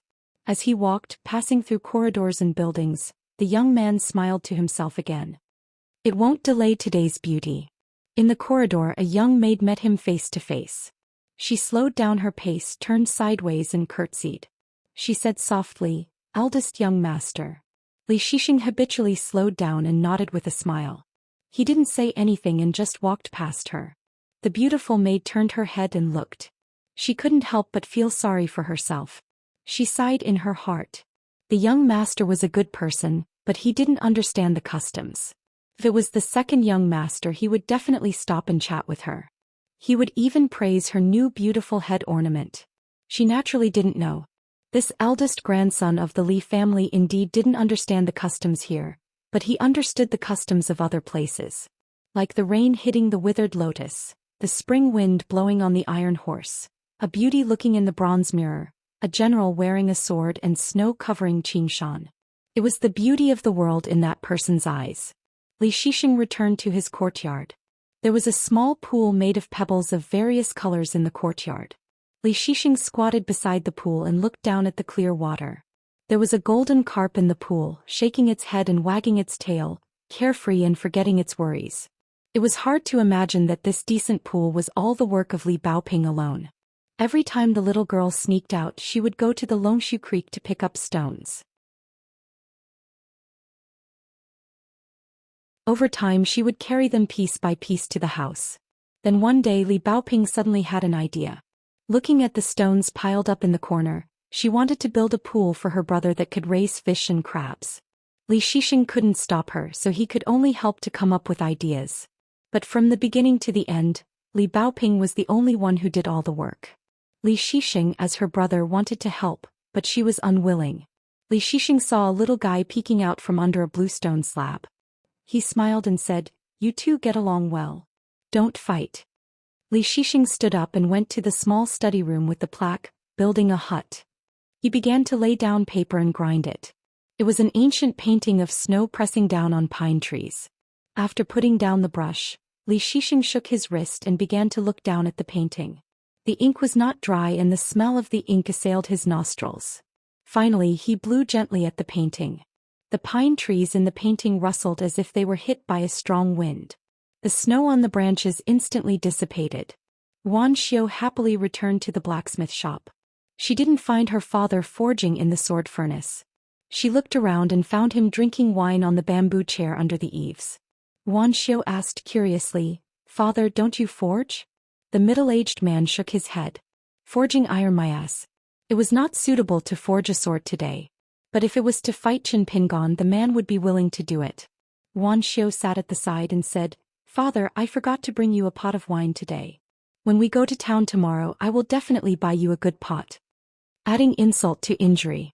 The girl naturally did not know that when she said this, it was no different from sprinkling salt on her father's wound. Wan Qiong sighed and drank a large mouthful of wine. He stared blankly at the distant Dragon Whisker River and asked in a low voice, "Xiu, do you like Qin Pingon?" Wan Xiu smiled and said, "I like him." Hearing his daughter answer so cleanly, Wan Qiong heaved a sigh of relief. It seemed that there was still a chance to salvage the situation. The military saint asked, "Do you know why I did not agree to take Qin Pingon as my disciple?" Wan Xiu was stunned and said in a puzzled tone, "Father, didn't you say before that you had a good impression of Qin Pingon? Unfortunately, you are not the same kind of person. The two of you are not suitable to be master and disciple. I know this. And Qin Pingon is not the same. So father is worried that if I get too close to him, I will attract the attention of many forces behind the scenes. So when you see me and Qin Pingon become friends, you are not very happy. I can understand."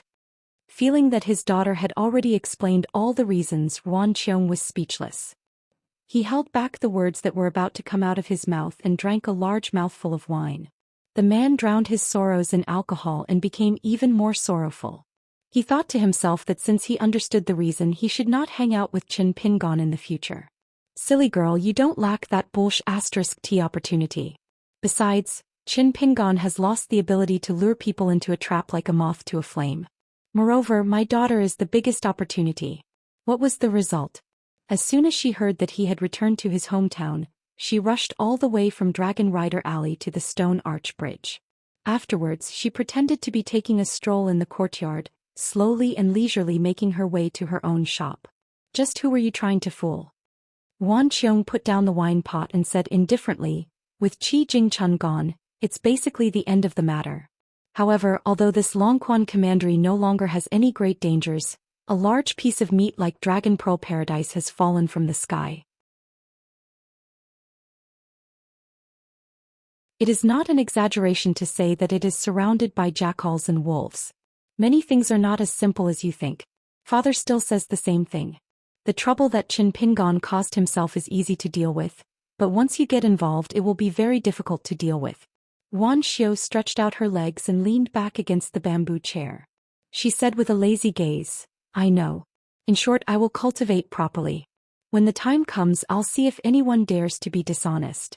I won't even need your help. I can deal with them myself." Another large handful of salt landed on the man's wound like snow. It almost caused Wan Qiong to vomit blood. The military saint stood up angrily. When he passed by his daughter, he gave her a chestnut.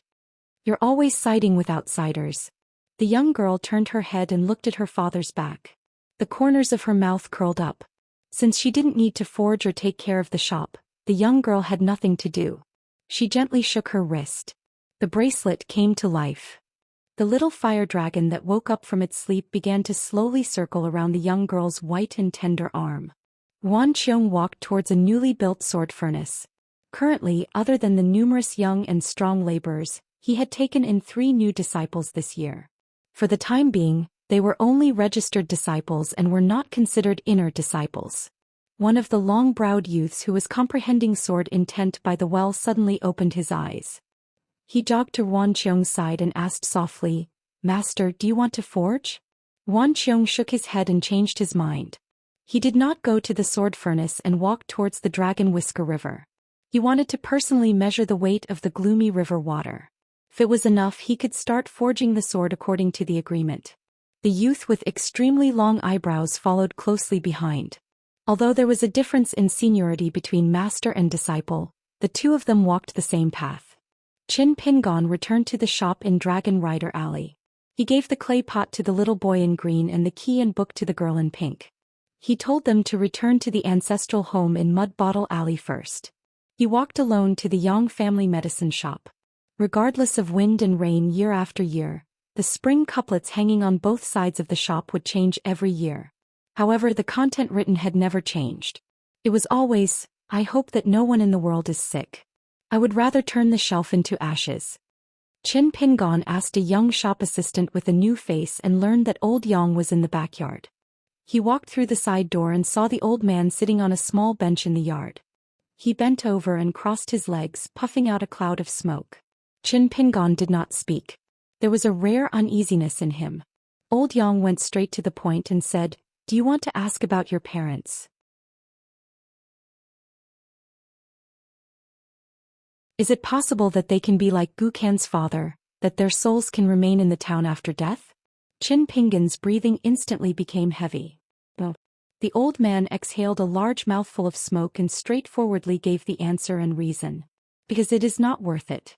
The youth lowered his head and did not speak. There was only a pair of worn straw sandals on the ground that could not be seen clearly.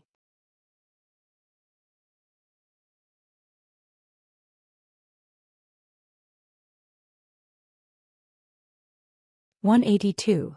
It was close to the end of the year and the ground was freezing.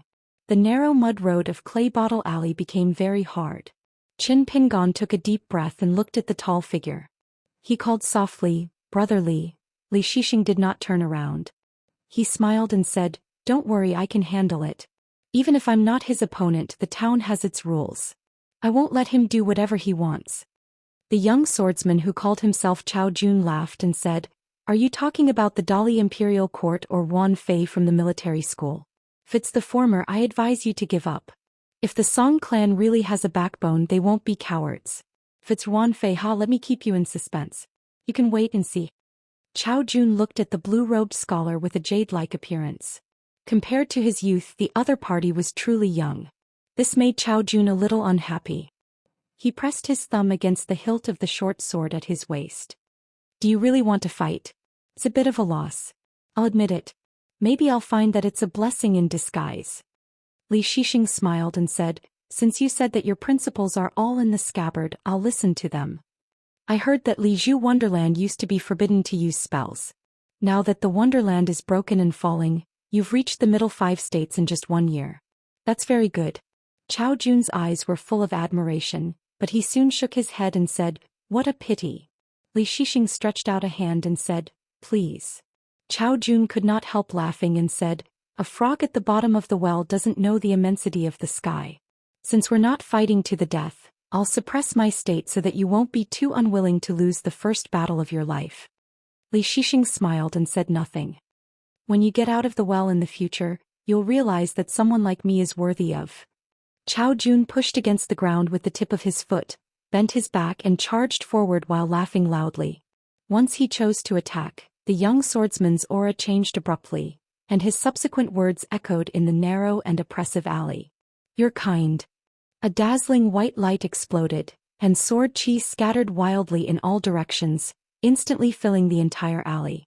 In addition, Chao Jun's figure was too fast, so his blurry figure blended into it and was difficult to detect.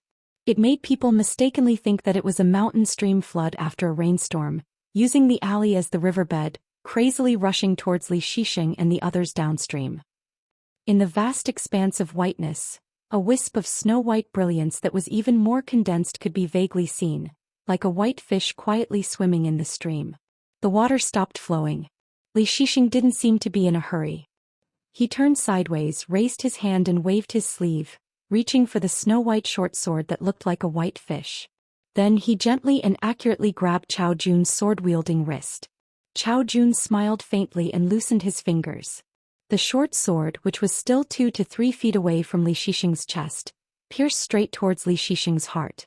Li Shixing's expression was calm as he clasped 2 fingers of his left hand in front of him. Unexpectedly, at the critical moment, he caught the whitefish. Whitefish rolled over. The blade of the sword twisted. Li Shixing could only retreat. Chao Jun closed in, his sword-wielding hand already punching towards Li Shixing's neck. At the same time that Li Shixing used his elbow to block Chao Jun's fist, the white fish had already shot towards him. Li Shixing shook the wrist of his other hand and waved his sleeve. That white fish had walked right into the trap. Chao Jun sneered and kicked Li Shixing's abdomen, causing the blue-robed scholar to retreat 4 or 5 steps. He didn't take advantage of the situation to pursue and attack.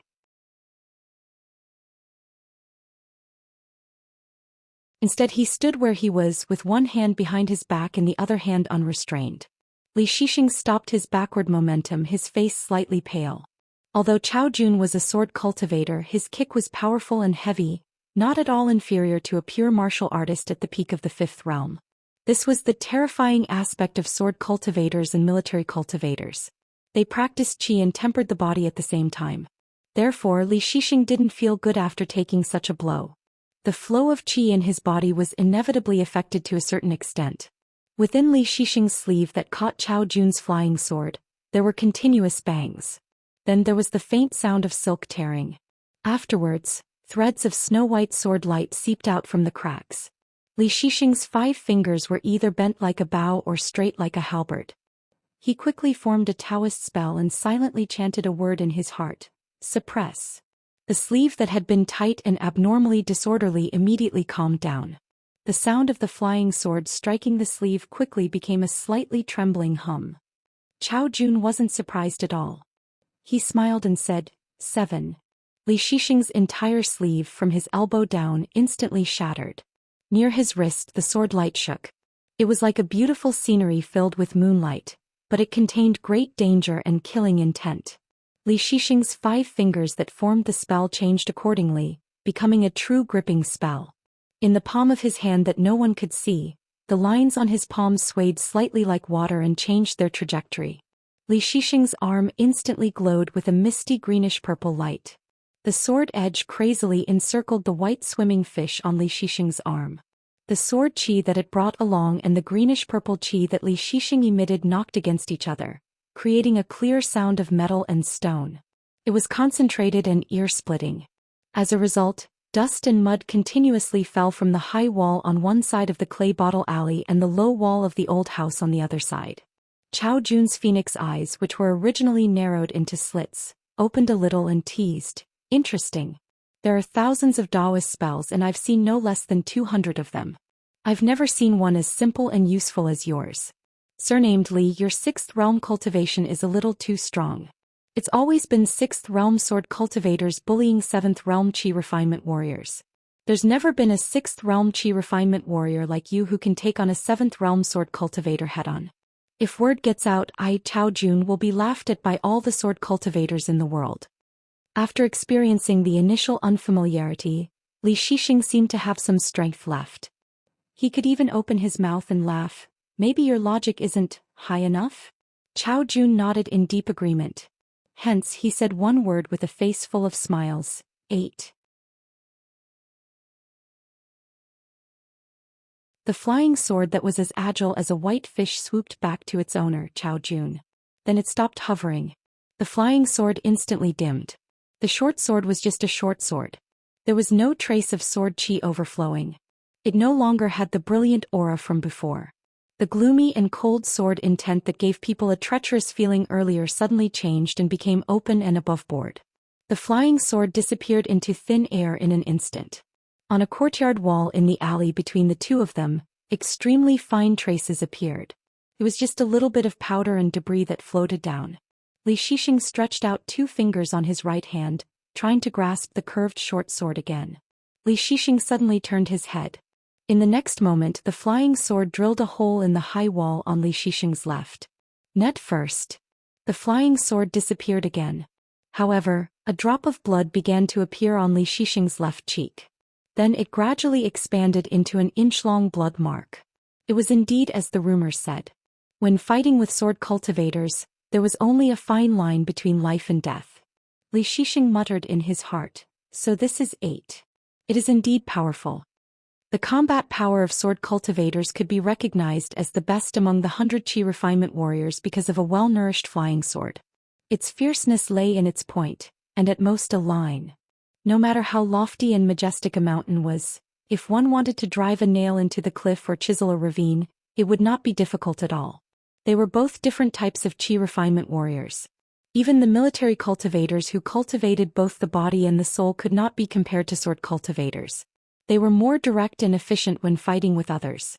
No matter how many Dharma treasures one had, no matter how powerful one was, sword cultivators pursued a fatal blow and a sword to break all techniques. Cao Jun maintained a conceited posture with one hand behind his back. His other hand patted the hilt of the long sword. A cultivation genius like you must be the existence that your family has placed high hopes on. Don't you have a few defensive treasures? I don't believe it. Let me say this first. No matter what your purpose is, if you continue to hide it and are unwilling to disclose it to the public, someone will really die. This is because I am afraid that I will accidentally hit too hard and not be able to hold back. By then you will definitely die with grievances. In the face of the enemy's sarcasm, Li Shixing was not angry. His voice was still warm and gentle. Qin Pingon, I may need to trouble you to step back a little. It would be best if you could step back 4 to 5 feet away. Cao Jun raised his hand and patted his forehead hard. He said with an aggrieved expression, "You still have the leisure to talk nonsense in front of a powerful enemy. I am very angry." There was a hidden killing intent in the young sword cultivator's words. At the same time when Cao Jun patted his forehead and made a sound, the flying sword had already been concealed by the sound. It had truly reached Li Shixing's back silently. Ding!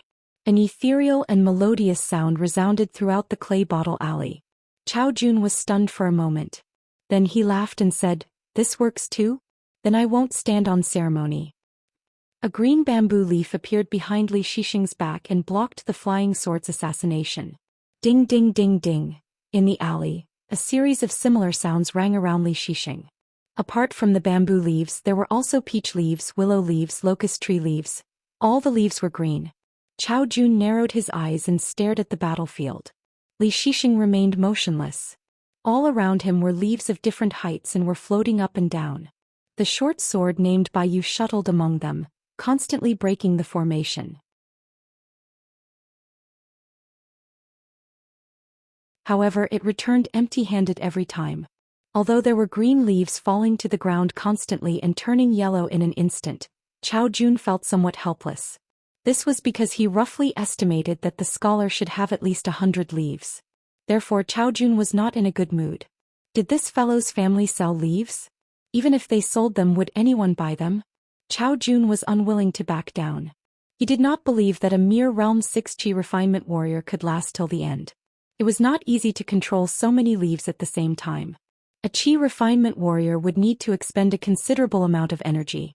Therefore Cao Jun secretly told himself that although it was an unfair victory, he could reluctantly take it as a stupid exercise to sharpen his sword. He wanted to see how long this person could last. That short but sharp flying sword began to rampage without any restraint. In the alley, the fallen leaves turned from green to yellow after falling to the ground. Li Shixing suddenly reminded, "If we continue to fight like this, we can fight until next year. Why don't you talk about the other sword after you've explained the logic of this sword? If possible, use your intrinsic flying sword at the same time. No matter what, we have to determine the winner first. Because my friend still has to hurry." Cao Jun suddenly widened his eyes and finally stopped smiling. "Will you die if you don't brag?" Li Shixing sighed and said no more. He only shook his remaining sleeve and a bunch of unimaginable things fell out from it. There were not many spring leaves left. However, apart from that, There were also pieces of summer lightning the size of a fingernail, wisps of autumn wind that were not longer than a finger, and pieces of winter snow the size of goose feathers. The opponent had a sword that could break all techniques. What should I do? Does this mean that I can save up to 10,001 spells? Therefore this young scholar named Li Shixing already had spring leaves, summer lightning, autumn wind, and winter snow even though he had just ascended to the middle 5 realms. Moreover he had many others.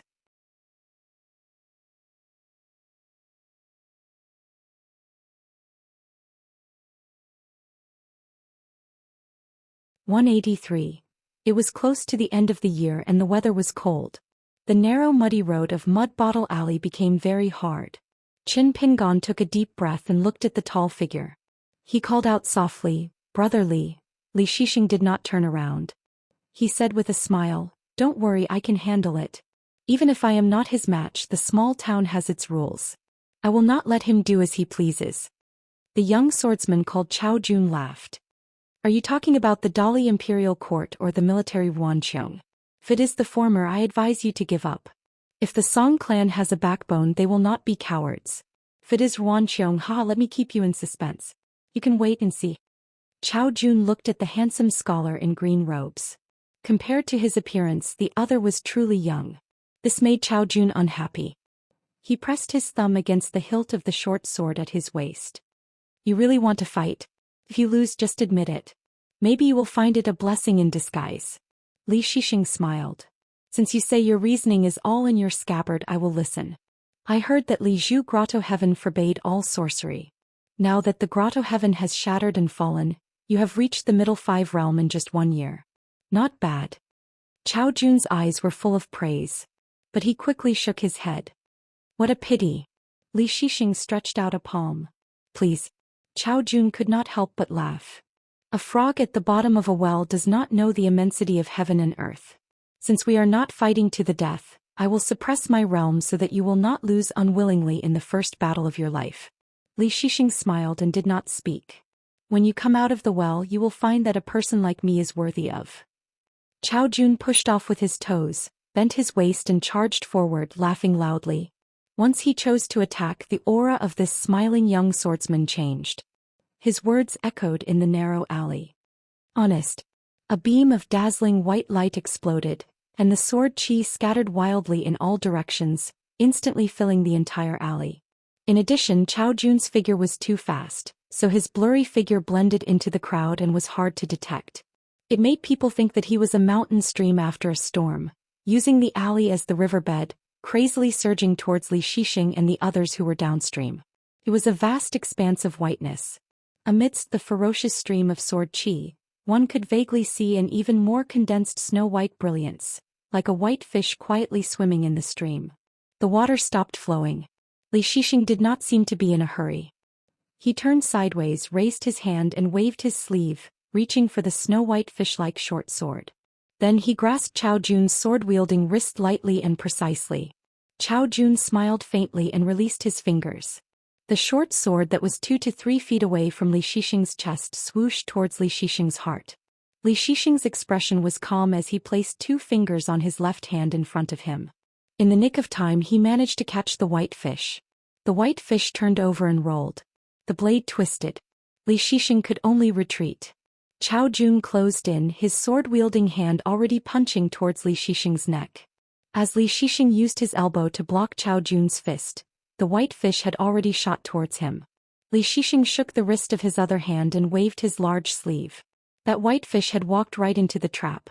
Chao Jun sneered and kicked Li Shixing's abdomen, causing the green-robed scholar to retreat 4 or 5 steps. He did not take advantage of the situation to pursue. He stood where he was, one hand behind his back, the other hand elegant. Li Shixing stopped retreating, his face slightly pale. Chao Jun was a swordsman, but his kick was powerful and heavy. It was not inferior to a pure martial artist at the peak of Realm 5. This was the terrifying aspect of swordsmen and military cultivators. They cultivated qi and tempered the body at the same time. So when Li Shixing took this blow, he did not feel good. The flow of qi in his body must have been affected to a certain extent. Li Shixing's large sleeve that had caught Chao Jun's flying sword rang out continuously, Then there was the faint sound of silk tearing. Then threads of snow-white sword light seeped out from the cracks. Li Shixing's hand that had a whorled in the sleeve curved like a bow or straight like a halberd.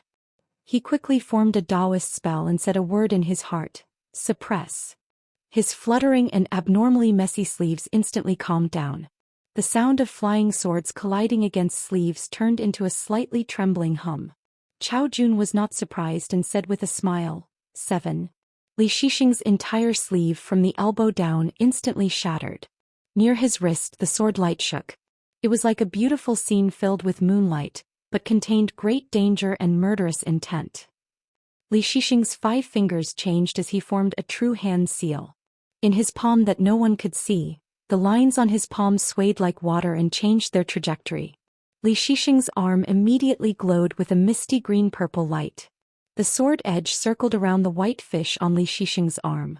The sword energy it carried and the green-purple energy that Li Shixing emitted struck each other, creating a clear metallic sound that shook one's eardrums. As a result, dust and mud kept falling from the high wall on one side of Mud Bottle Alley and the low wall of the old house on the other side. Chao Jun's phoenix eyes that were originally squinted opened a little. He said teasingly, interesting. Taoist spells are said to have thousands of them. I have seen no less than 200 of them, but I have never seen one as simple and useful as yours. Li, your Realm 6 cultivation is too solid. It has always been a Realm 6 sword cultivator bullying a Realm 7 Qi refinement warrior. There is no such thing as a Realm 6 Qi refinement warrior fighting against a Realm 7 sword cultivator. If this gets out, I, Chao Jun, will be the laughing stock of all the sword cultivators in the world. After the initial rusty experience, Li Shixing now seemed to have energy to spare. He could even open his mouth and say with a smile, maybe your reasoning is not high enough? Chao Jun nodded in deep agreement, so he said a single word with a face full of smiles, 8. The flying sword that was like a nimble white fish flew back to its owner, Chao Jun, and then stopped. The flying sword instantly dimmed. The short sword was just a short sword. There was no sword energy at all, and it no longer had the previous brilliant aura. The sinister and cold sword intent that gave people a strange feeling changed, and became open and above board. The flying sword disappeared into thin air in an instant. An extremely fine mark appeared on a wall in the alley between the two of them. It was just some powder and debris falling. Li Shixing stretched out 2 fingers of his right hand, trying to hold the short sword that had made an arc again. Li Shixing suddenly turned his head. In the next moment the flying sword drilled a hole in the high wall on Li Shixing's left. Starting on the net. The flying sword disappeared again. But a bead of blood appeared on Li Shixing's left cheek, and then it gradually expanded into a bloody mark that was more than an inch long. It was as the rumors said. When fighting with a sword cultivator, life and death was a fine line. Li Shixing thought to himself, so this is 8. It's really powerful. The reason why the combat power of a sword cultivator could be recognized as the best among the Qi refinement warriors was because of a well-nurtured flying sword. The sharpness was in the point, and at most it was a line. No matter how lofty or majestic a mountain was, it wasn't difficult to hammer a nail into the cliff or carve out a ravine. They were both different among the Qi refinement warriors. Even the military cultivators who cultivated their physique and soul were not as straightforward as a sword cultivator when fighting with others.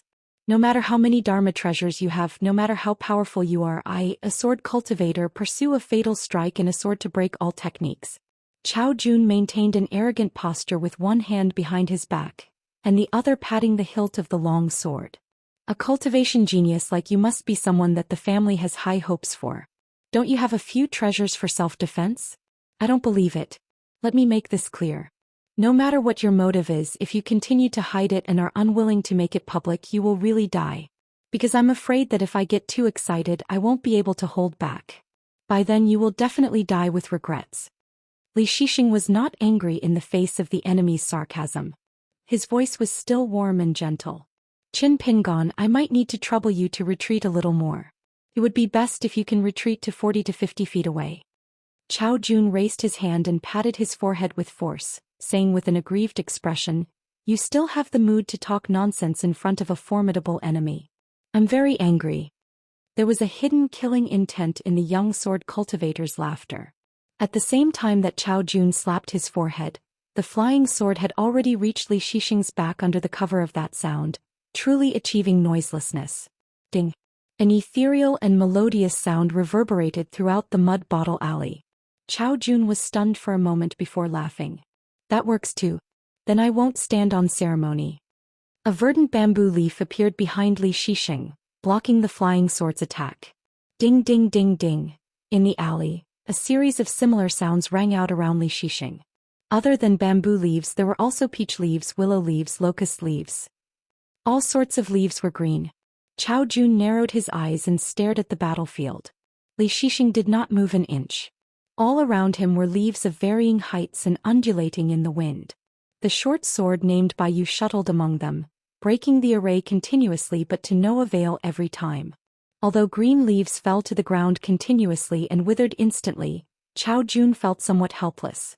This was because he roughly estimated that the scholar had at least over 100 leaves. Hence Chao Jun was not in a good mood. Did this fellow's family sell leaves? Even if they did, would anyone buy them? Chao Jun was unwilling to give up just like that. He did not believe that a mere level 6 Qi refinement warrior could last till the end. It was not easy to control so many leaves at the same time. The mental energy that Qi refinement warriors had to expend was extremely significant. Hence, Chao Jun secretly told himself that although it was not an honorable victory, he could reluctantly treat it as a stupid battle to sharpen his sword edge. He did not know how long this person could last. That short but sharp flying sword began to rampage unscrupulously. In the alley, leaves fell one after another. After falling to the ground, they turned from green to yellow. Li Shixing suddenly reminded him, "If we continue fighting like this, we can last till next year. Otherwise, why don't you talk about the other sword after talking about the theory of this sword? If it's possible, you can use your natal flying sword as well. No matter what, at least we have to determine the winner first. Because my friend has to hurry on with his journey." Chao Jun suddenly widened his eyes and finally stopped smiling. "Will you die if you don't brag?" Li Shixing sighed and did not speak anymore. He merely shook his one remaining sleeve, and out of it came a great deal of unthinkable things.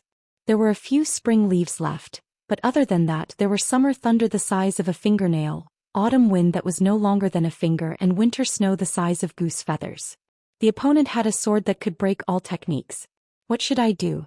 Will I be able to accumulate 10,001 Dharma stones? You're tuning in to the Zhou Xian's Legacy YouTube channel. Don't forget to subscribe and join us on this journey to catch the most captivating stories.